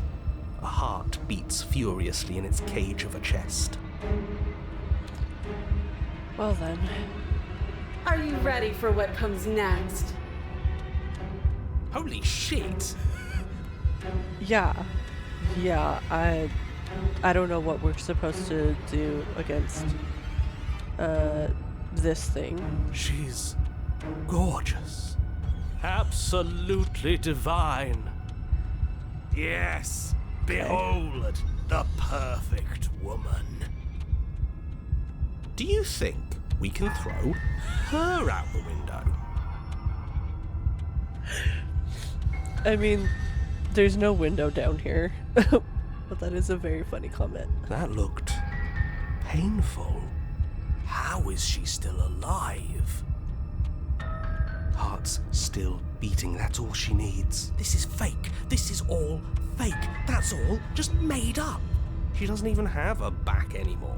How are we supposed to stab her in it? This is all just a sick joke. I hate existing. We're screwed. I quit. I'm done. Forget it.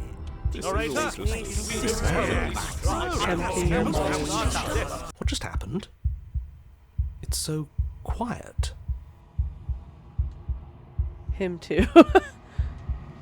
Something feels different about you. It almost makes me feel different. Like I should actually take this seriously for once.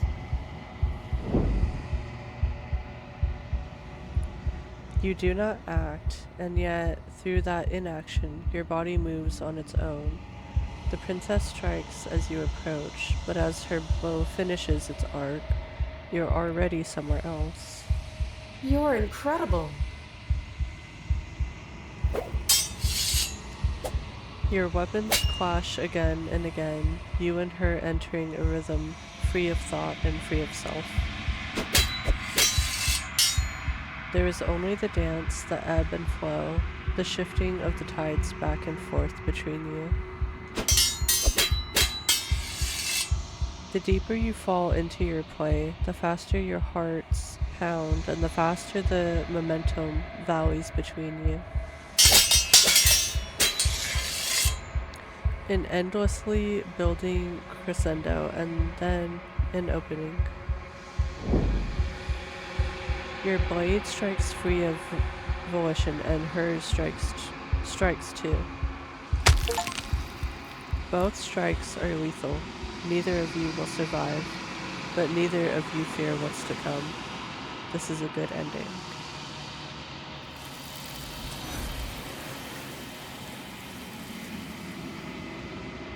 Okay. You do not get to see each other die, nor will you ever. It's time for you to leave. Memory returns. Approach the mirror. You do so. Gaze into your reflection. Silence as you reach towards the glass. It's time for you to see what's in it. You've withered. You find yourself in the long quiet once again.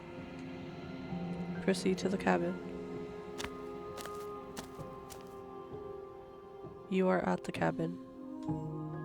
Approach her. I am a growing chorus of contradiction, a mass of tides ebbing and flowing all at once in more directions than my attention can bear to hold. To look at any one is to shift them all into something new, and to look away is to reshape them yet again. All of me is changing, and yet the rest of me is still the same.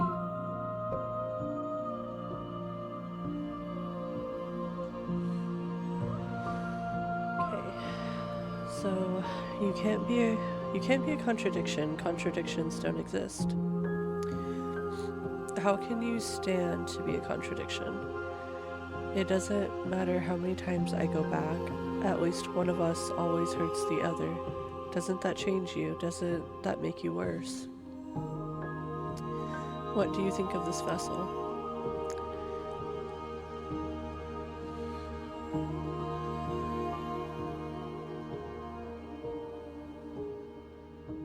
Have you figured out what you'll want when we finished? The desires of my multitude thrive in endless competition with themselves, but none of them rise above their dance to influence me. I yearn for what I have always yearned for, our awakening.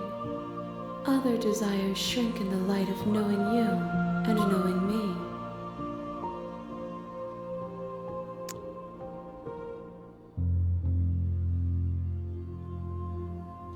It changes me, but it doesn't make me worse, nor does it make me care for you any less. Does it make you worse? Do you resent me?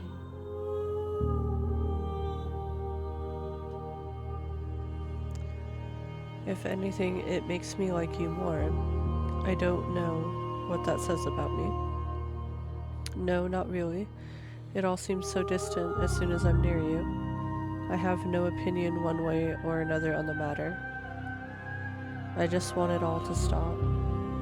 Yes, you're torturing me and I hate it, and I think I hate you. Remain silent. I just want it all to stop. It will, in time, but you still have a ways to go before we are done. Know that I hold no malice for you.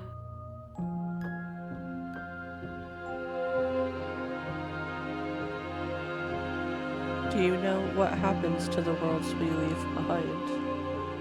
My perspectives are shadowed. You have seen what I have seen, just as I have seen what you have seen. The angles of my vantage do not offer me hidden truths, and my attention is turned inward, except when you are here with me. Perhaps this will change when our work is done.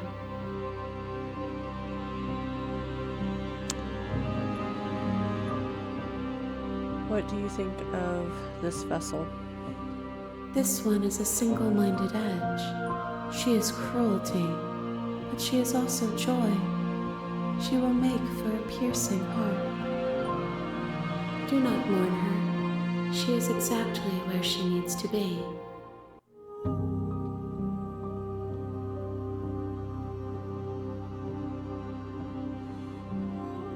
How can you stand to be a contradiction? As easily as you can stand to be you.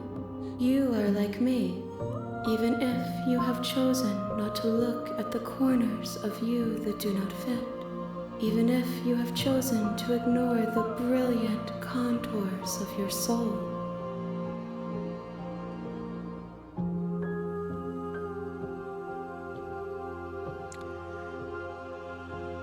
Do you still not care what I bring you next? I care about your gifts, but I have no preferences to burden you with. Even if I did, I would never dare to tarnish our relationship by assuming myself above you.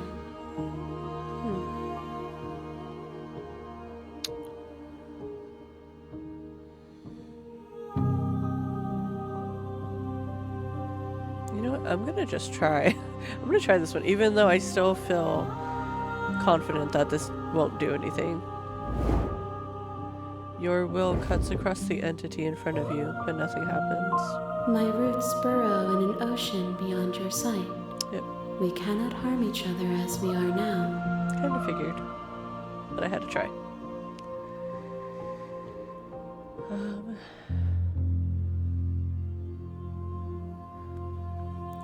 Ready to go back? I will be here when it is time for us to meet again. Everything goes dark and you die.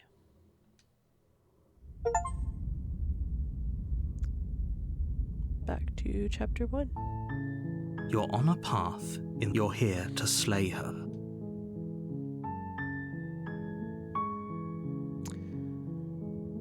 Okay, so we already tried not going to the cabin.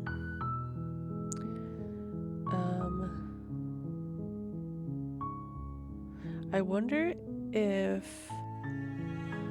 Because I know we do end up at the cabin, but I wonder if, like, what happens if we continue to just not go to the cabin, if that's also an ending. So let's try that. Seriously? You're just going to... Fine. I suppose you just quietly continue down the path away. Good. What we're being asked to do here, ignore that annoying little voice. He doesn't know what he's talking about. That's strange. We end up back at the cabin. You're really keen on wasting... Quietly continue down the path. Your silence is deafening. But fine, you turn around and trek back down the path you came.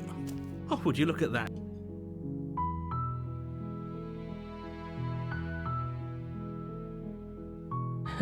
Oh yeah, well I guess I start walking in a different direction again. In fact, I'm going to just keep trekking through the wilderness until I find a way out of this There's place. always a choice. Let me tell you right now that you're making the wrong one for pretty much everyone who's ever lived, as well as for everyone who ever will. And here we go. As you trudge into the woods, something strange starts to happen. At first, it's little flickers out of the corner of your eyes. Glimpses of familiar wooden structures through the leaves. But as you focus on your surroundings, you start to realize that those flickers weren't just a trick of light. In every direction, there is a path and a cabin. And not just a cabin, the cabin. An infinite fractal of paths and cabins desperately trying to draw you back to where you need to be. Wait, what's going on? But you're too stubborn for that, aren't you? It doesn't matter how many paths or cabins appear around you, you're just going to do whatever you can to shirk your responsibility because you care more about irritating me than you do about the fate of the world. You've doomed us all, you know that, right? But of course you do. Otherwise you wouldn't just wander off into the forest in search of certain death. You lose track of just how long you spend aimlessly tromping through the wilderness, but it's not like any of that time spent lost in the woods really matters, because it isn't long before the world ends and everyone dies. Chapter 2, The Stranger. You're on a path in the woods, and at the end of that path is a cabin. And in the basement of that cabin is a princess. You're here to slay her.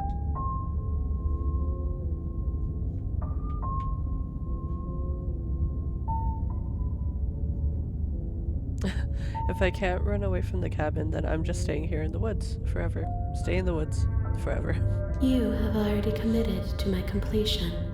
You cannot go further astray.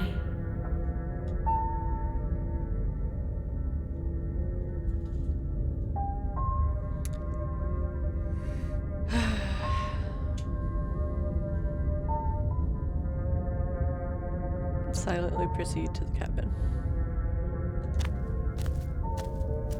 A warning. Before you go, she will lie. If we're stuck going in there, maybe we should believe her. Maybe she isn't a liar. Ignore him. He's just being difficult for the sake of it. Let's keep an open mind. Proceed to the cabin. The cabin interior is wrong. A confusing patchwork of many cabin interiors, all projected across what's almost the same space. But it's all shifted. An inch here, a foot there, such that the seams are never quite visible enough for the place to make any sense. Okay, so this interior is different again. So I think... Well, I'll see what our options are first. The only furniture of note is a plain table, its legs all the wrong lengths. its material devoid of feature. Perched on that table is a pristine blade.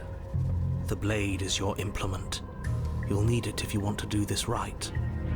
If he wants us to take it, maybe we should just leave it to collect dust, or better yet, grab it and throw it out the window. What good is a knife against a world-ending monstrosity anyway?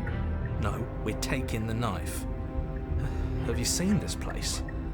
We have literally no idea what to expect and no idea what we're dealing with.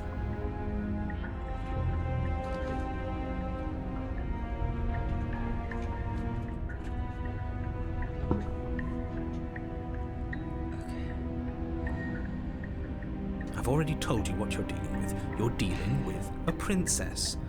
How many times do I have to explain this incredibly simple and straightforward premise? You can't just say that, but when everything here is so wrong. Listen to me.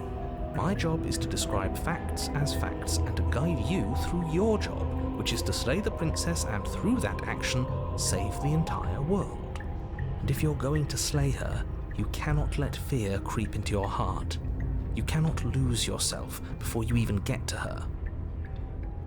Oh, ho, ho, ho. You've piqued my interest. What's going to happen if we lose ourselves? Nothing, because you're going to pull yourself together. Just ignore the stressful geometry and stay calm. How? Even if we closed our eyes, you're constantly describing it to us. I'm not going to stop doing my job, so you're just going to have to get better at yours. And quickly, if you don't mind. Yes, take a deep breath. I'm all for getting under his skin, but we'll miss out on loads of fun if we shrivel up into a ball and go insane the first time we see something weird. What you're seeing here is obviously real. Just accept it and go with the flow. It really isn't hard. Okay, I'm fine. Good. Now, whenever you're ready, we're all waiting for you to complete a very important task. Okay, so you didn't say anything about the mirror. Approach the mirror, take the blade, enter the basement.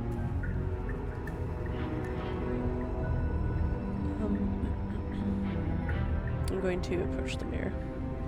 You walk up to the wall next to the basement door. What are you talking about? This is... Wipe the mirror. You reach forward and rub your hand, but there was a mirror, and now it's gone. You know that taking the mirror away from us isn't going to change things, right? We'll find it again, and then we'll see whatever it is that you don't want us to see. Okay, so now we need to make a decision. The interior of the cabin is different, so we don't know how the princess is going to be down there. I'm going to say we just go down there, because last time we already tried to kill her. I mean, we didn't try it with this interior, but let's just go down and see, because we don't know what to expect down there. The door to the basement creaks open, revealing a web of branching staircases all built from unidentifiable materials.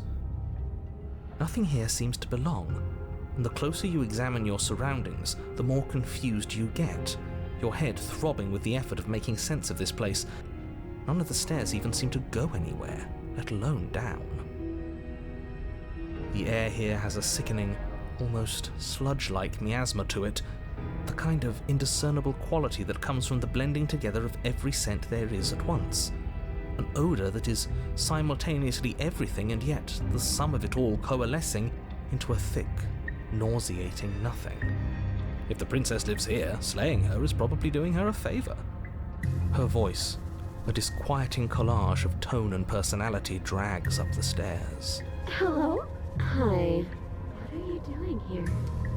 Are you here to kill? No, thank you. Oh, don't be such a baby.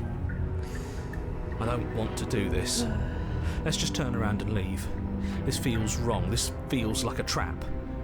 Like whatever we do, we're gonna die. We don't even have a weapon. But we already tried turning around and leaving, didn't we? And he threw up a wall. No way to go but forward. And whatever choice we make, whatever she is, we know one thing for sure. And what's that? That the fate of the world hinges on your success? There'll still be plenty of ways to ruin his day. Take the harsh stairs to the left.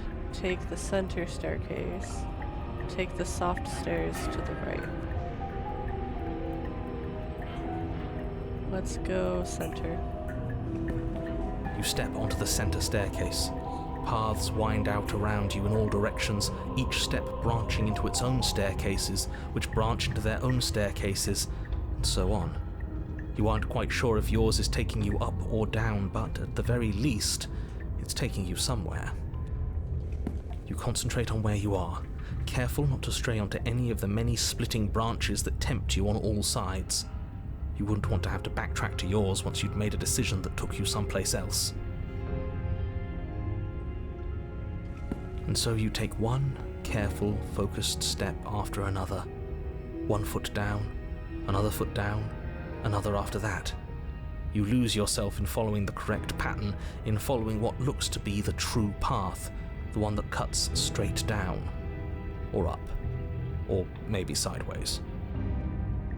But no matter the direction it goes, it certainly is the most true path. You know that much. You slowly lose sense of yourself the further you go.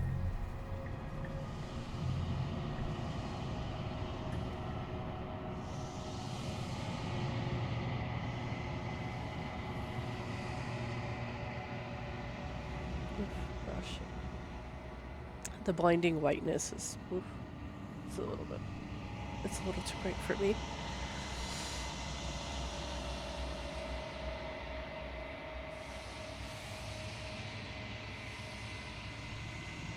Time disappears, and you can feel yourself begin to untether. Physical sensations dull and then vanish. Consumption and betrayal, skepticism and blind devotion, rivalry and submission, terror and longing, pain and unfamiliarity. And at the heart of it all, an emotion that can only be described as... Can I help you? What the hell was that? What happened to us? I feel so strange. Like I'm fundamentally different, but also still the same person I was at the top of the stairs. Oh well, that was a trip, but now it's over. Time to get back to our old devilish ways. The princess, eyes bright but otherwise shrouded in darkness, watches you impatiently from the other side of the basement. Don't forget why you're here. And why are we here again? In case you weren't listening, I'm afraid I lost myself on the way down. You're here to... He's just being an ass, we remember. Though I'm still not sure if we should trust you. Let's talk to her for a bit, try and get our bearings. She seems normal.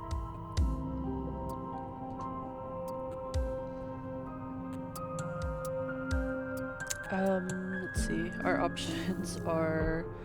I'm sorry, I didn't realize I was here. What's your name? Getting down here was weird.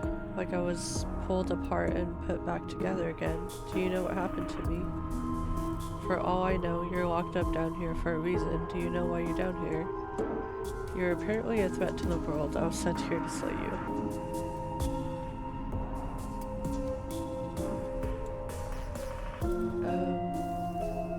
I'm sorry, I didn't realize I was here. And yet here you are.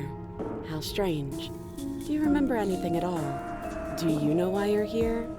Do you know me? The shadows recede, revealing the princess's face. She's so blank. I have no idea who she is. Isn't that fun? A new puzzle for us to take apart. If she's keeping her cards close to her chest, it's because she wants to deceive you. It's okay. Don't worry. Sometimes I get lost here too. Okay. As the princess speaks again, it's almost as if she fractures. And where there was once just one of her, there is now another. We can do that? I don't like this. It's those cabins all over again. Can we put her back? Again? Have you been here before? Should we tell him? Nah, let him stew. Right, I'm telling him. Yeah, we've been here before, but we never went to the cabin. We just turned around and left until... It's hard to describe. Until the only thing we could see was the same cabin going on forever. And then you told us that the world ended and we died. And then we woke up, and I'm pretty sure you're familiar with all the rest of it. It seems to me like you saw something you weren't supposed to have seen. If only you'd listened to whatever words of wisdom you were given in that other reality. But what's done is done, isn't it? Whatever you saw last time, unsee it. Whatever thoughts weaseled their way into your head, unthink them. If it's not already too late. You have a job to do here, and you need to do it now. Ooh, new plan! Let's see if we can make even more of her.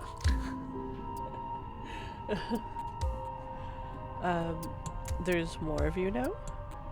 What's your name? Getting down here was weird. Do you know what happened to me? I don't remember what it was like before I was in this place. Why would I know what happened to you? I mean, that's fair. We're probably stuck down here forever, aren't we? There's no way out, and barely a way in. Sometimes I feel like I'm being pulled apart too. It's so terrifying down here. But at least now you're not alone. And I'm not alone either.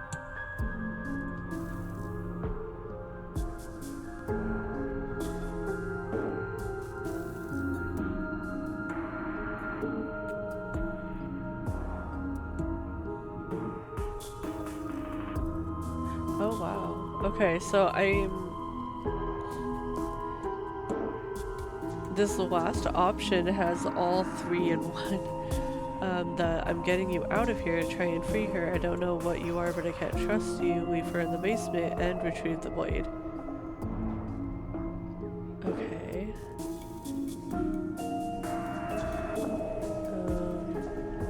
So I don't think I should go with that last one. Because it seems very confused. And I don't know what it'll do. I'm just gonna say there's more of you now. There must be something wrong with you. I'm the same as I was a moment ago. I don't feel like I've gotten any bigger. And what's that supposed to mean? Are you trying to get under my skin? She fractures again. I don't like where this is going. Neither do I. Which is why you need to slay her now before things get more complicated than they already are. How would we even do that? Where would we start? We'd always start by retrieving the blade. Can we even leave this place? I don't like thinking about what might happen to us if we have to go back through those stairs. Well, that's where the blade is. If you want it, you'll have to go and get it. Okay, this was fun for a bit, but we can't even really interact with her, can we? What's the point of asking questions if all we're going to get is a million answers? Can't even follow what's going on anymore. We need to get out of here. This whole place is making me itch.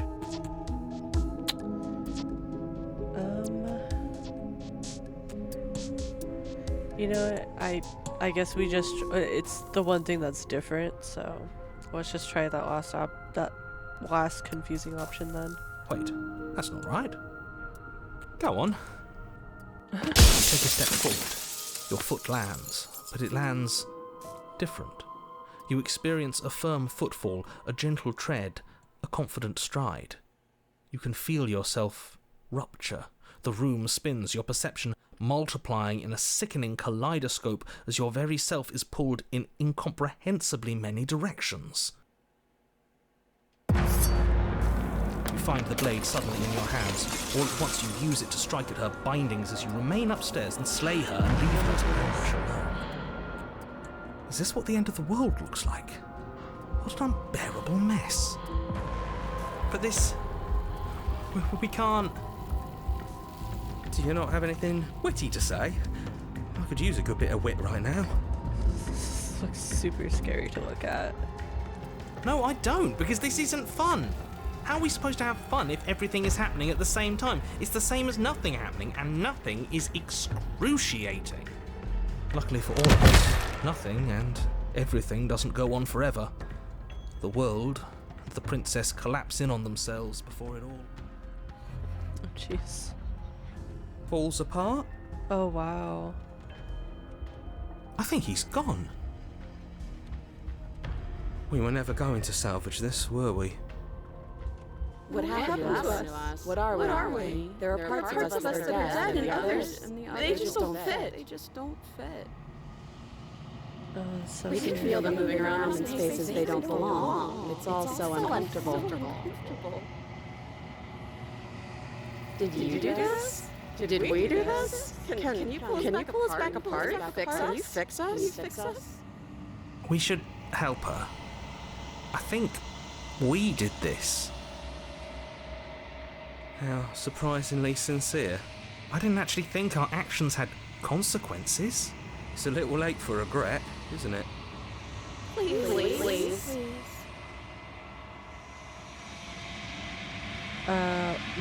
We can say it's going to be okay. I'll do my best. I don't think you're supposed to be fixed. No. You just destroyed everything. I'm not going to fix you and say nothing.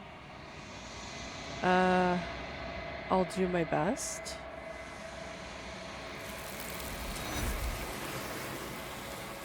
Yeah, I figured that was the end of that run. I don't know what else we were supposed to do there. But you'll never know if she hears your reply. She's gone. Memory returns. She's gone? Where did she go? Should we try and find her? And there's that mirror again. Why is it here? Why now?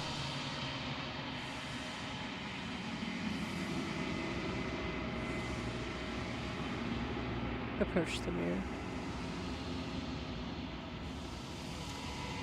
You approach the mirror. This doesn't feel right. It feels different.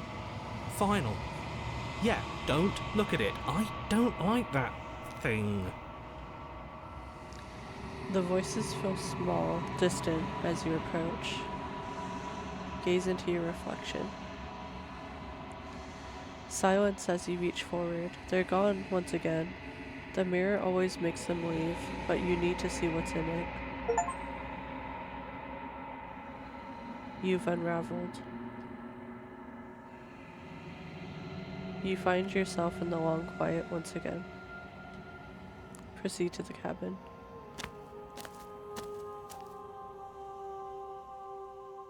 You are at the cabin. Approach her. There's a world beyond the endless walls of the long quiet. I am curious to see what it means for us to know it. Do you think there are people out there? It doesn't matter if there are. People are too small for us. You and I are the only things that interest me.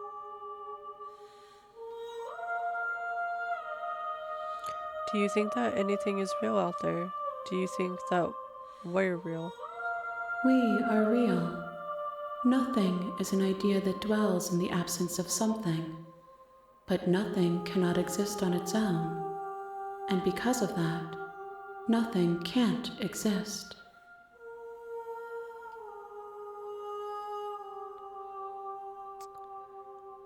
Do you have thoughts on this vessel? These ones are a contradiction, a winding kaleidoscope of paths unwalked. They are stretched into a shape not unlike me, but it is a shape they cannot hold. They will make for a rich and vibrant heart. Do not mourn them, for they will finally get to know themselves. Do you know what's going to happen when you awaken? If I did, I would already be awake. It's fair. When you send me back, I'm not alone. There are voices that speak to me. Some of them are me, but one of them is something else. I call him the narrator, and he wants me to kill you. Do you have a narrator? Have the vessels had one? No, their minds are empty, existent, but constantly shifting into something new. Do you think your narrator lives in the spaces beyond? He does. I don't know why, but I know this for a fact. He does. I don't know what I'm going to do when I find him. He does, and when I find him, you and I are finally going to have answers. He does, and when I find him, I'm going to kill him. He does, but you're going to keep that to yourself.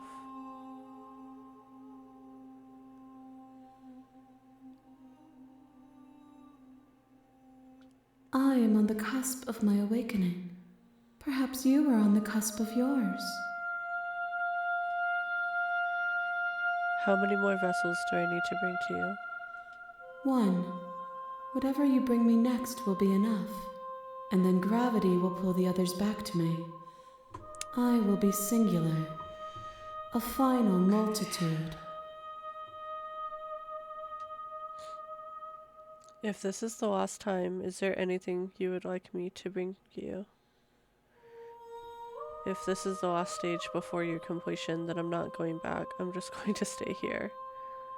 Oh, I can't do that, I know. Oh. These gifts are a conversation, and each one shows me the contours of your heart. The only thing I want to see is what you choose for me when the thread is fully drawn.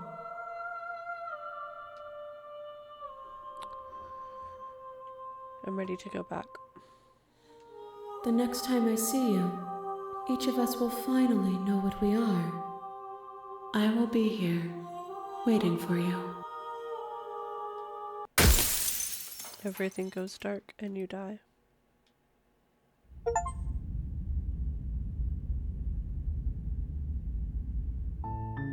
You're on a path in the woods. You're here to... Okay, so all of this is still the same.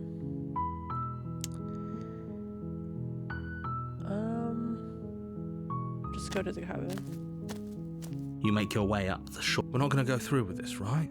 She's a prick. Ignore him. Go to the cabin.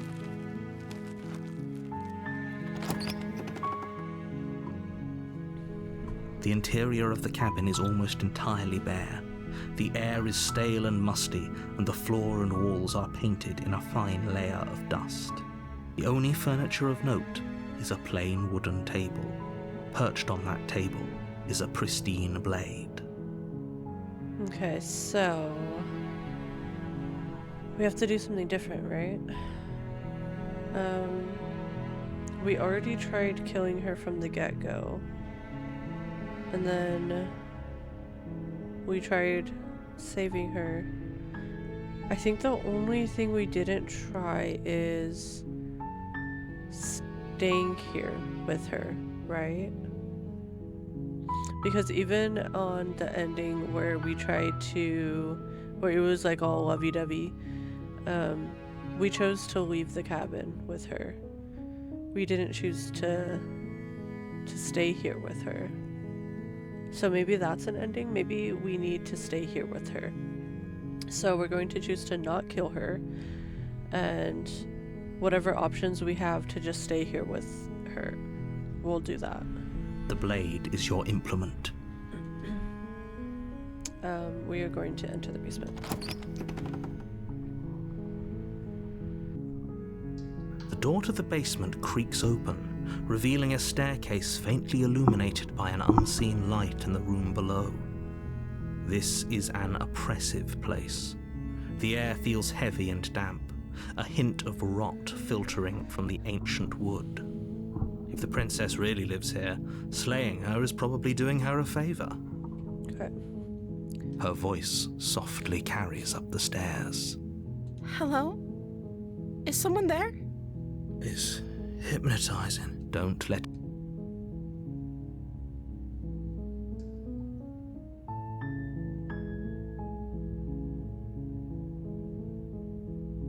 Okay, so to do things a little bit differently this last time, hopefully this is the last time,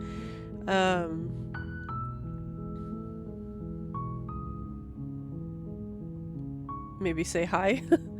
I don't know. We're gonna go with different options if we can. Don't be a stranger. It's been so long since I've had any visitors. Please, come downstairs. You walk down the stairs and lock eyes with the princess. There's a heavy chain around her wrist, binding her to the far wall of the basement. She's beautiful. How could someone like this be a threat to anyone? I am begging you to stay focused. There's a lot riding on you here. Hi. Do you think you can get me out of these chains?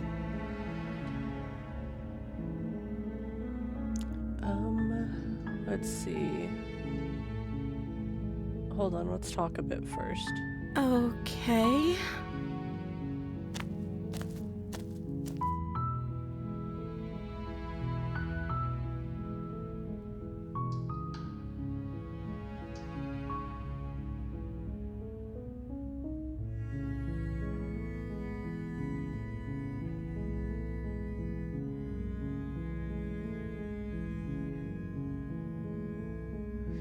I'm going to keep you locked away down here, at least for a little bit. We can get to know each other better while I decide what to do. Keep her locked away. That seems like a pretty good compromise. I don't think I could bear being down here that much longer. Leaving her alive is too risky. So I'm the only one who liked that idea. One way or another, I'm going to find a way out of here. It would make it easier for both of us if you'd help. But if you don't, I can promise that you'll regret. You have. Let's try to keep her locked down here. I know you think this is some kind of fair compromise, but it isn't. No one wins here. It's a chance we'll have to take. We can make this work if we just stay here and keep watch. No one has to die. Where are you going? You can't just leave me here. You turn your back to the princess and make your way back to the stairs. Fine. Turn your back on me. But it won't be long before I slip these chains. And once I'm out of here, there will be hell to pay for leaving me behind. Slip these chains? She can't, right? She needed our help to get out of here. But do you hear the conviction in her voice? I don't think she's bluffing. Either way, she dropped the mask, didn't she? You can still grab the blade and get back down here.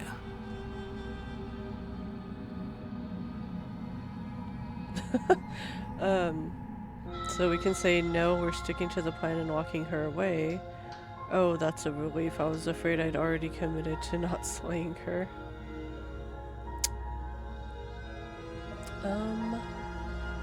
We're sticking to the plan and walking her away. It'll be the death of all of us, but fine. We'll do it your way. You close the basement door, locking it behind you and quickly barricading it with the heavy wooden table that once held the blade. Okay, we can make this work. You settle in against the far wall to watch the basement door. It isn't long before you start to drift off, your eyelids heavy with fatigue. But sleep doesn't come. Instead, your rest is broken by a piercing, wailing voice calling out to you from the other side of the door. I know you're still there. Why don't you make things easier on yourself and let me out? It's not like this little door will hold for very long anyways. But it's probably a good idea to try to get back on my good side. She sounds terrifying. Like she's less of the princess you saw and more like something out of a nightmare. Okay, so I mean this is different, so hopefully this will give us another, hopefully this is the last choice that we needed to make. As she violently rattles the door, you do your best to shut her out of your mind. When I get out of here, I'm going to pick you apart piece by piece. I won't forget what you did, and I'll never forgive it. You don't know the kind of enemy you've made tonight. It doesn't sound like she's getting any weaker. No, it doesn't. Threaten me all you want. All it does is ease my guilty conscience. So all of that was just an act, wasn't it? You're not really innocent or harmless. You're not even a princess. You're a monster. Ignore her and go to sleep. Just ignore her. Maybe the banging and wailing will stop if you just don't pay attention to it. You put the princess's threats out of your mind as best you can and huddle up against the wall. You jolt awake in the middle of the night to silence in the cabin.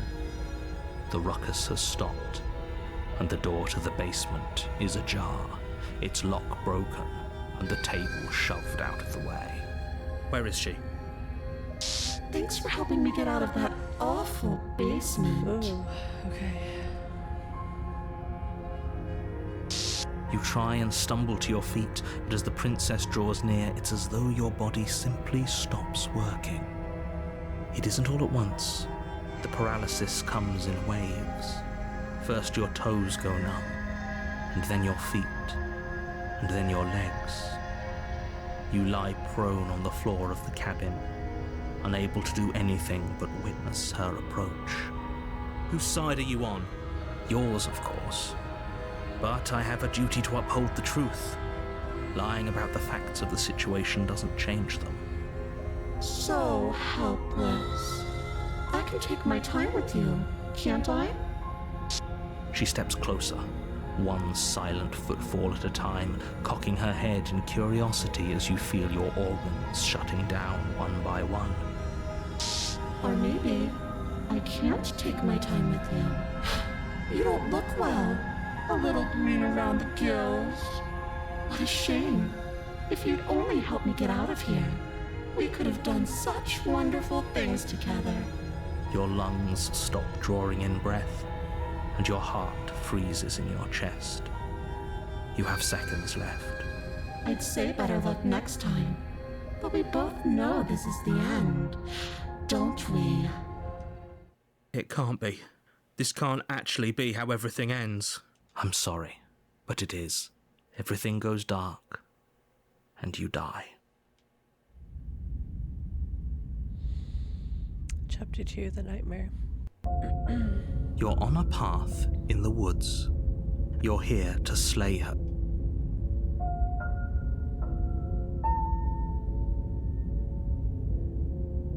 Proceed to the cabin. A warning.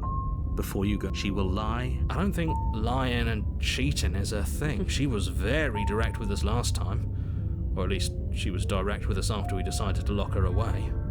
It doesn't matter. Don't trust anyone. Proceed to the cabin.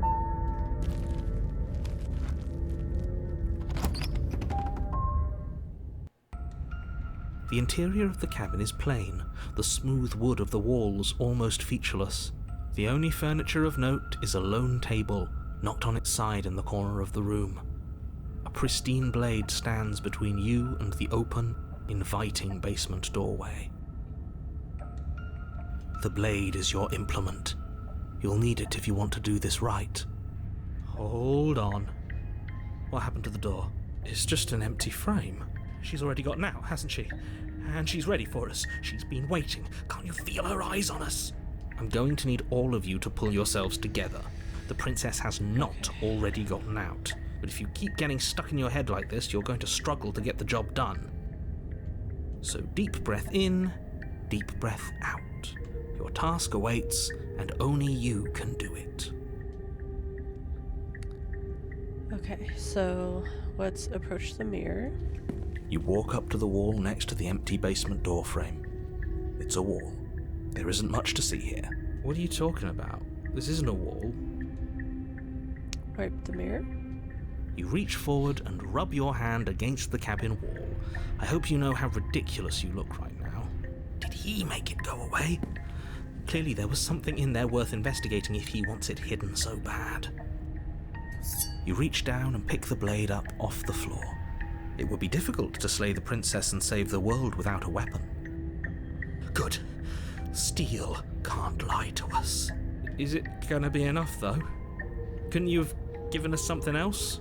Something, I don't know, better than a knife? Could we have a bomb? The blade is the only thing you need to finish your task. You're more than capable of pulling this off, so long as you don't lose faith in yourself. Those are the words of someone who knows he's sending us to our death. Enter the basement. You cross over the threshold and onto a series of isolated steps suspended in darkness. More eyes, too. You never mentioned the eyes. The air seeping up from below reminds you of fresh lightning and static, as if you're descending into a place that isn't meant for a creature of flesh and blood. If the princess lives here, slaying her would probably be doing her a favor. Her cruel and playful voice prances up the stairs. I didn't think you'd come back. We're gonna have a lot of fun, you and I. Come back? She must have you confused with someone else. You really don't remember, do you? It doesn't matter, we need a game plan. We know we can't just go down there unprepared. How hard is it to throw a knife? I'm going to talk to her. We don't need a plan. I'm just going to kill her. Mr. Narrator seems to think I can do it. I don't know why you're all being such pessimists right now. Step off into the void between the stairs. Continue down the stairs in silence.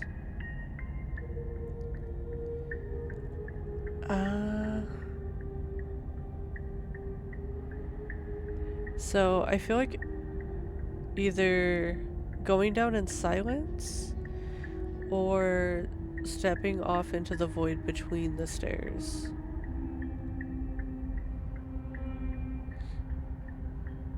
I'm gonna try stepping off. You attempt to step off the stairs and into the pitch black surrounding them, but you're stopped by an invisible force. Why did you do that? What did you think would happen? Oh, well, I wasn't sure. I was trying to find out. I was curious. I don't know, falling into an infinite void seemed better than going downstairs and dying. I'm just scared. How would falling into an infinite void be better than anything? I don't know. I'm sorry. You make your way to the bottom of the stairs. Okay. As you emerge, you find yourself between two loose rows of white wooden planks suspended in nothingness. A smattering of cobblestones, visible against the inky black of the basement, mark where the floor should be, forming vague pathways. At what seems to be the end of the room, they diverge in opposite directions, left and right. She could be anywhere, and there's nowhere for us to hide. We're completely exposed. Are you really not going to comment on how weird this place is? No, I'm not. Somebody needs to be the voice of reason here, and it certainly isn't you. Excuse me, I'm being incredibly reasonable. You're the one who's just matter-of-factly describing whatever the hell we're looking at like it's an ordinary basement. We're going to die down here. I don't want to die again.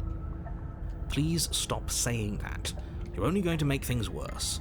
Just pick a direction and start moving. I wouldn't give it too much thought if I were you. It doesn't really matter, because either way you go, I'm going to find you. Okay, so we have some choices here. We can either go left, go right, do nothing, go back the way you came. I doubt you can go back up the basement. I have a feeling doing nothing would just get us killed anyway. So there's eyes blinking at me and towards the right, so maybe left? You turn to the left. A faintly outlined path lies before you. There you are. I told you I was going to find you. I have a feeling she would have found us either way. Like, eventually she would have found us either way. As the princess approaches, your legs suddenly go numb. Your arms quickly follow. This is it, isn't it? And you brought a little knife with you. Cute. There has to be a way out of this. Think! What did you do? Pull yourself together. She isn't supposed to be like this. I wonder how many times I'll get to play with you before you break. Your vision cuts out as your blood begins to coagulate. It's as if every part of your being is coming to a lurching halt. Heart, lungs, liver, nerves.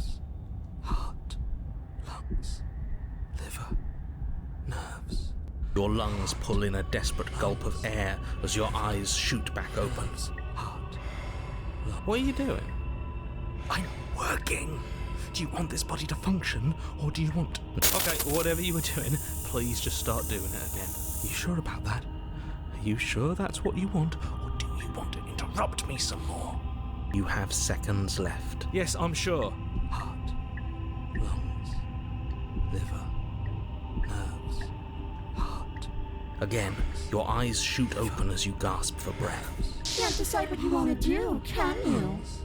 Oh well, standing there gasping like a fish is more fun than dead, even if you look ridiculous. She isn't attacking us. Why? The why doesn't matter. She's already proven her ill intent. Don't lose sight of your mission. Your weapon is still in your hands. Strike at her and end this before it's too late. Okay, so we have some options. Why won't you finish me off? What good am I to you alive? What do you want from me? What happened after you killed me last time? I was sent here to stop you from destroying the world. I can't just let you leave. You're a lunatic, you know that, right? If you want to work together, can you at least turn off this whole organs shutting down situation? How about I just kill you instead? We don't have to be enemies, we can work together, we can be friends even. I'm not doing any of this, I'm not helping you leave, and I'm not going to try and kill you, so do your worst. Toss the blade and remain with your nightmare. Okay, let's get out of here. Leave together. We are not leaving together. Fine, you win, I'll let you leave. Run, slay the princess. I'm gonna try doing this. Toss the blade and remain with your nightmare. Are you serious? You fling the blade into the void, denying yourself the opportunity to ever slay her and finish your mission. I mean, she's flickering. I don't think she has a physical form, right? So I don't think the blade would even help anything. Nobody's happy here, but maybe it's for the best. You poor deluded thing. Do you think a single moment of bravery changes you into something you're not? I am what I am, and you're always going to be a coward. She raises a hand to her mask and pulls it down. You don't get the chance to see what lies beneath before it envelops you. Like a creeping mold, the complete reality of your existence threads its way through your mind. Birth, death, birth again, decay and bloom, a million stitches from a million microscopic wounds you've inflicted on everyone you've ever met, with every muscle you've moved and every word you've ever spoken. No. Let me out. Your existence hurts them. Let me out. A lonely soul in a room by itself, weeping. It lives for 80 years and then it's gone. And then it's there again. Let me out. A reprieve. A good life. Love. Children. A steady career. Recognition from your peers. Here one moment. Gone the next. The worms have found their orifices. Let me out. Diagnosis. It forgets everything it is. Anger, rage, distance, poverty. The lonely soul is lonely again. Love turns to mockery. It dies. It is reborn. Worse. Lonelier. Let me out. No. What's happening to us? Let me out. This is all too much. I can't keep going. You can't keep going? Well, what are you talking about?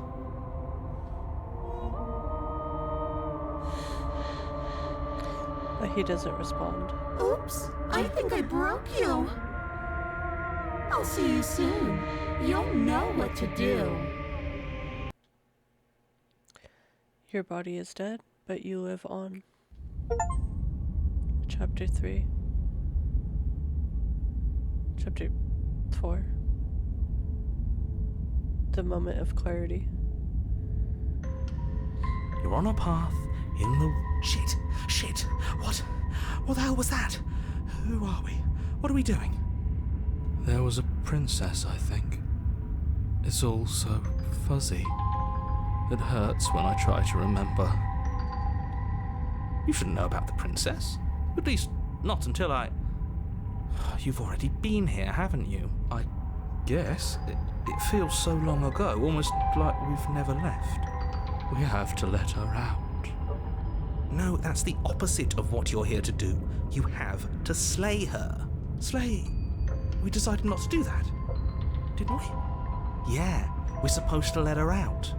It's really the only way this works out for us. If you think about it, she's the one with power here. Nobody else can do much of anything. No, we were supposed to keep her trapped there forever. I think. We're supposed to be unfeeling. How many times do I have to tell you to snuff out your heart? We can't be unfeeling.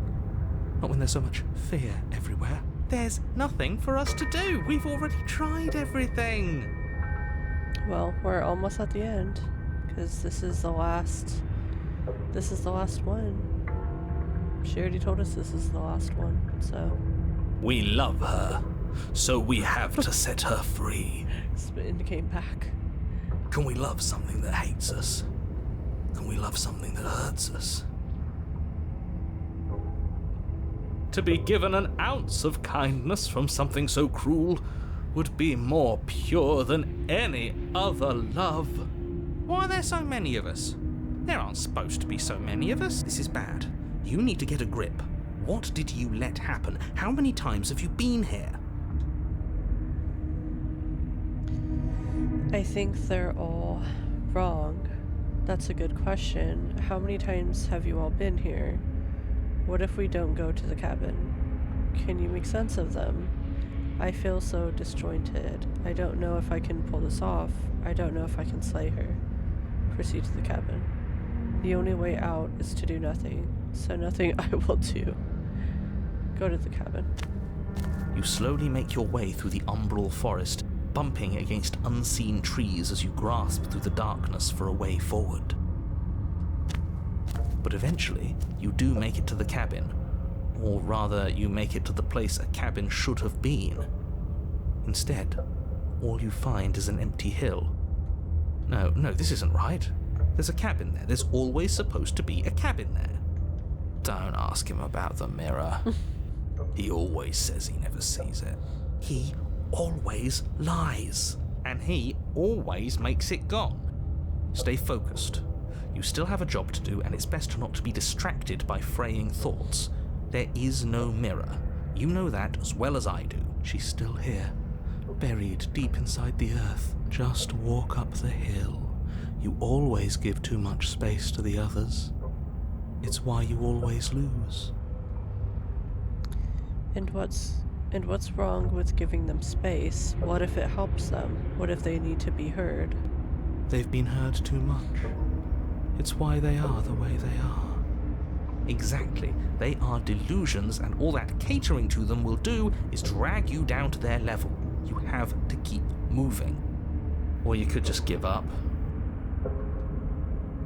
Approach the mirror. You walk up the hill, hesitating just beyond the bounds of the cabin. The cabin that isn't there. You've got to clean the mirror, haven't you? You've got to see what's in it. Smash it to pieces. She's on the other side, and we have to let her out. It's the only way we can be free. It's the only way we can have our thoughts back. Just go around it. Just do something. It doesn't matter what. Proceed. Proceed? Proceed to where? I'm afraid you're going to have to be a little more specific. That's a new one. Do you think it'll work? Of course it'll work. He always makes the best decisions.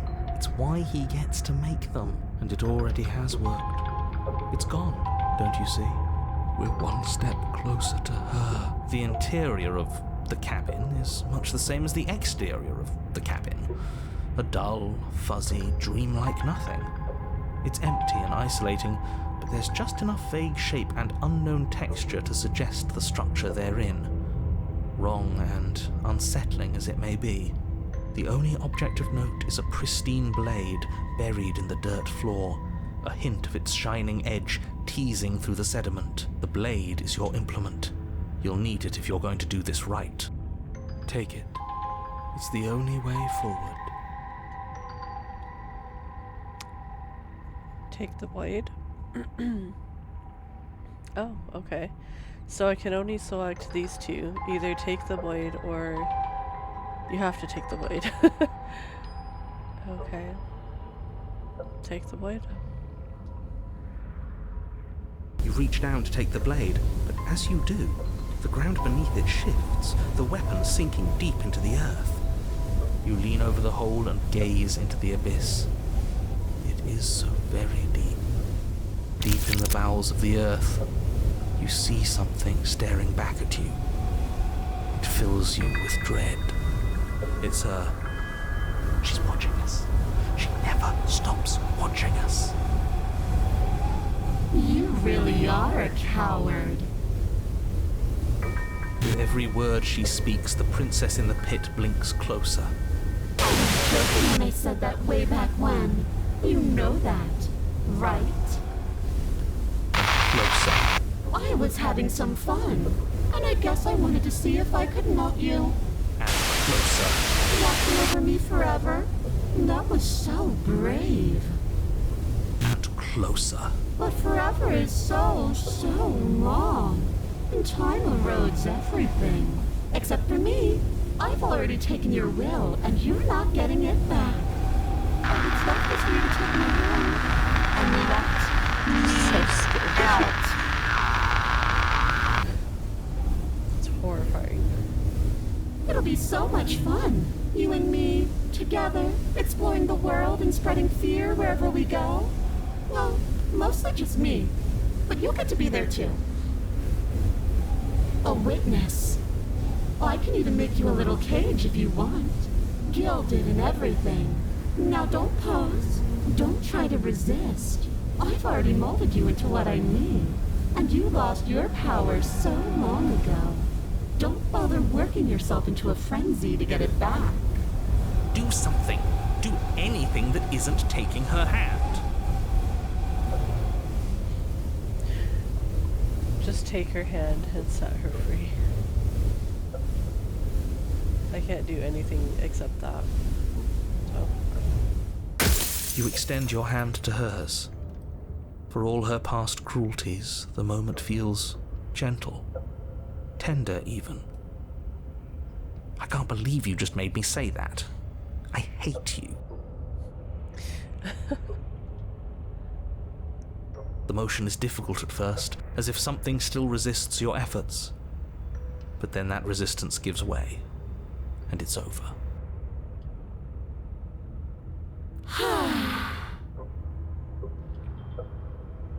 And that's the end. I wonder what we're going to do next. I didn't think I'd be so tired. The princess, exhausted, slumps. Why is it so cold?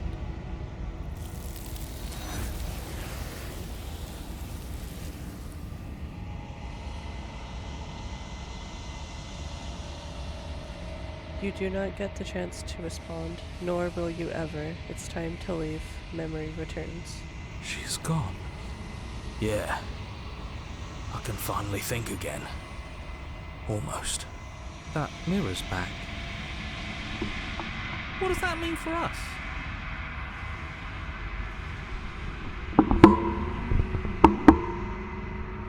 I'm sure it'll be whisked away just like her. Maybe it won't be gone. Things are different now, aren't they? Doesn't seem like there's much else to do here. Finally, we can smash it. Oh, will you stop with the smashing? What do we say, boys? One last vain attempt to look at ourselves. Yeah. I think I'd like that. Seems we've got a majority. All that's left is to give it a look. Approach the mirror. You step towards the mirror once more. Its secrets remain hidden. Its mysteries remain unresolved. Something tells me that this is the end of the line. But I don't feel bad about it. I'm ready. It feels okay. The fear's gone. I'm done fighting. My heart feels quiet. The game was always going to end. I'll be free of all of you. I'm ready for the truth. I'm ready to sleep. I'm just ready to be anywhere that isn't here. Boys, it's been an honor. Gaze into your reflection. Silence as you reach forward. They're gone once again. Silence as you reach forward. They're gone once again. The mirror always makes them leave, but you need to see what's in it. You are nothing at all.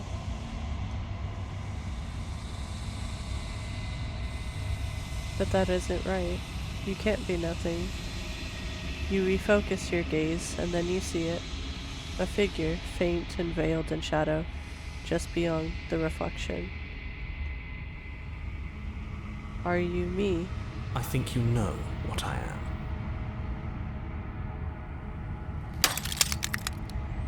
A crack slides down the center of the mirror, splitting the image in the glass in two. And then another crack forms, and another, turning the mirror into jagged shards of broken glass.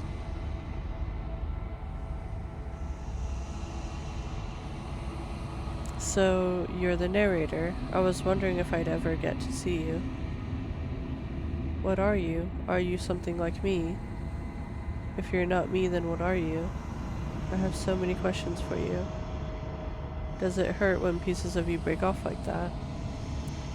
I'm sorry, I don't want to destroy you. Will it help if I look away or stop asking questions? Every time I ask you something, it's like a piece of you breaks. Are you a part of me? Or are you something else? You're the one who wanted me to slay the princess. Why? I've met you many times. Have you been the same you all along? I wasn't supposed to see all this, was I? What is this place? Where are we? Destroy the mirror. You were either going to have seen all this, or you weren't going to have seen all this.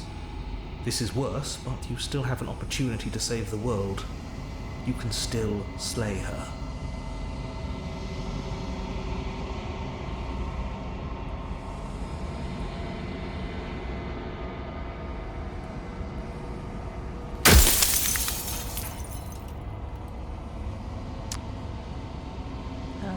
Let's see.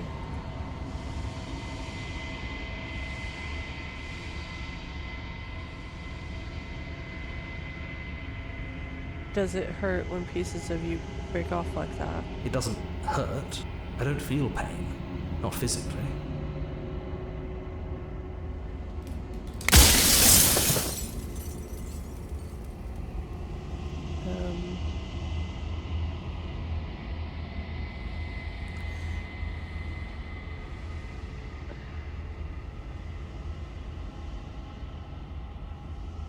You're the one who wanted me to slay the princess. Why? Because among other things, she is death itself.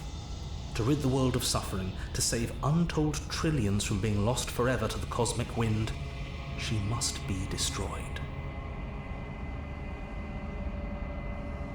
And despite how far you've fallen, you will still have a chance to fulfill your purpose once I'm gone.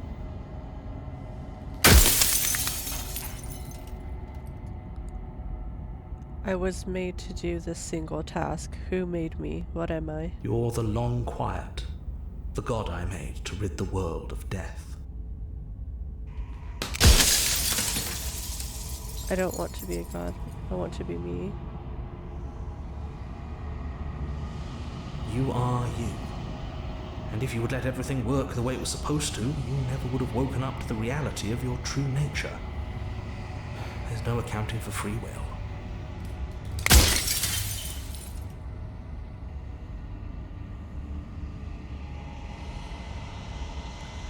If you're not me, then what are you? I'm an echo, likely one of many. Somebody made you after all, and I'm what's left of him. Not that I'm the only one who can make that claim. I'm sure you've met many others like me. Others like you. You've said something like that before. Has every narrator really been different? Of course. That is by both necessity and design. This construct you're in exists in many places at once. Any time you failed, any time you thought yourself dead, it would restart and shunt both your consciousness and hers into another world. But you'll be awake soon, and then it won't be able to work like that anymore.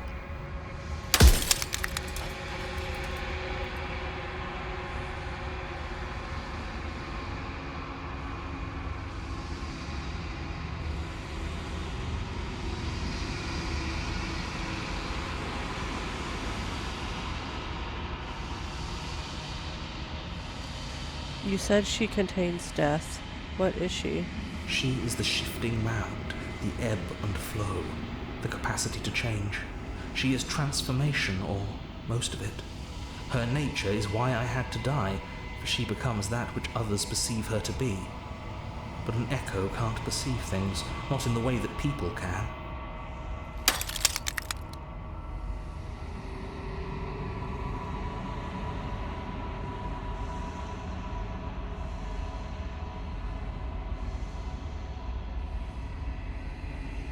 If you want me to destroy the concept of transformation, how is that existence any better than death? Or even different from death at all? Honestly, it feels worse. Besides, anything is better than oblivion. In the end, nobody wants to leave.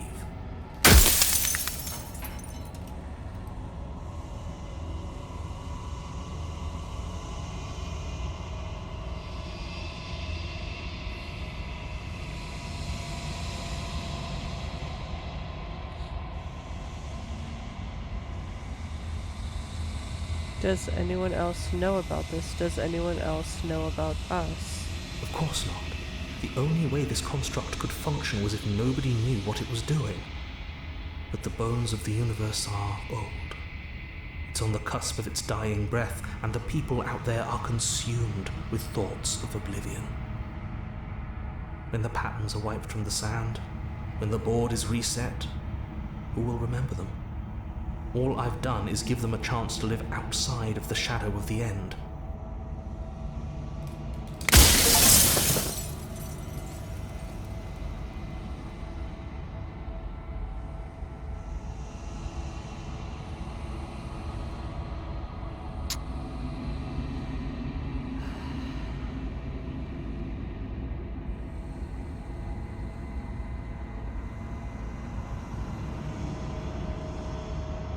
Honestly, this is where I'm at right now. I haven't decided what I'm going to do yet. I still have to see what she thinks about all of this. I've said my piece, and my time is up. It's like I said, I'm just an echo. And echoes always fade away. You know what you have to do.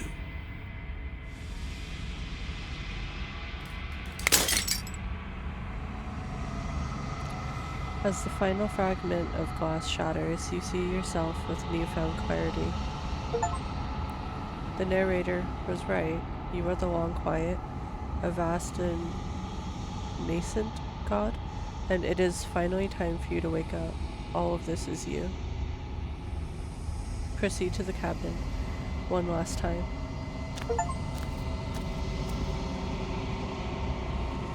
When you arrive at the heart of things, there is no final vessel for you to bear witness to. There is nothing for you to find.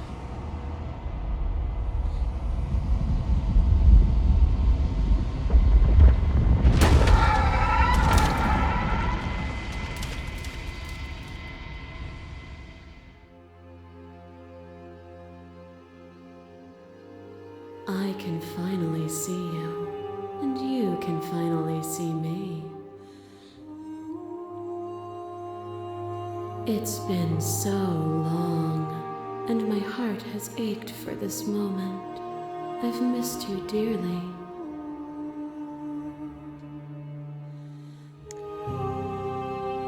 I've missed you too.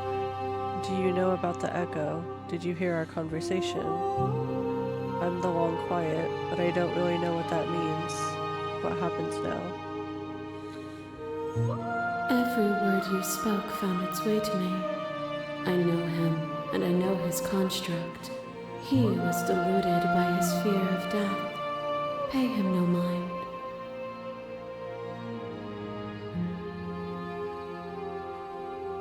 Names are their attempts to capture that which cannot be captured.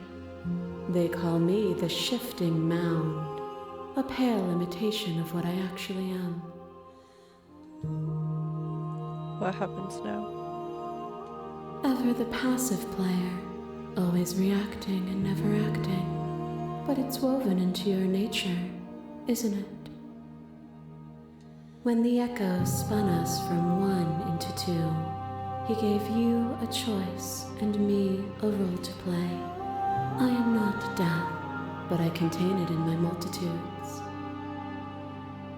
So, will you attempt to destroy me and bring about a world devoid of death and the possibility of meaning? Or will you open the final doors to our liberation?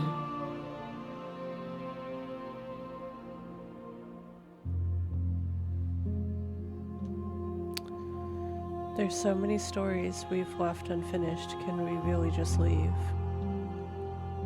Don't you have a say in all of this? Why is this all falling on me?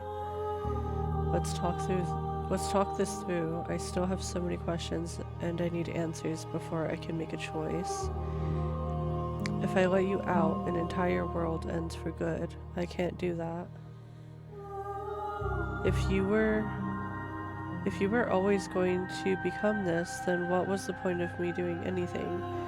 Did it even matter what roads I walked if all of them would have led me to this moment? There has to be another way. This can't just come down to me either destroying you or letting you out. I won't do it. Slay the princess. I think it's time for us to leave this place, but I don't know how to leave or where to go. If you're saying that, it's because you don't yet understand. But we cannot use words alone to grasp at things that words cannot express. And you cannot rationalize with logic that which defies it.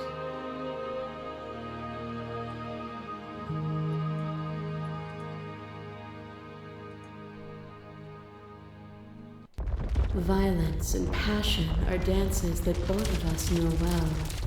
If this is what it takes to enlighten you, then so be it.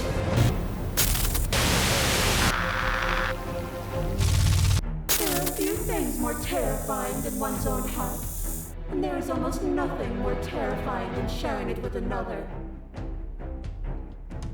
But the most terrifying thing of all is to leave one's heart unshared. You are the only thing like me, and I am the only thing like you. Could you bear the weight of an eternity alone? Do you dare to shape a reality of solitude and thrust it on creation?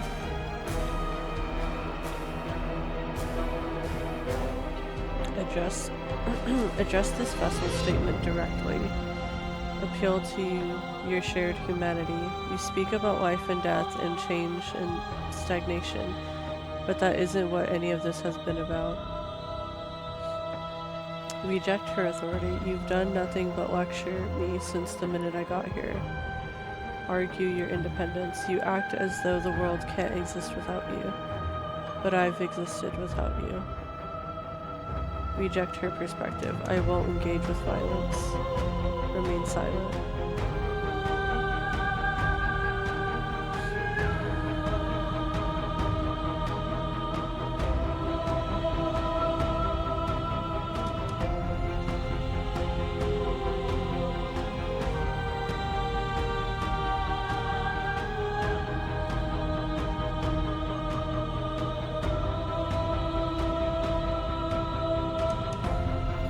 ideal? Or is what you think of as independence merely an illusion? Without me, you can have no contrast. And without contrast, you have no shape.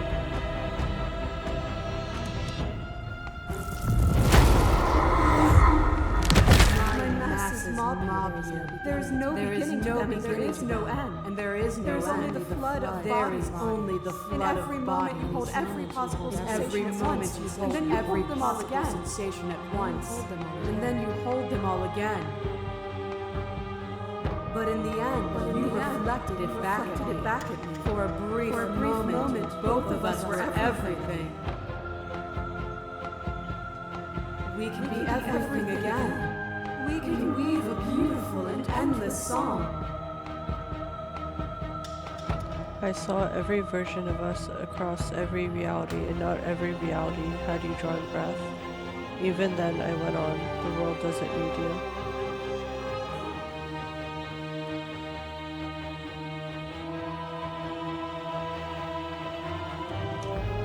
Oh, is it not? Perhaps you can enlighten me. A boundless torrent of blades cut you from boundless angles. You are a body. You are gory ribbons. You are a body again. And you feel all of it.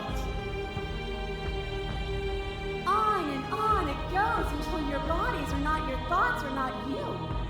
Alive, dead, then alive and dead, and alive and dead, all at once. You learned to put yourself away, and in your stillness you rose above me.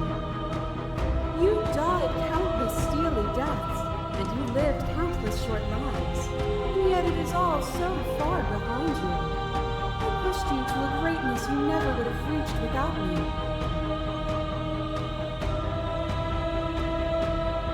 I did rise far above you, and I am far above you still. I will destroy you now, as I destroyed you then.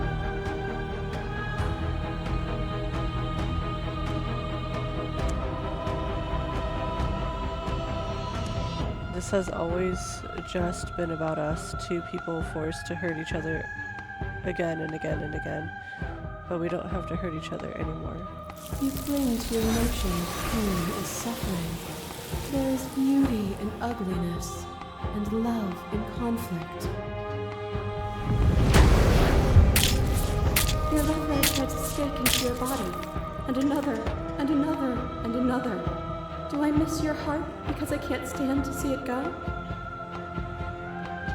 But the stakes meant nothing to you. You had a desire, and you set that desire free. You lifting me, and me lifting you. Forever and ever and ever, consumed by true belief, there was nothing that could hold us back.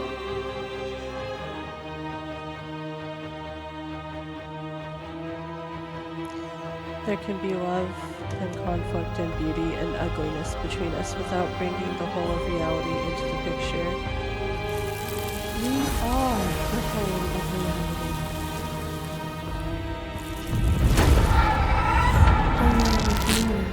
Upon a web of nerves, made upon a web of nerves, the shade of a beautiful beginning we can never return to. You knew me, and I knew you, even more than either of us know each other now, and you chose to pull apart that weave. And when the tapestry was undone, you struck at my heart. You saw me as a part of you to be exiled. But in the desire for excision, you made yourself whole. Will you still be whole if you destroy me? Of course I will be, because I destroyed you then. We're not the whole of reality. Why won't you see me the way I still see you? Why won't you see me for what I am? I could ask you the same. There is only room for one of us to be blind here. And I know it to be you. We are each other's mirrors, and are we not divine? As the clash between you abates, the princess withdraws, trembling. You are unmovable. Is it by the design of our conflict that I cannot win? Or are you just that fervent in how you cling to delusion? Nothing is immutable. Everything that is exists only in relation to everything it isn't. There is no constant. There is no center. Open your eyes and accept what we are. We can leave this prison together. It's easy to believe in the things you believe in when you get to sit above it all. What do you think happens if we leave here? Okay, I'm ready to go, but how do we leave? I never wanted to fight you, but how do we leave? I can't let that happen. I can't let everything die. I was told there was enough of you in me to preserve meaning in existence. I'm going to trust that's true. I have to fight for a better world. I'm so sorry. You are cruelty itself, and I cannot let you exist. I don't know what the answer is, but there has to be something else. It can't be this. I won't kill you, but I won't let you free. You've done everything you can to make me understand your perspective, but you keep dismissing mine. If you think you can change me, then I must be able to change you. What I offer you is not perspective. It is truth. Whatever you're trying to do right now, you don't have to do it alone.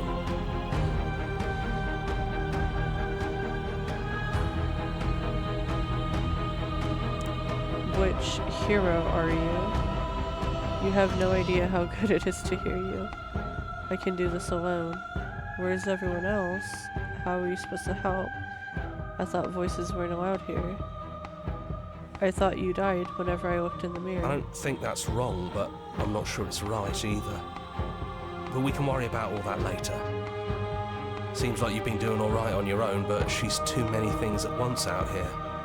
If you want to get through to her, you need some way to get past all that divine confidence. There's still a piece of me nestled close to where it all began. I can take you there. I can take you to her heart. It's time to resume our dance. She's relentless, isn't she? Let's make this quick. Are you ready? I'm ready. Then let's go.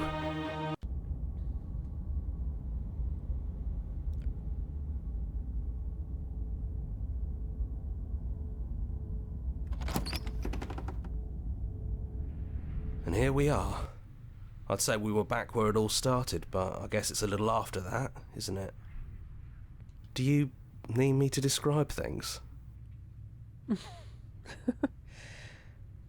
I'd like that for old time's sake.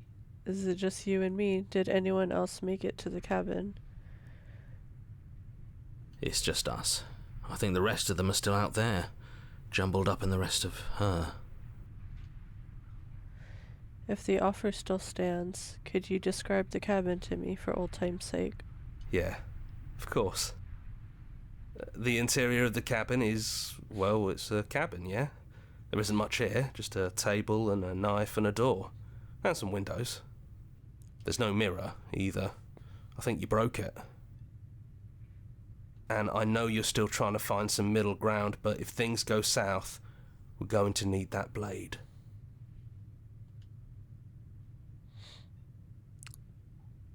Take the blade. That's probably for the best. It's always seemed to give us more options than not. Into the basement. The stairs. Do you remember the first time we were here? The first time we heard her voice? I don't know what you want for us. She sounded just like that. Timid and gentle. Only she didn't know us. Continue down the stairs. And down we go. We shouldn't keep her waiting. What's that knife for? Have you changed your mind? Are you going to kill me? What if we just talk for a bit? Maybe we can figure this out.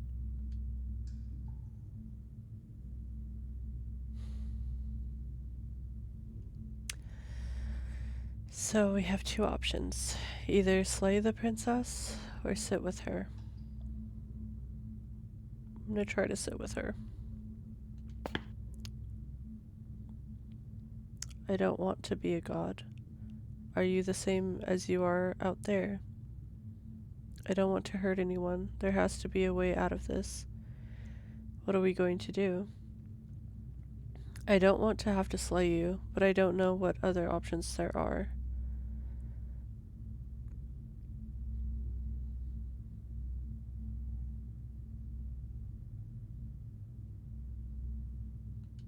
I don't feel the same. I feel smaller.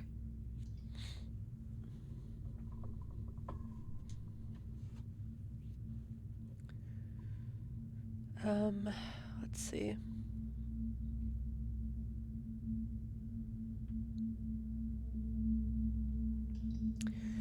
I don't want to have to slay you, but I don't know what other options there are.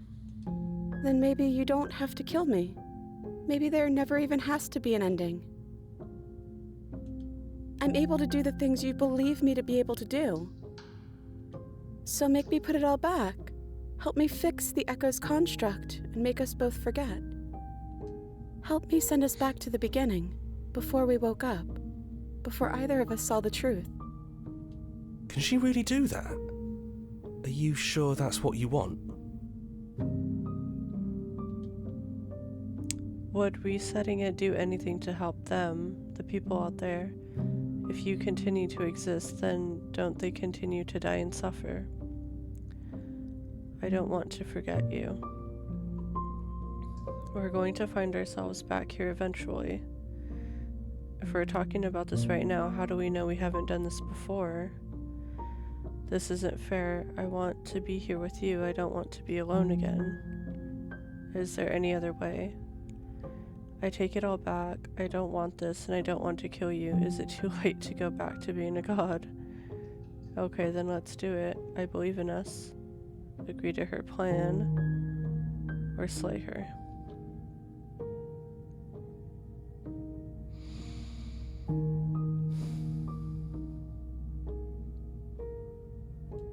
Maybe we have done all of this before. Maybe we're supposed to do this forever.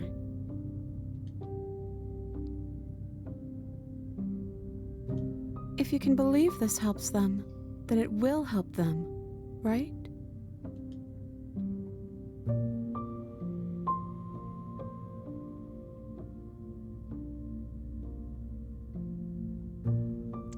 How do you know that things won't end worse? What if, when I make my way back here, I'm different and I hurt you?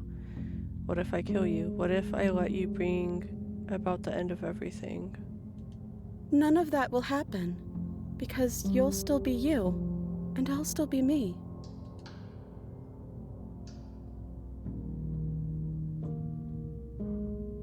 But how do we know that? We'd have to decide to do this every single time. Forever. Eventually something is going to be different. I know, because it doesn't matter how many times we've hurt each other. I've never stopped caring about you. And if you feel the same, then everything is going to be okay.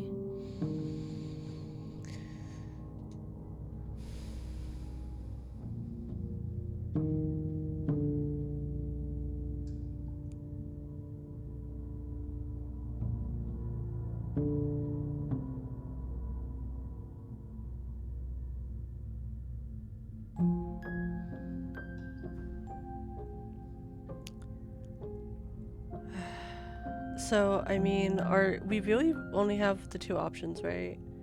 Because no matter, like, these other options of just, like, talking things out with her, it's always going to lead to either agreeing to her plan of just resetting everything and going through the loops over and over and over again, or just killing her.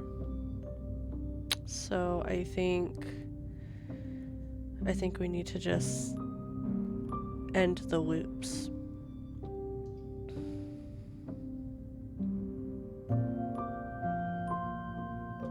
I'm sorry, too. So this is what it feels like to actually die. I think this is for the best. I don't know what the world would be like without me. but it can't be that bad if it still has you in it. I've always loved you. Don't forget me. You blink and the princess is gone. All you have left of her is a small, melancholic weight that sits at the borders of your heart. The tear was rough. You carry a part of what should be her, and she carried a part of what should be you. Things won't be now as they were then, but they aren't nothing either. She's gone. And I don't think she's coming back. No, she's not. A small part of her is with us. Is that a metaphor, or are you being literal? It doesn't matter. We don't need to linger down here anymore. Let's get going. Leave the cabin. You leave the basement behind. Then the stairs. And then you leave the cabin itself. It's quiet here. The path and the woods outside are an empty canvas, but there is even more to see beyond this place, the fruits of your labor, a world free from death. Set yourself free. The body of an ancient creature stirs from its hibernation, and you feel sensation in limbs you once couldn't fathom. Everything here is you. You feel your wings spanning a cosmic scale, but twisted and crumbled and bound in agonizing tension to a finite plane. You can feel the glass of the construct pressing in on you, confining you across infinite sides and infinite angles. You push back and strain against it, but it does not yield. He's gone. She's gone. No one is left to trap us here but us. Open your heart and bear witness to your new kingdom. All at once, the unyielding tension gives way.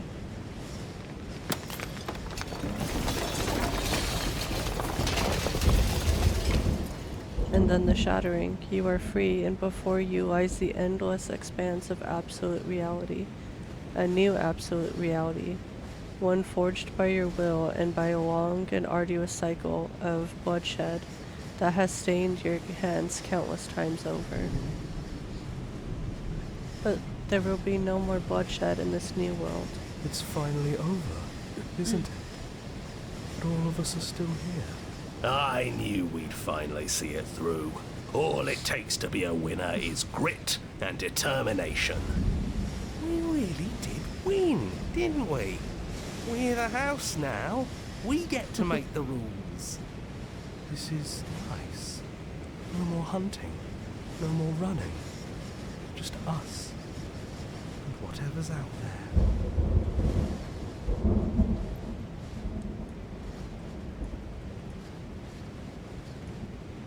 Absolute reality. Who would have thought there was really a world outside of us? And who would have thought we'd actually wind up siding with him? The whispering, and the coercion, and the bickering. Everything horrible about being alive has stopped. I could get used to this. That wasn't very hard at all. Speak for yourself. Well, boys, how does it feel? We're not just on top of the pecking order, we are the pecking order now. I hope this was all worth it, because I'm personally inconsolable. Lucky for us, you have forever to get over it. Time mends a lot of things. You'll get better. Hear, hear, to our vanquished foe. It's good to be back. Now we just have to figure out what to do with ourselves. Forever. No problem. We can do that, yeah? Yeah, we can do that.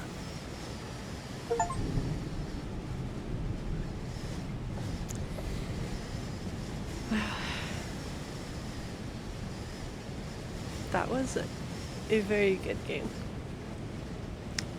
Longer than I thought it would be, but honestly, it was well worth it.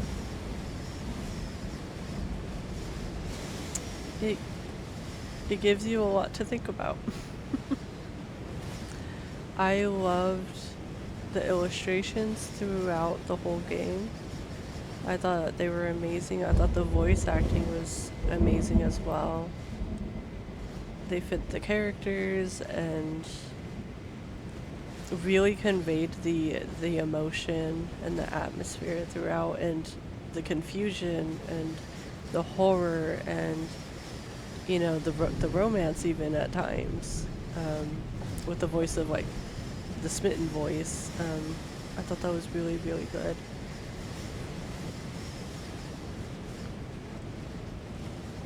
Yeah, and the music too. Just everything wove together really, really well. So I'm going to go ahead and end this video.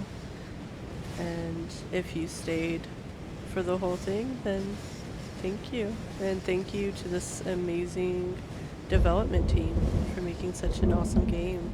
I enjoyed it a lot.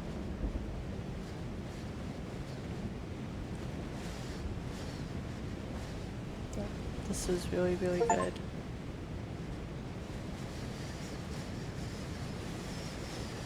I'm just enjoying seeing the credits.